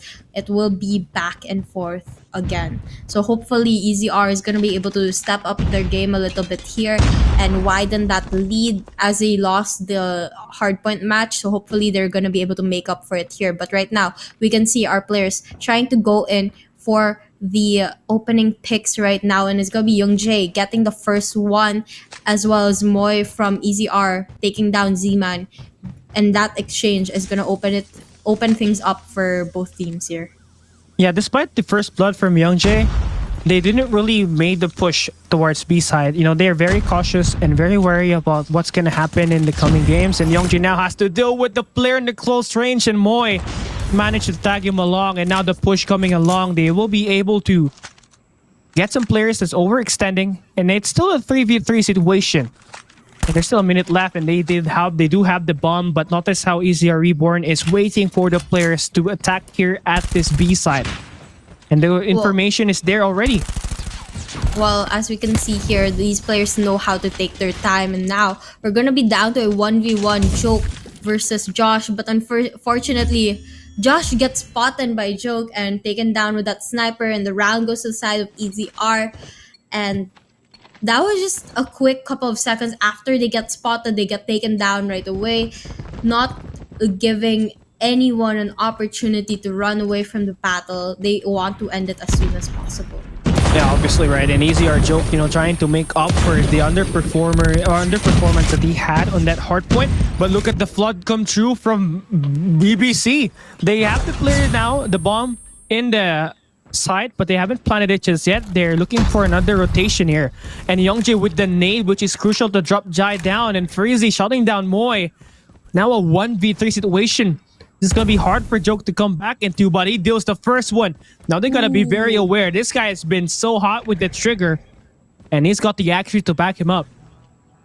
Now the bomb gets planted over at that A site, bringing down our clock to 40 seconds left. Joke, last player alive, has a sniper at hand. Will he be able to spot the players of Broke Boys Club? That is a big question here. And he's just about to come into contact with one, but unfortunately he doesn't spot him. And Young Jae is going to be able to secure the kill there. And that's going to be another win to the side of the Broke Boys Club, bringing our score up to 2-2, which is another tie between these two, Kali. Again, back and forth like a seesaw for our scores on Search and Destroy. Yeah, I mean, just like what we had from that hard point, everything was just going back and forth. Everything you can do, I can do better. That's been the storyline so far. Z-Man managing to open things up at the zigzags, now approaching the kitchen. He hasn't been able to clear it off for now, as the players of EZR goes and backs away, waiting for the Tiki, waiting for the players to attack that kitchen. And now they do so. Jai dropping Josh. And BBC, they still haven't planted that bomb. It took them so long to anticipate the situation, and now they are in trouble. 2 players left. 2v4 situation in favor of EZR. Will the players of Broke Boys be able to clutch this with their amazing positioning right now? But Jai spots one, and just as Jai does, Stroke does too. And they end that round really quickly with the standing of 3-2 here, Kali. Kali, I don't know what to expect. I mean, it's round after round, back and forth between the two teams. I don't know exactly who to expect to win this match here, and it seems like we're gonna reach 6-6 in a couple of games, in a couple of rounds here. I mean, I want that overtime. You know, everything has just been so one-sided lately, and I want some excitement, but it has to be, these players have to decide it for themselves. And currently, right now, BONDEE Boys Club is trying to make sure that they want to plant that bomb at this B side, but they're currently entangled into a pinch maneuver. As Shuri is on the back, he can open up the flank while Jai can do the damage. And right now, look at this. BBC, they're trying to route around while Ashur is trying to chase them up with the KRM, and it's going to connect one. And his trucks waiting for the next gunfight. He spots him. He has to back away. Rendezvous with his teammate is the best thing that he did, and that makes it still a 2v1. Now, actually, down to a 2v1, just as Kali said. The bomb has been dropped, though, which is going to be a little bit difficult. But Freezy here looking to tie things up. He's going to be able to knock No one way. down, spots the other one. Despite the head glitch, he's going to be able to get quite a couple of shots here. Let's see if he's going to be able to finish the guy off. And it looks like he's going to decide to back away to be able to go in for that reload. He's playing his time. He knows he still has a lot of time to play with. And he's not gonna rush into it because that might just be the cause of his death. And here you can see that he's going up for a very sneaky angle to catch EZR off guard, but unfortunately he is not able to spot the last pair of EZR. The problem here with the Shuri's gun choice is right now it's only SKADI KRM, which is only viable when you're playing on that close range. And with Freezy, he knows that. So he's playing his space. And notice how he's using these head glitches to try to find ways for this player to get shot down. But here we go. The bomb is being planted and Shuri knows what's happening. He's looking for the hot. He's going to find the player and he connects it right in time to get the defuse as well. And Easier Esports takes the largest lead right now at the game. 4-2, a 2-round lead, and EZR. Shuri, that's a very smart thing for him to do. He wasted that clock and he was able to get a good read on that B side. Was that the no scope? Wait, Yep. I need a replay of that. What? It That was. was such an amazing shot. Even with the head glitch over the bomb, he was still able to get the no scope. And now EZR finally taking a lead in this search and destroy match. And Joke is gonna open things up with that very sneaky shot into Money Room, and he's gonna look to get another one here, Kali. EZR, they're showing a little bit more of a better game here compared to their first match, which was Hardpoint. So let's see if they're gonna be able to take home this game. Hopefully, we're gonna have a breadstick instead of a donut for this series, Kali. It's looking possible for now, not until Easier Esports decided to snowball this and give it away to BBC, which won't happen anytime soon. These guys, they want to win badly, and you can see it with their efforts right now. Strokes and his squad looking to line up an attack here, this A site. The stack is coming through now, and they have to wait at least one player to pop out. And Moy on this off angle could be very useful for this squad when it comes to the attacks. But with that stun grenade happening through, that should be information now in the hands of EZR Reborn. But Young J, great timing as he takes down the sniper from EZR. That gives them with more chances of winning this as they can control the range now on the longer. They can now control the longer ranges with Young J out there. And let's see though if that's going to continue. EZR holding their position as well as Broke Boys, not making any sudden movements. They know that they have a lot of time, but now we see Seven come into contact with Joke, takes him down, now going to be down to the last player of the side of EZR, but Z-Man spots him, takes him down, knocks him out, and there we have it. 3 versus 3 to 4 standing. I mean, the way that BBC won that game is when Youngji decided to take down Strux, which is the second sniper of EZR Reborn. And when that happened, it just made it easier for them because at the late game, you would want to have numbers so you can cover a lot more angles. And that's what BBC had at the late game of that round number 7. And here this time, you see the defense quite the stronger and more aggressive type. S7 is way behind enemy lines on the garage. He comes through. He can get the first blood against Strux as he spots him. He's gonna lay and spray, and that's gonna be connections made. BBC now 4v5. They got the numbers. They have the first blood as well. Yep, and here we're going to be down to a 4v3 situation in favor of EZR Esports. Joke getting a double kill just like that. With a DLQ, he's definitely popping off in the search and destroy match. And it's been such a helpful thing to the rest of his team. And now we're going to be the last player of Broke Boys. But really quickly, EZR takes him down, knocks him as soon as he's seen. And we're going to be 5-3 with EZR taking the 2-point lead once again. I mean, there is always adjustments being made by both ends. But on that last round, it was just a lot better for EZR Reborn. Notice how Strux was able to get shot down, but what angle is that? Strux and Jai with the nade! I almost thought it was a sniper shot, but hey, anything works. That 2 kills right there could just snowball and give this team that momentarily confidence to push that bomb at this B side and pressure BBC even more. Yep, that will definitely put more pressure on their shoulders here. And, I think it is going to be quite a difficult round for them to win. But if they're able to go in for those picks, play it very cautiously, they might just be able to win it. As we see, Z-Man's gonna be able to take one, and hopefully that's gonna throw the players of EZR off guard, and they're gonna be able to catch them as well. Joke here with the sniper gets taken down, and we're gonna be down to a 2v1 here. Kali, Joke, last player alive. Josh knocks him with a jump sniper shot, and there you have it, an easy defuse. What a play from Josh! And look at him just unfazed chill. at what just happened. It's so, So chill. chill. Oh, there you go. The smile is finally there. But with that play right there, that save BONDEE Boys, Broke Boys Club from match point of EZR.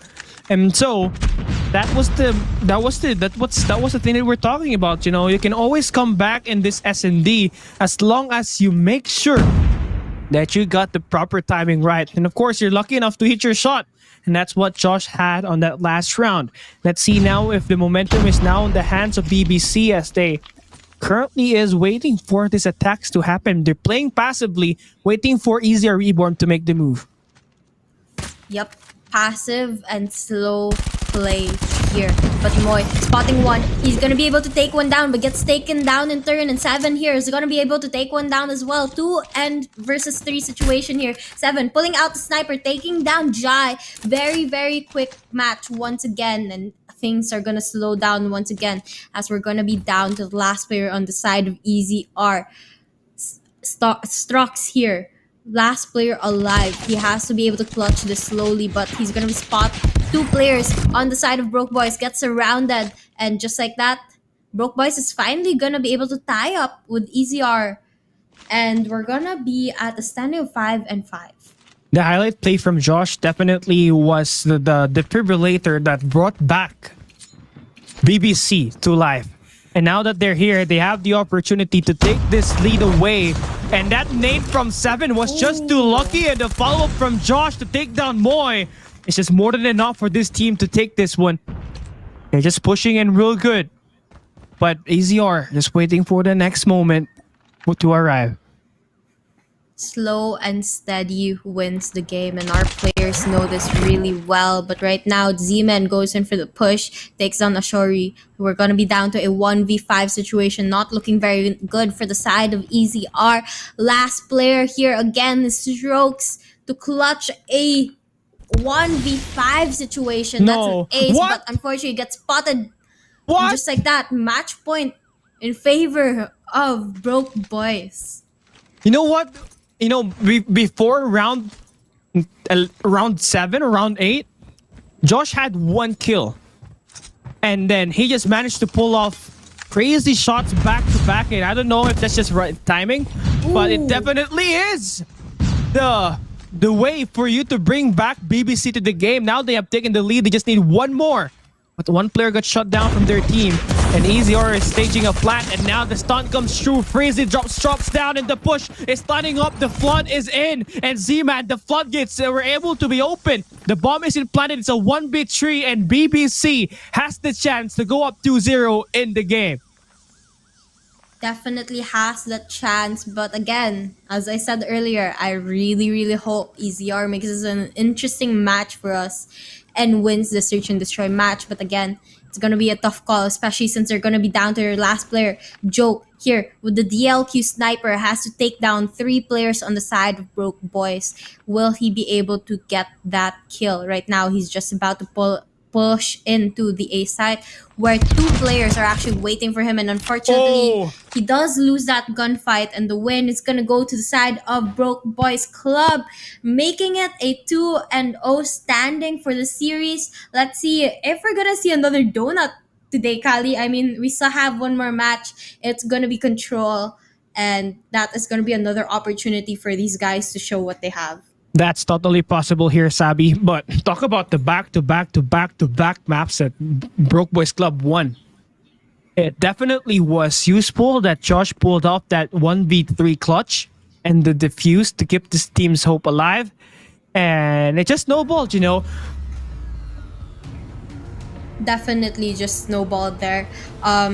Such a dominant win. I mean, Search and Destroy, to be fair, it was pretty much back and forth between EZR Esports and Broke Boys, but with Josh just popping off out of nowhere, despite the late start and the bad start, he was able to help his team and support his team so much in those last couple of rounds, and that ultimately helped Broke Boys Club to secure the win.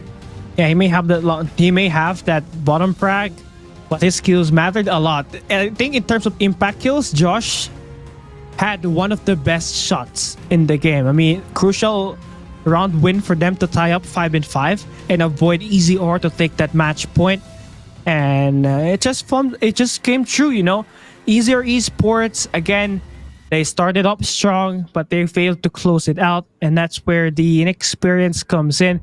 And the composure definitely lacked during that mid game. And that's what Broke Boys Club was able to manage to capitalize on. You see, there's always a player from Broke Boys Club that will be pushing in through enemy lines and of course invade, wherein Easier Esports didn't really have an answer for during the mid game.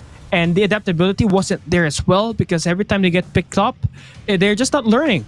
They weren't adjusting. Definitely.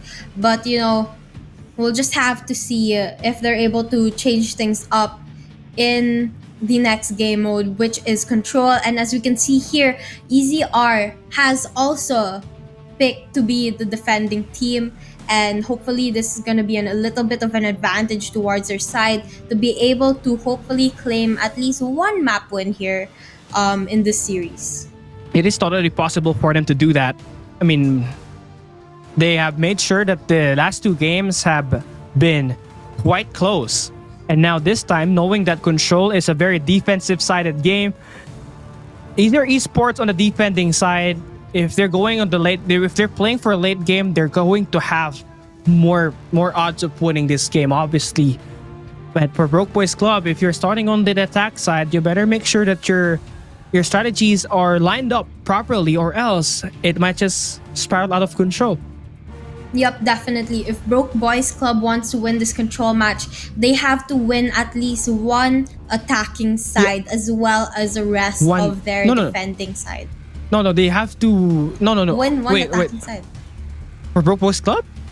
No. No. Broke Boys Club will be starting on the attack side, so they have to win 2 attacking side, then 1 defensive side.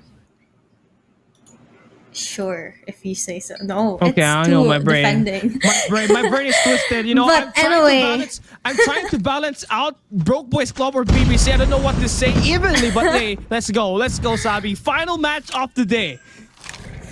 Yep, and we are just about to start it here. We can see EZR again as the defending team and Broke Boys Club as the attacking team. And we can see that Broke Boys are not playing very aggressive. As you can see, they have just positioned themselves within mid, waiting for the push of EZR to come in so that they can take them down. All right, yeah, your statements were true there. I have to rethink what I said. I take it back. And while now starting it all off, EZR Reborn, they are definitely taking care of their lives. You know, not really pushing too much way behind enemy lines, but they're making sure that they are contesting both the B and the A side. So they are supplying a balanced type of defense all throughout the map. And that's something that's very important, but they kind of just focus so much on the B side now. And that let BBC take it over. So now there's 2 players inside of this garage, which will make it faster for them to claim time and of course get this segment in. Well, as you can see, a lot of engagements happening at that A site right now, and that's a perfect opportunity for Broke Boys Club to actually go and get that B side while no one's watching it. So hopefully they do that. But just as they get their foot into that B side, we can see that players of EZR have decided to split up between the A side and the B side to get the players off. And now we can see the live respawn number advantage is going to go to the side of the Broke Boys Club, while EZR Reborn is going to struggle a little bit with maintaining their life count.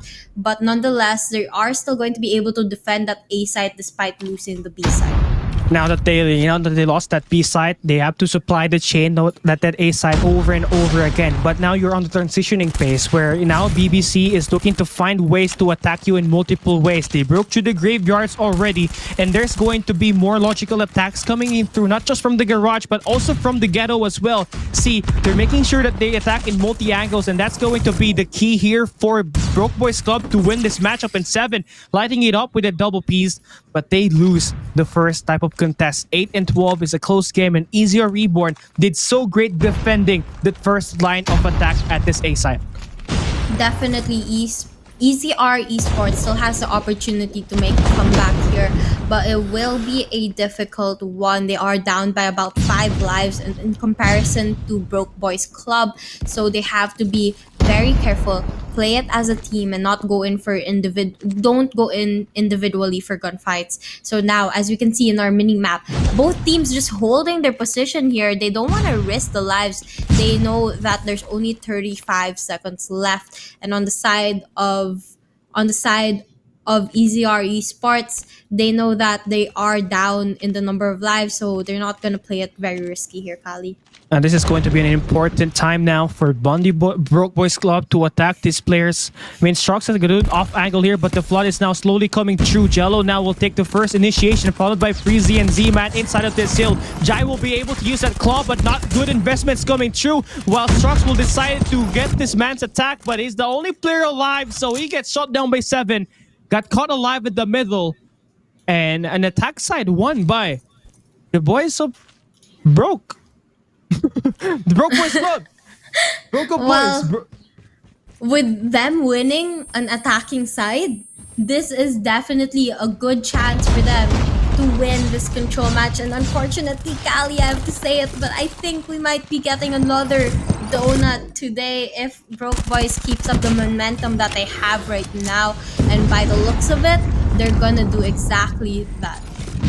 Yeah, well, they're currently in line, knowing that on the defensive side, you're going to get a lot more easy time. So right now, EZR Esports, they need to make sure that they win this offensive side, wherein they might have to win this through team deathmatch, and that's where they might be very effective. You see, Ashuri gets that double, and during that graveyard, he finds another as Josh gets shot down to get that triple, make that quadra for Ashuri, followed up with that nade earlier as well.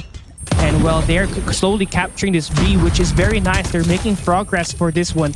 And EZR just looking to return back the favor from BONDEE Boys Club. Doing it in a much more efficient way though, as they already have 2 segments in here with 18 lives left. This is really quite the change of a game here. I mean, as we all expect, we would usually expect the team to win the round where they are defending, but from the looks of it, these two teams want to change things up and win the rounds where they're attacking. And so we're seeing a little change of scenery here. Our players of EZR are gonna have the numbers advantage or life number advantage here, as well as the number of operators and score streaks available. So if they pull this out, they might just be able to win this attacking round here. Oh, nice flank there from Joke.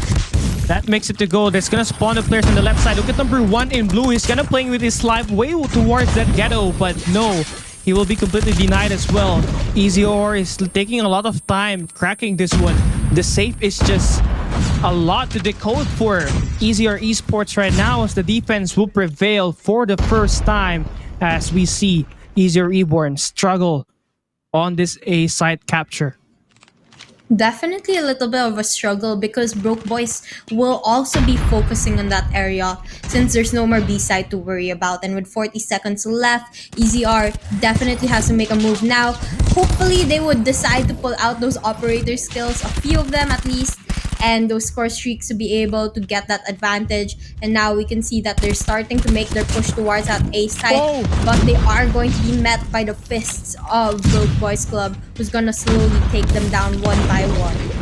Big play right now for Easy Reborn. They're standing their ground inside. The flood is coming through. The collapse is on, but Moy stands on his own when he gets a couple of more shots in there. We're tied to six life counts here for both ends. And you can use this operator skills perfectly. If you're a Joke, you can use that claw to ricochet off those bullets back to the walls, and that could get a few kills here that It's definitely very beneficial, and Shox here using that one real good. He's gonna find one off of that. He's gonna rotate. He's gonna find one more. I mean, the read is just on for both ends. 11 seconds left. Joke off the plank. He needs to find 7 here and win the gunfight for this game to work. But they're running out of time as well. And BONDEE Boys Club, they know for sure that they are in it with the time. And so they just wasted it. 2-0. Well, that was such a close game. EZR could have easily won that, but unfortunately, they did lack a little bit more on the time. But now, with it being 2-0, now is the perfect time again to pull out those operators' skills and score streaks within this round. Because if they don't, then Broke Boys Club is gonna take home the win, and obviously we do not want that. We want to see EZR come here with a comeback, show everyone what they got, pull those operator skills, and I think our players of Broke Boys were the ones who heard me instead, with Z-Man pulling out that purifier and just frying everyone that he sees. He's gonna help the Broke Boys Club maintain that life count that they have right now. Yeah, EZR Reborn is just falling apart here. They're just giving away this A control point so easily. There's only one player there inside and one player outside to control the parameter. They have to deal with this player successfully, and they do so now, and they have contained the situation, but the damage is already done. One segment in, they lost objective A already and now have to make up for it in the B control site, wherein it's nearest from BBC. And that's going to be easier for them to capture. 2 players is inside, and that makes it a lot faster. I don't know why, but EZR Reborn, they're so far away, and there is only a few more seconds for BBC to win this game. Number 1 is trying to route through the broken walls. 1 player on the graveyards. They immediately shot them down, and the attackers, they win through capture, and that's going to be another sweep. Donuts everywhere. Well, we'll just have to. Well, I don't know anymore. There's too many donuts, Kali. Too much sweets right now. Definitely, Broke Boys Club just showing pure dominance as the other teams did, and we really thought that EZR would have a better showing here, but unfortunately, Broke Boys just took everything today and dominated over EZR. But EZR again did put up a good fight, especially in that search and destroy match that we saw earlier. You know, not gonna lie, not to like discredit the other teams again. You guys are so good. You guys did so well, but EZR Esports Broke Boys Club just made my blood boil. Like, I don't know who's gonna win it, but every time it's always a down to the wire situation. You get excited, right? And this is the most exciting match that we've had all throughout the day, and I'm glad we had to end it here. Although on a donut, it still was a very close fight. 7 had a very stable performance, not just from the Hardpoint, but also in SND as well. So kudos to Broke Boys Club to finally making sure that they maintain the number 2 spot in Group A. With this victory, Sabi, they're now a number 2 seed in Group A to finally end the first half of the group stage. Although they're not technically locked in for the Group A for the playoffs yet, this is a good sign for them that they managed to beat EZR Esports in a 3-0 manner. And of course, just have to continue this consistency and in fact improve more because the games are close. Well, I mean, with what they showed us, they definitely deserve that spot, and I wouldn't put it past them to maintain that spot through the next 2 weeks. And for sure, this team, Broke Boys Club, has a lot going for them right now, and if they're able to keep that momentum, just as you said, and consistency, we might just see them in the next few stages of this tournament, Kali, and that's gonna be something so big for a rookie team just as like BONDEE Boys. Yeah, absolutely right. And the over the skills at the end of the match was very essential for EZR to retake that last round of slums. But then the lineup of players from BONDEE Boys Club who flooded the entrance right through the garage was just a lot, that it wasn't really able to contain a lot of the players. And well, it is a win. Broke Boys Club made sure that they sealed it 3-0 despite a close match, but Easier Esports definitely put up a great fight on the first two maps, and of course in this control despite of the 3-0 sweep. Now going back to the highlights, we definitely saw these teams go back and forth with the map control. You know, it's always either Joke or Freezy inside of that trailer in the first 3 hard points to control the spawns, and it was kind of mysterious because you don't know who's gonna get it perfectly because they go back and forth. I mean, you're really right there, Kali. Both Insertion Destroy as well as Hardpoint, these teams were just one-upping each other time and time again, and it was really unclear on who would be able to take the win. But after everything, Broke Boys Club was just able to clutch it up at the last couple of rounds or last couple of seconds in Hardpoint, and they were able to take down that win. And as we saw there are so many important plays that these players made, especially Josh, who at the later rounds pulled out a sniper and just popped off. Well, it was just crazy there. You know, a lot of clutches being made by Broke Boys Club on that SND, and it all goes down to how prepared you are really in terms of those moments. And BONDEE Boys Club, Broke Boys Club, or BBC, they were a lot more prepared compared to EZR Reborn. Definitely, Kali. Kali, I have a question for you. Do you think that EZR could have made changes to beat Broke Boys Club, or was there just something that told you from the start that Broke Boys would win this? Honestly, for me, I was kind of leaning towards EZR Reborn before to start the day because of their strong performance against R&D. I mean, Joke with 63 kills to lead the league in Hardpoint is impressive enough for me to switch sides. But again, I know that BONDEE Boys Club or Broke Boys Club have the power, they have the experience, especially when some of the players came from C8 Legacy. So technically, I got to rely on experience, and it showed up here in this game. You know, a 3-0 and 7, one of the players from C8 Esports, definitely one of the key players today, with an average skill of 31.33 and a surprising 2.61 KD ratio on respawns. Very impressive, just like what we saw from Israel earlier. I mean, that is definitely something that the rest of the competitors of this tournament should look out for. This team, though they are pretty new, this is a rookie team, they are showing everything that they have, and they are definitely something that you have to look out for, because look at that KD, it's 2.61. Even if it was such a close match between them and their opponent, they were still able to pull off something like this. Yeah, Seven is that guy that you always love to have on the team because he is smart and he always takes the high positions to take over you and dominates you on the field. And he's not going to make erratic attacks, just like any other players out there. He's always making sure that the plays that he lines up is gonna benefit the team. So he might have instances where he's not really gonna play for kills, but play for the objective. He's gonna play for the power positions and overall support this team. And that's what he did here today. You know, during this close match, he was out there scoring the power positions. He was just doing almost about everything today. And that made him the most valuable player of this matchup. And that concludes our 4 series of today, and of course the final match of the weekend. And it's sad to see that we have we got 4 donuts today. Yeah. Yeah, I don't know how to feel about this, Abby.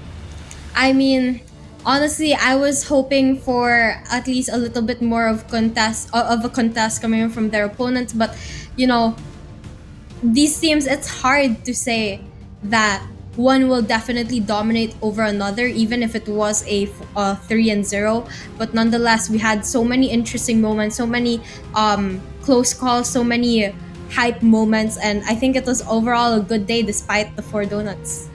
Yeah, obviously, right. Especially that last map.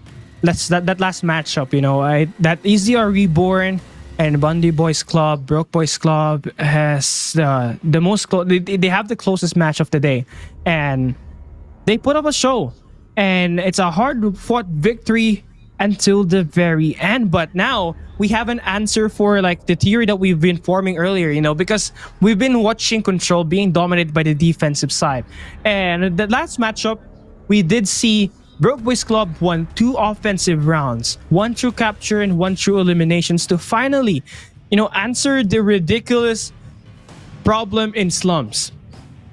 Definitely. And this is something that's quite unexpected because most control matches end either with the defending team winning or just through eliminations. But with the attacking team winning, it's something quite rare to see in a match like Control. But nonetheless, our players were still able to pull it off at the end of the day.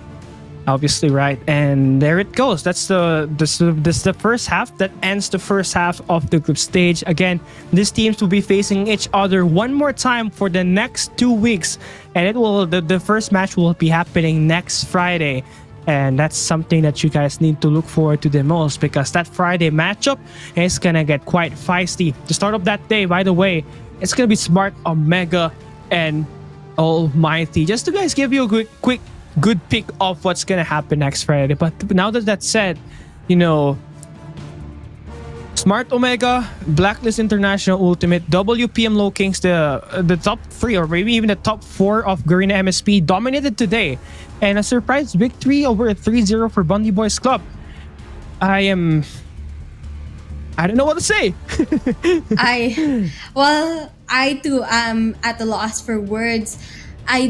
I did expect a couple of donuts, but not 4 donuts. Yeah. I really expected a little bit more on that last one. Unfortunately, EZR, it was just not enough. Though they did put up a good fight. I mean, Hardpoint was really close. Search and Destroy was back and forth.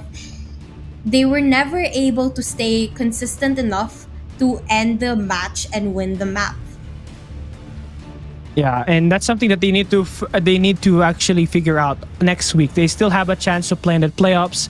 And now we are gonna be calling in one of the players from Broke Boys Club who is coming off fresh victory up against the boys of EZR Reborn. And Wasabi, who do you think it is? I think it's gonna be 7.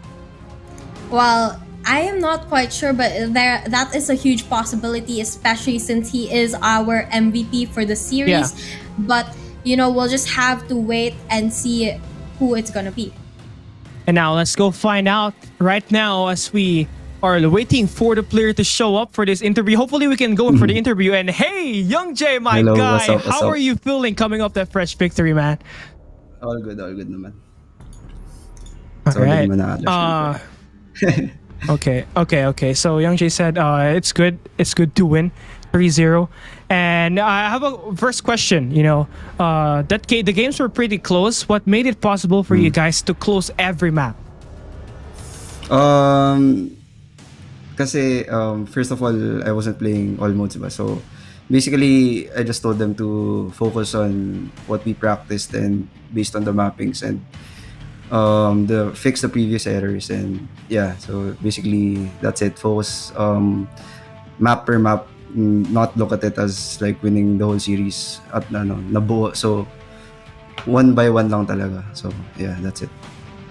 Okay, so like what Youngji said is that the team focused more objectively instead of like thinking it through, and of course be very aware of their opponent. They just played through their strategy that they formulated before the matchup, and just of course focus overall with communication. Sabi, up to you. Youngjae, I want to know, what did you do to prepare for this match up against EZR? So yeah, honestly, syempre, we scouted enemy teams like in our bracket. So what we did was focused on our comfort maps, and we fixed. If you guys can remember, we played the same maps as yesterday, so it's good. It's to our advantage that we fixed our errors last night, and it's good that it paid off. Yeah. Awesome stuff there, Young Jay. And now, final question: how you're currently number 2 seed right now? Are you aiming for that number 1 spot and take it away from SKADI? Yeah. So, ano yung question? Oh, wait, What's wait, the wait. question? No, you're currently number 2 seed in the Group A right now. Are you trying to take away that number 1 spot from SKADI? Okay. Yeah, of course, of course. In the group stage, you all want to like be the first seed because it will define, or I mean, um, because of the seedings, it depends dun sa seedings yung brackets sa playoff. So, we need to be number 1 talaga. Okay, so what Youngji said is, of course, we need to get that number 1 spot, not just for pride, but we need it for the seedings for the playoffs, which will eventually define how will they make it out of the playoffs. But yeah, thank you, Youngji. Awesome victory. Congratulations. Good luck on your next game next weekend. And of course, hoping for the very best versus SKADI. And of course, to every team that you guys will be facing with. Thank you. Thank you so much. Thanks, man. Thanks, Kali. All right, Sabi. They're looking to take it away from SKADI. They want the number 1 spot. I mean, I'm sure I would too if I was in their team, because obviously you want to come off on top, and you don't want to be second. You don't want to be second best. You want to be number 1, and that's exactly what they wanted to do here, Kali. And now we're going to take a look at the standings after the matchups on the first 2 weeks as we come to a close of the first half. Group A will have SKADI and Broke Boys Club standing strong. Blacklist and Huntsman there at Group B. ALMGHTY and Smart Omega at Group C. And Group D has WPM Low Kings and Rau Franic. For the next 2 weeks, anything is still possible. We might see easier Esports take some matches away from SKADI or any other team to rise from the ranks. Same thing can be said for the other teams that is hopeful at playing at the playoffs. But for teams like RND, Kazoku Legacy, SR NACAGUE, and SHUSHHH, they have to win 3 straight series for the next 2 weeks to have a chance to play for the playoffs. That's definitely something very difficult to do. So I hope and pray that they're able to practice, make those adjustments, and find someone that is able to coach them and help them through that, because if they're gonna be winning 3 series straight, they definitely have to make changes as soon as possible and make those adjustments as quick as possible. And well, for them, it's going to be a rocky climb, while SKADI, ALMGHTY, WPM Low Kings, and Blacklist Ultimate will be standing at the top. Let's see who is consistent enough for them to maintain their spot on this game. Now, we will be taking a look at the schedule for week 3 as we end off week 1 and week 2. It is going to be the turning point, the second half. It all starts on the 24th of February. Be there by 6 p.m. plus 8 GMT. And I don't know who's going to cast that, but of course, I'm going to have to take a look at that. And that's going to be me and AJ on Group Stage 7. And of course, you guys want Sabi, right? Well, Sabi will be casting on March 4. Yeah, so there you go, guys. You guys want Wasabi? You gotta watch March 4, which is Group Stage Day 11. Yep, but this will be our schedule for the next week and the following week, guys. So if you want to stay updated with the matches and the rest of the games, don't forget to screenshot the schedule, or you could go check out Call of Duty Mobile on their Facebook page. All right, obviously so. And that's going to be it now for this live schedule. But guys, make sure you follow, like, and share the official stream and the official page of Garena Call of Duty Mobile for you to stay updated to daily esports and content updates. And that's going to be all. Sabi, before we go, do you have anything to say to our viewers? Well, I just want to say thank you guys for having me. This is Garena Masters Season 4, Day 6. Thank you guys so much for watching, and to the players as well for the very amazing games that we saw here today. All right, there you go, guys. Sabi, give me a fist bump. You did so well today as your first day. I mean, I was sweating when it was my first day, but hey, we got to go. Next Friday, we will join you once more again at 5:45 p.m. plus 8 Greenwich time. Join the pre-show before the kickoff matches at 6. We'll see you then. Peace out.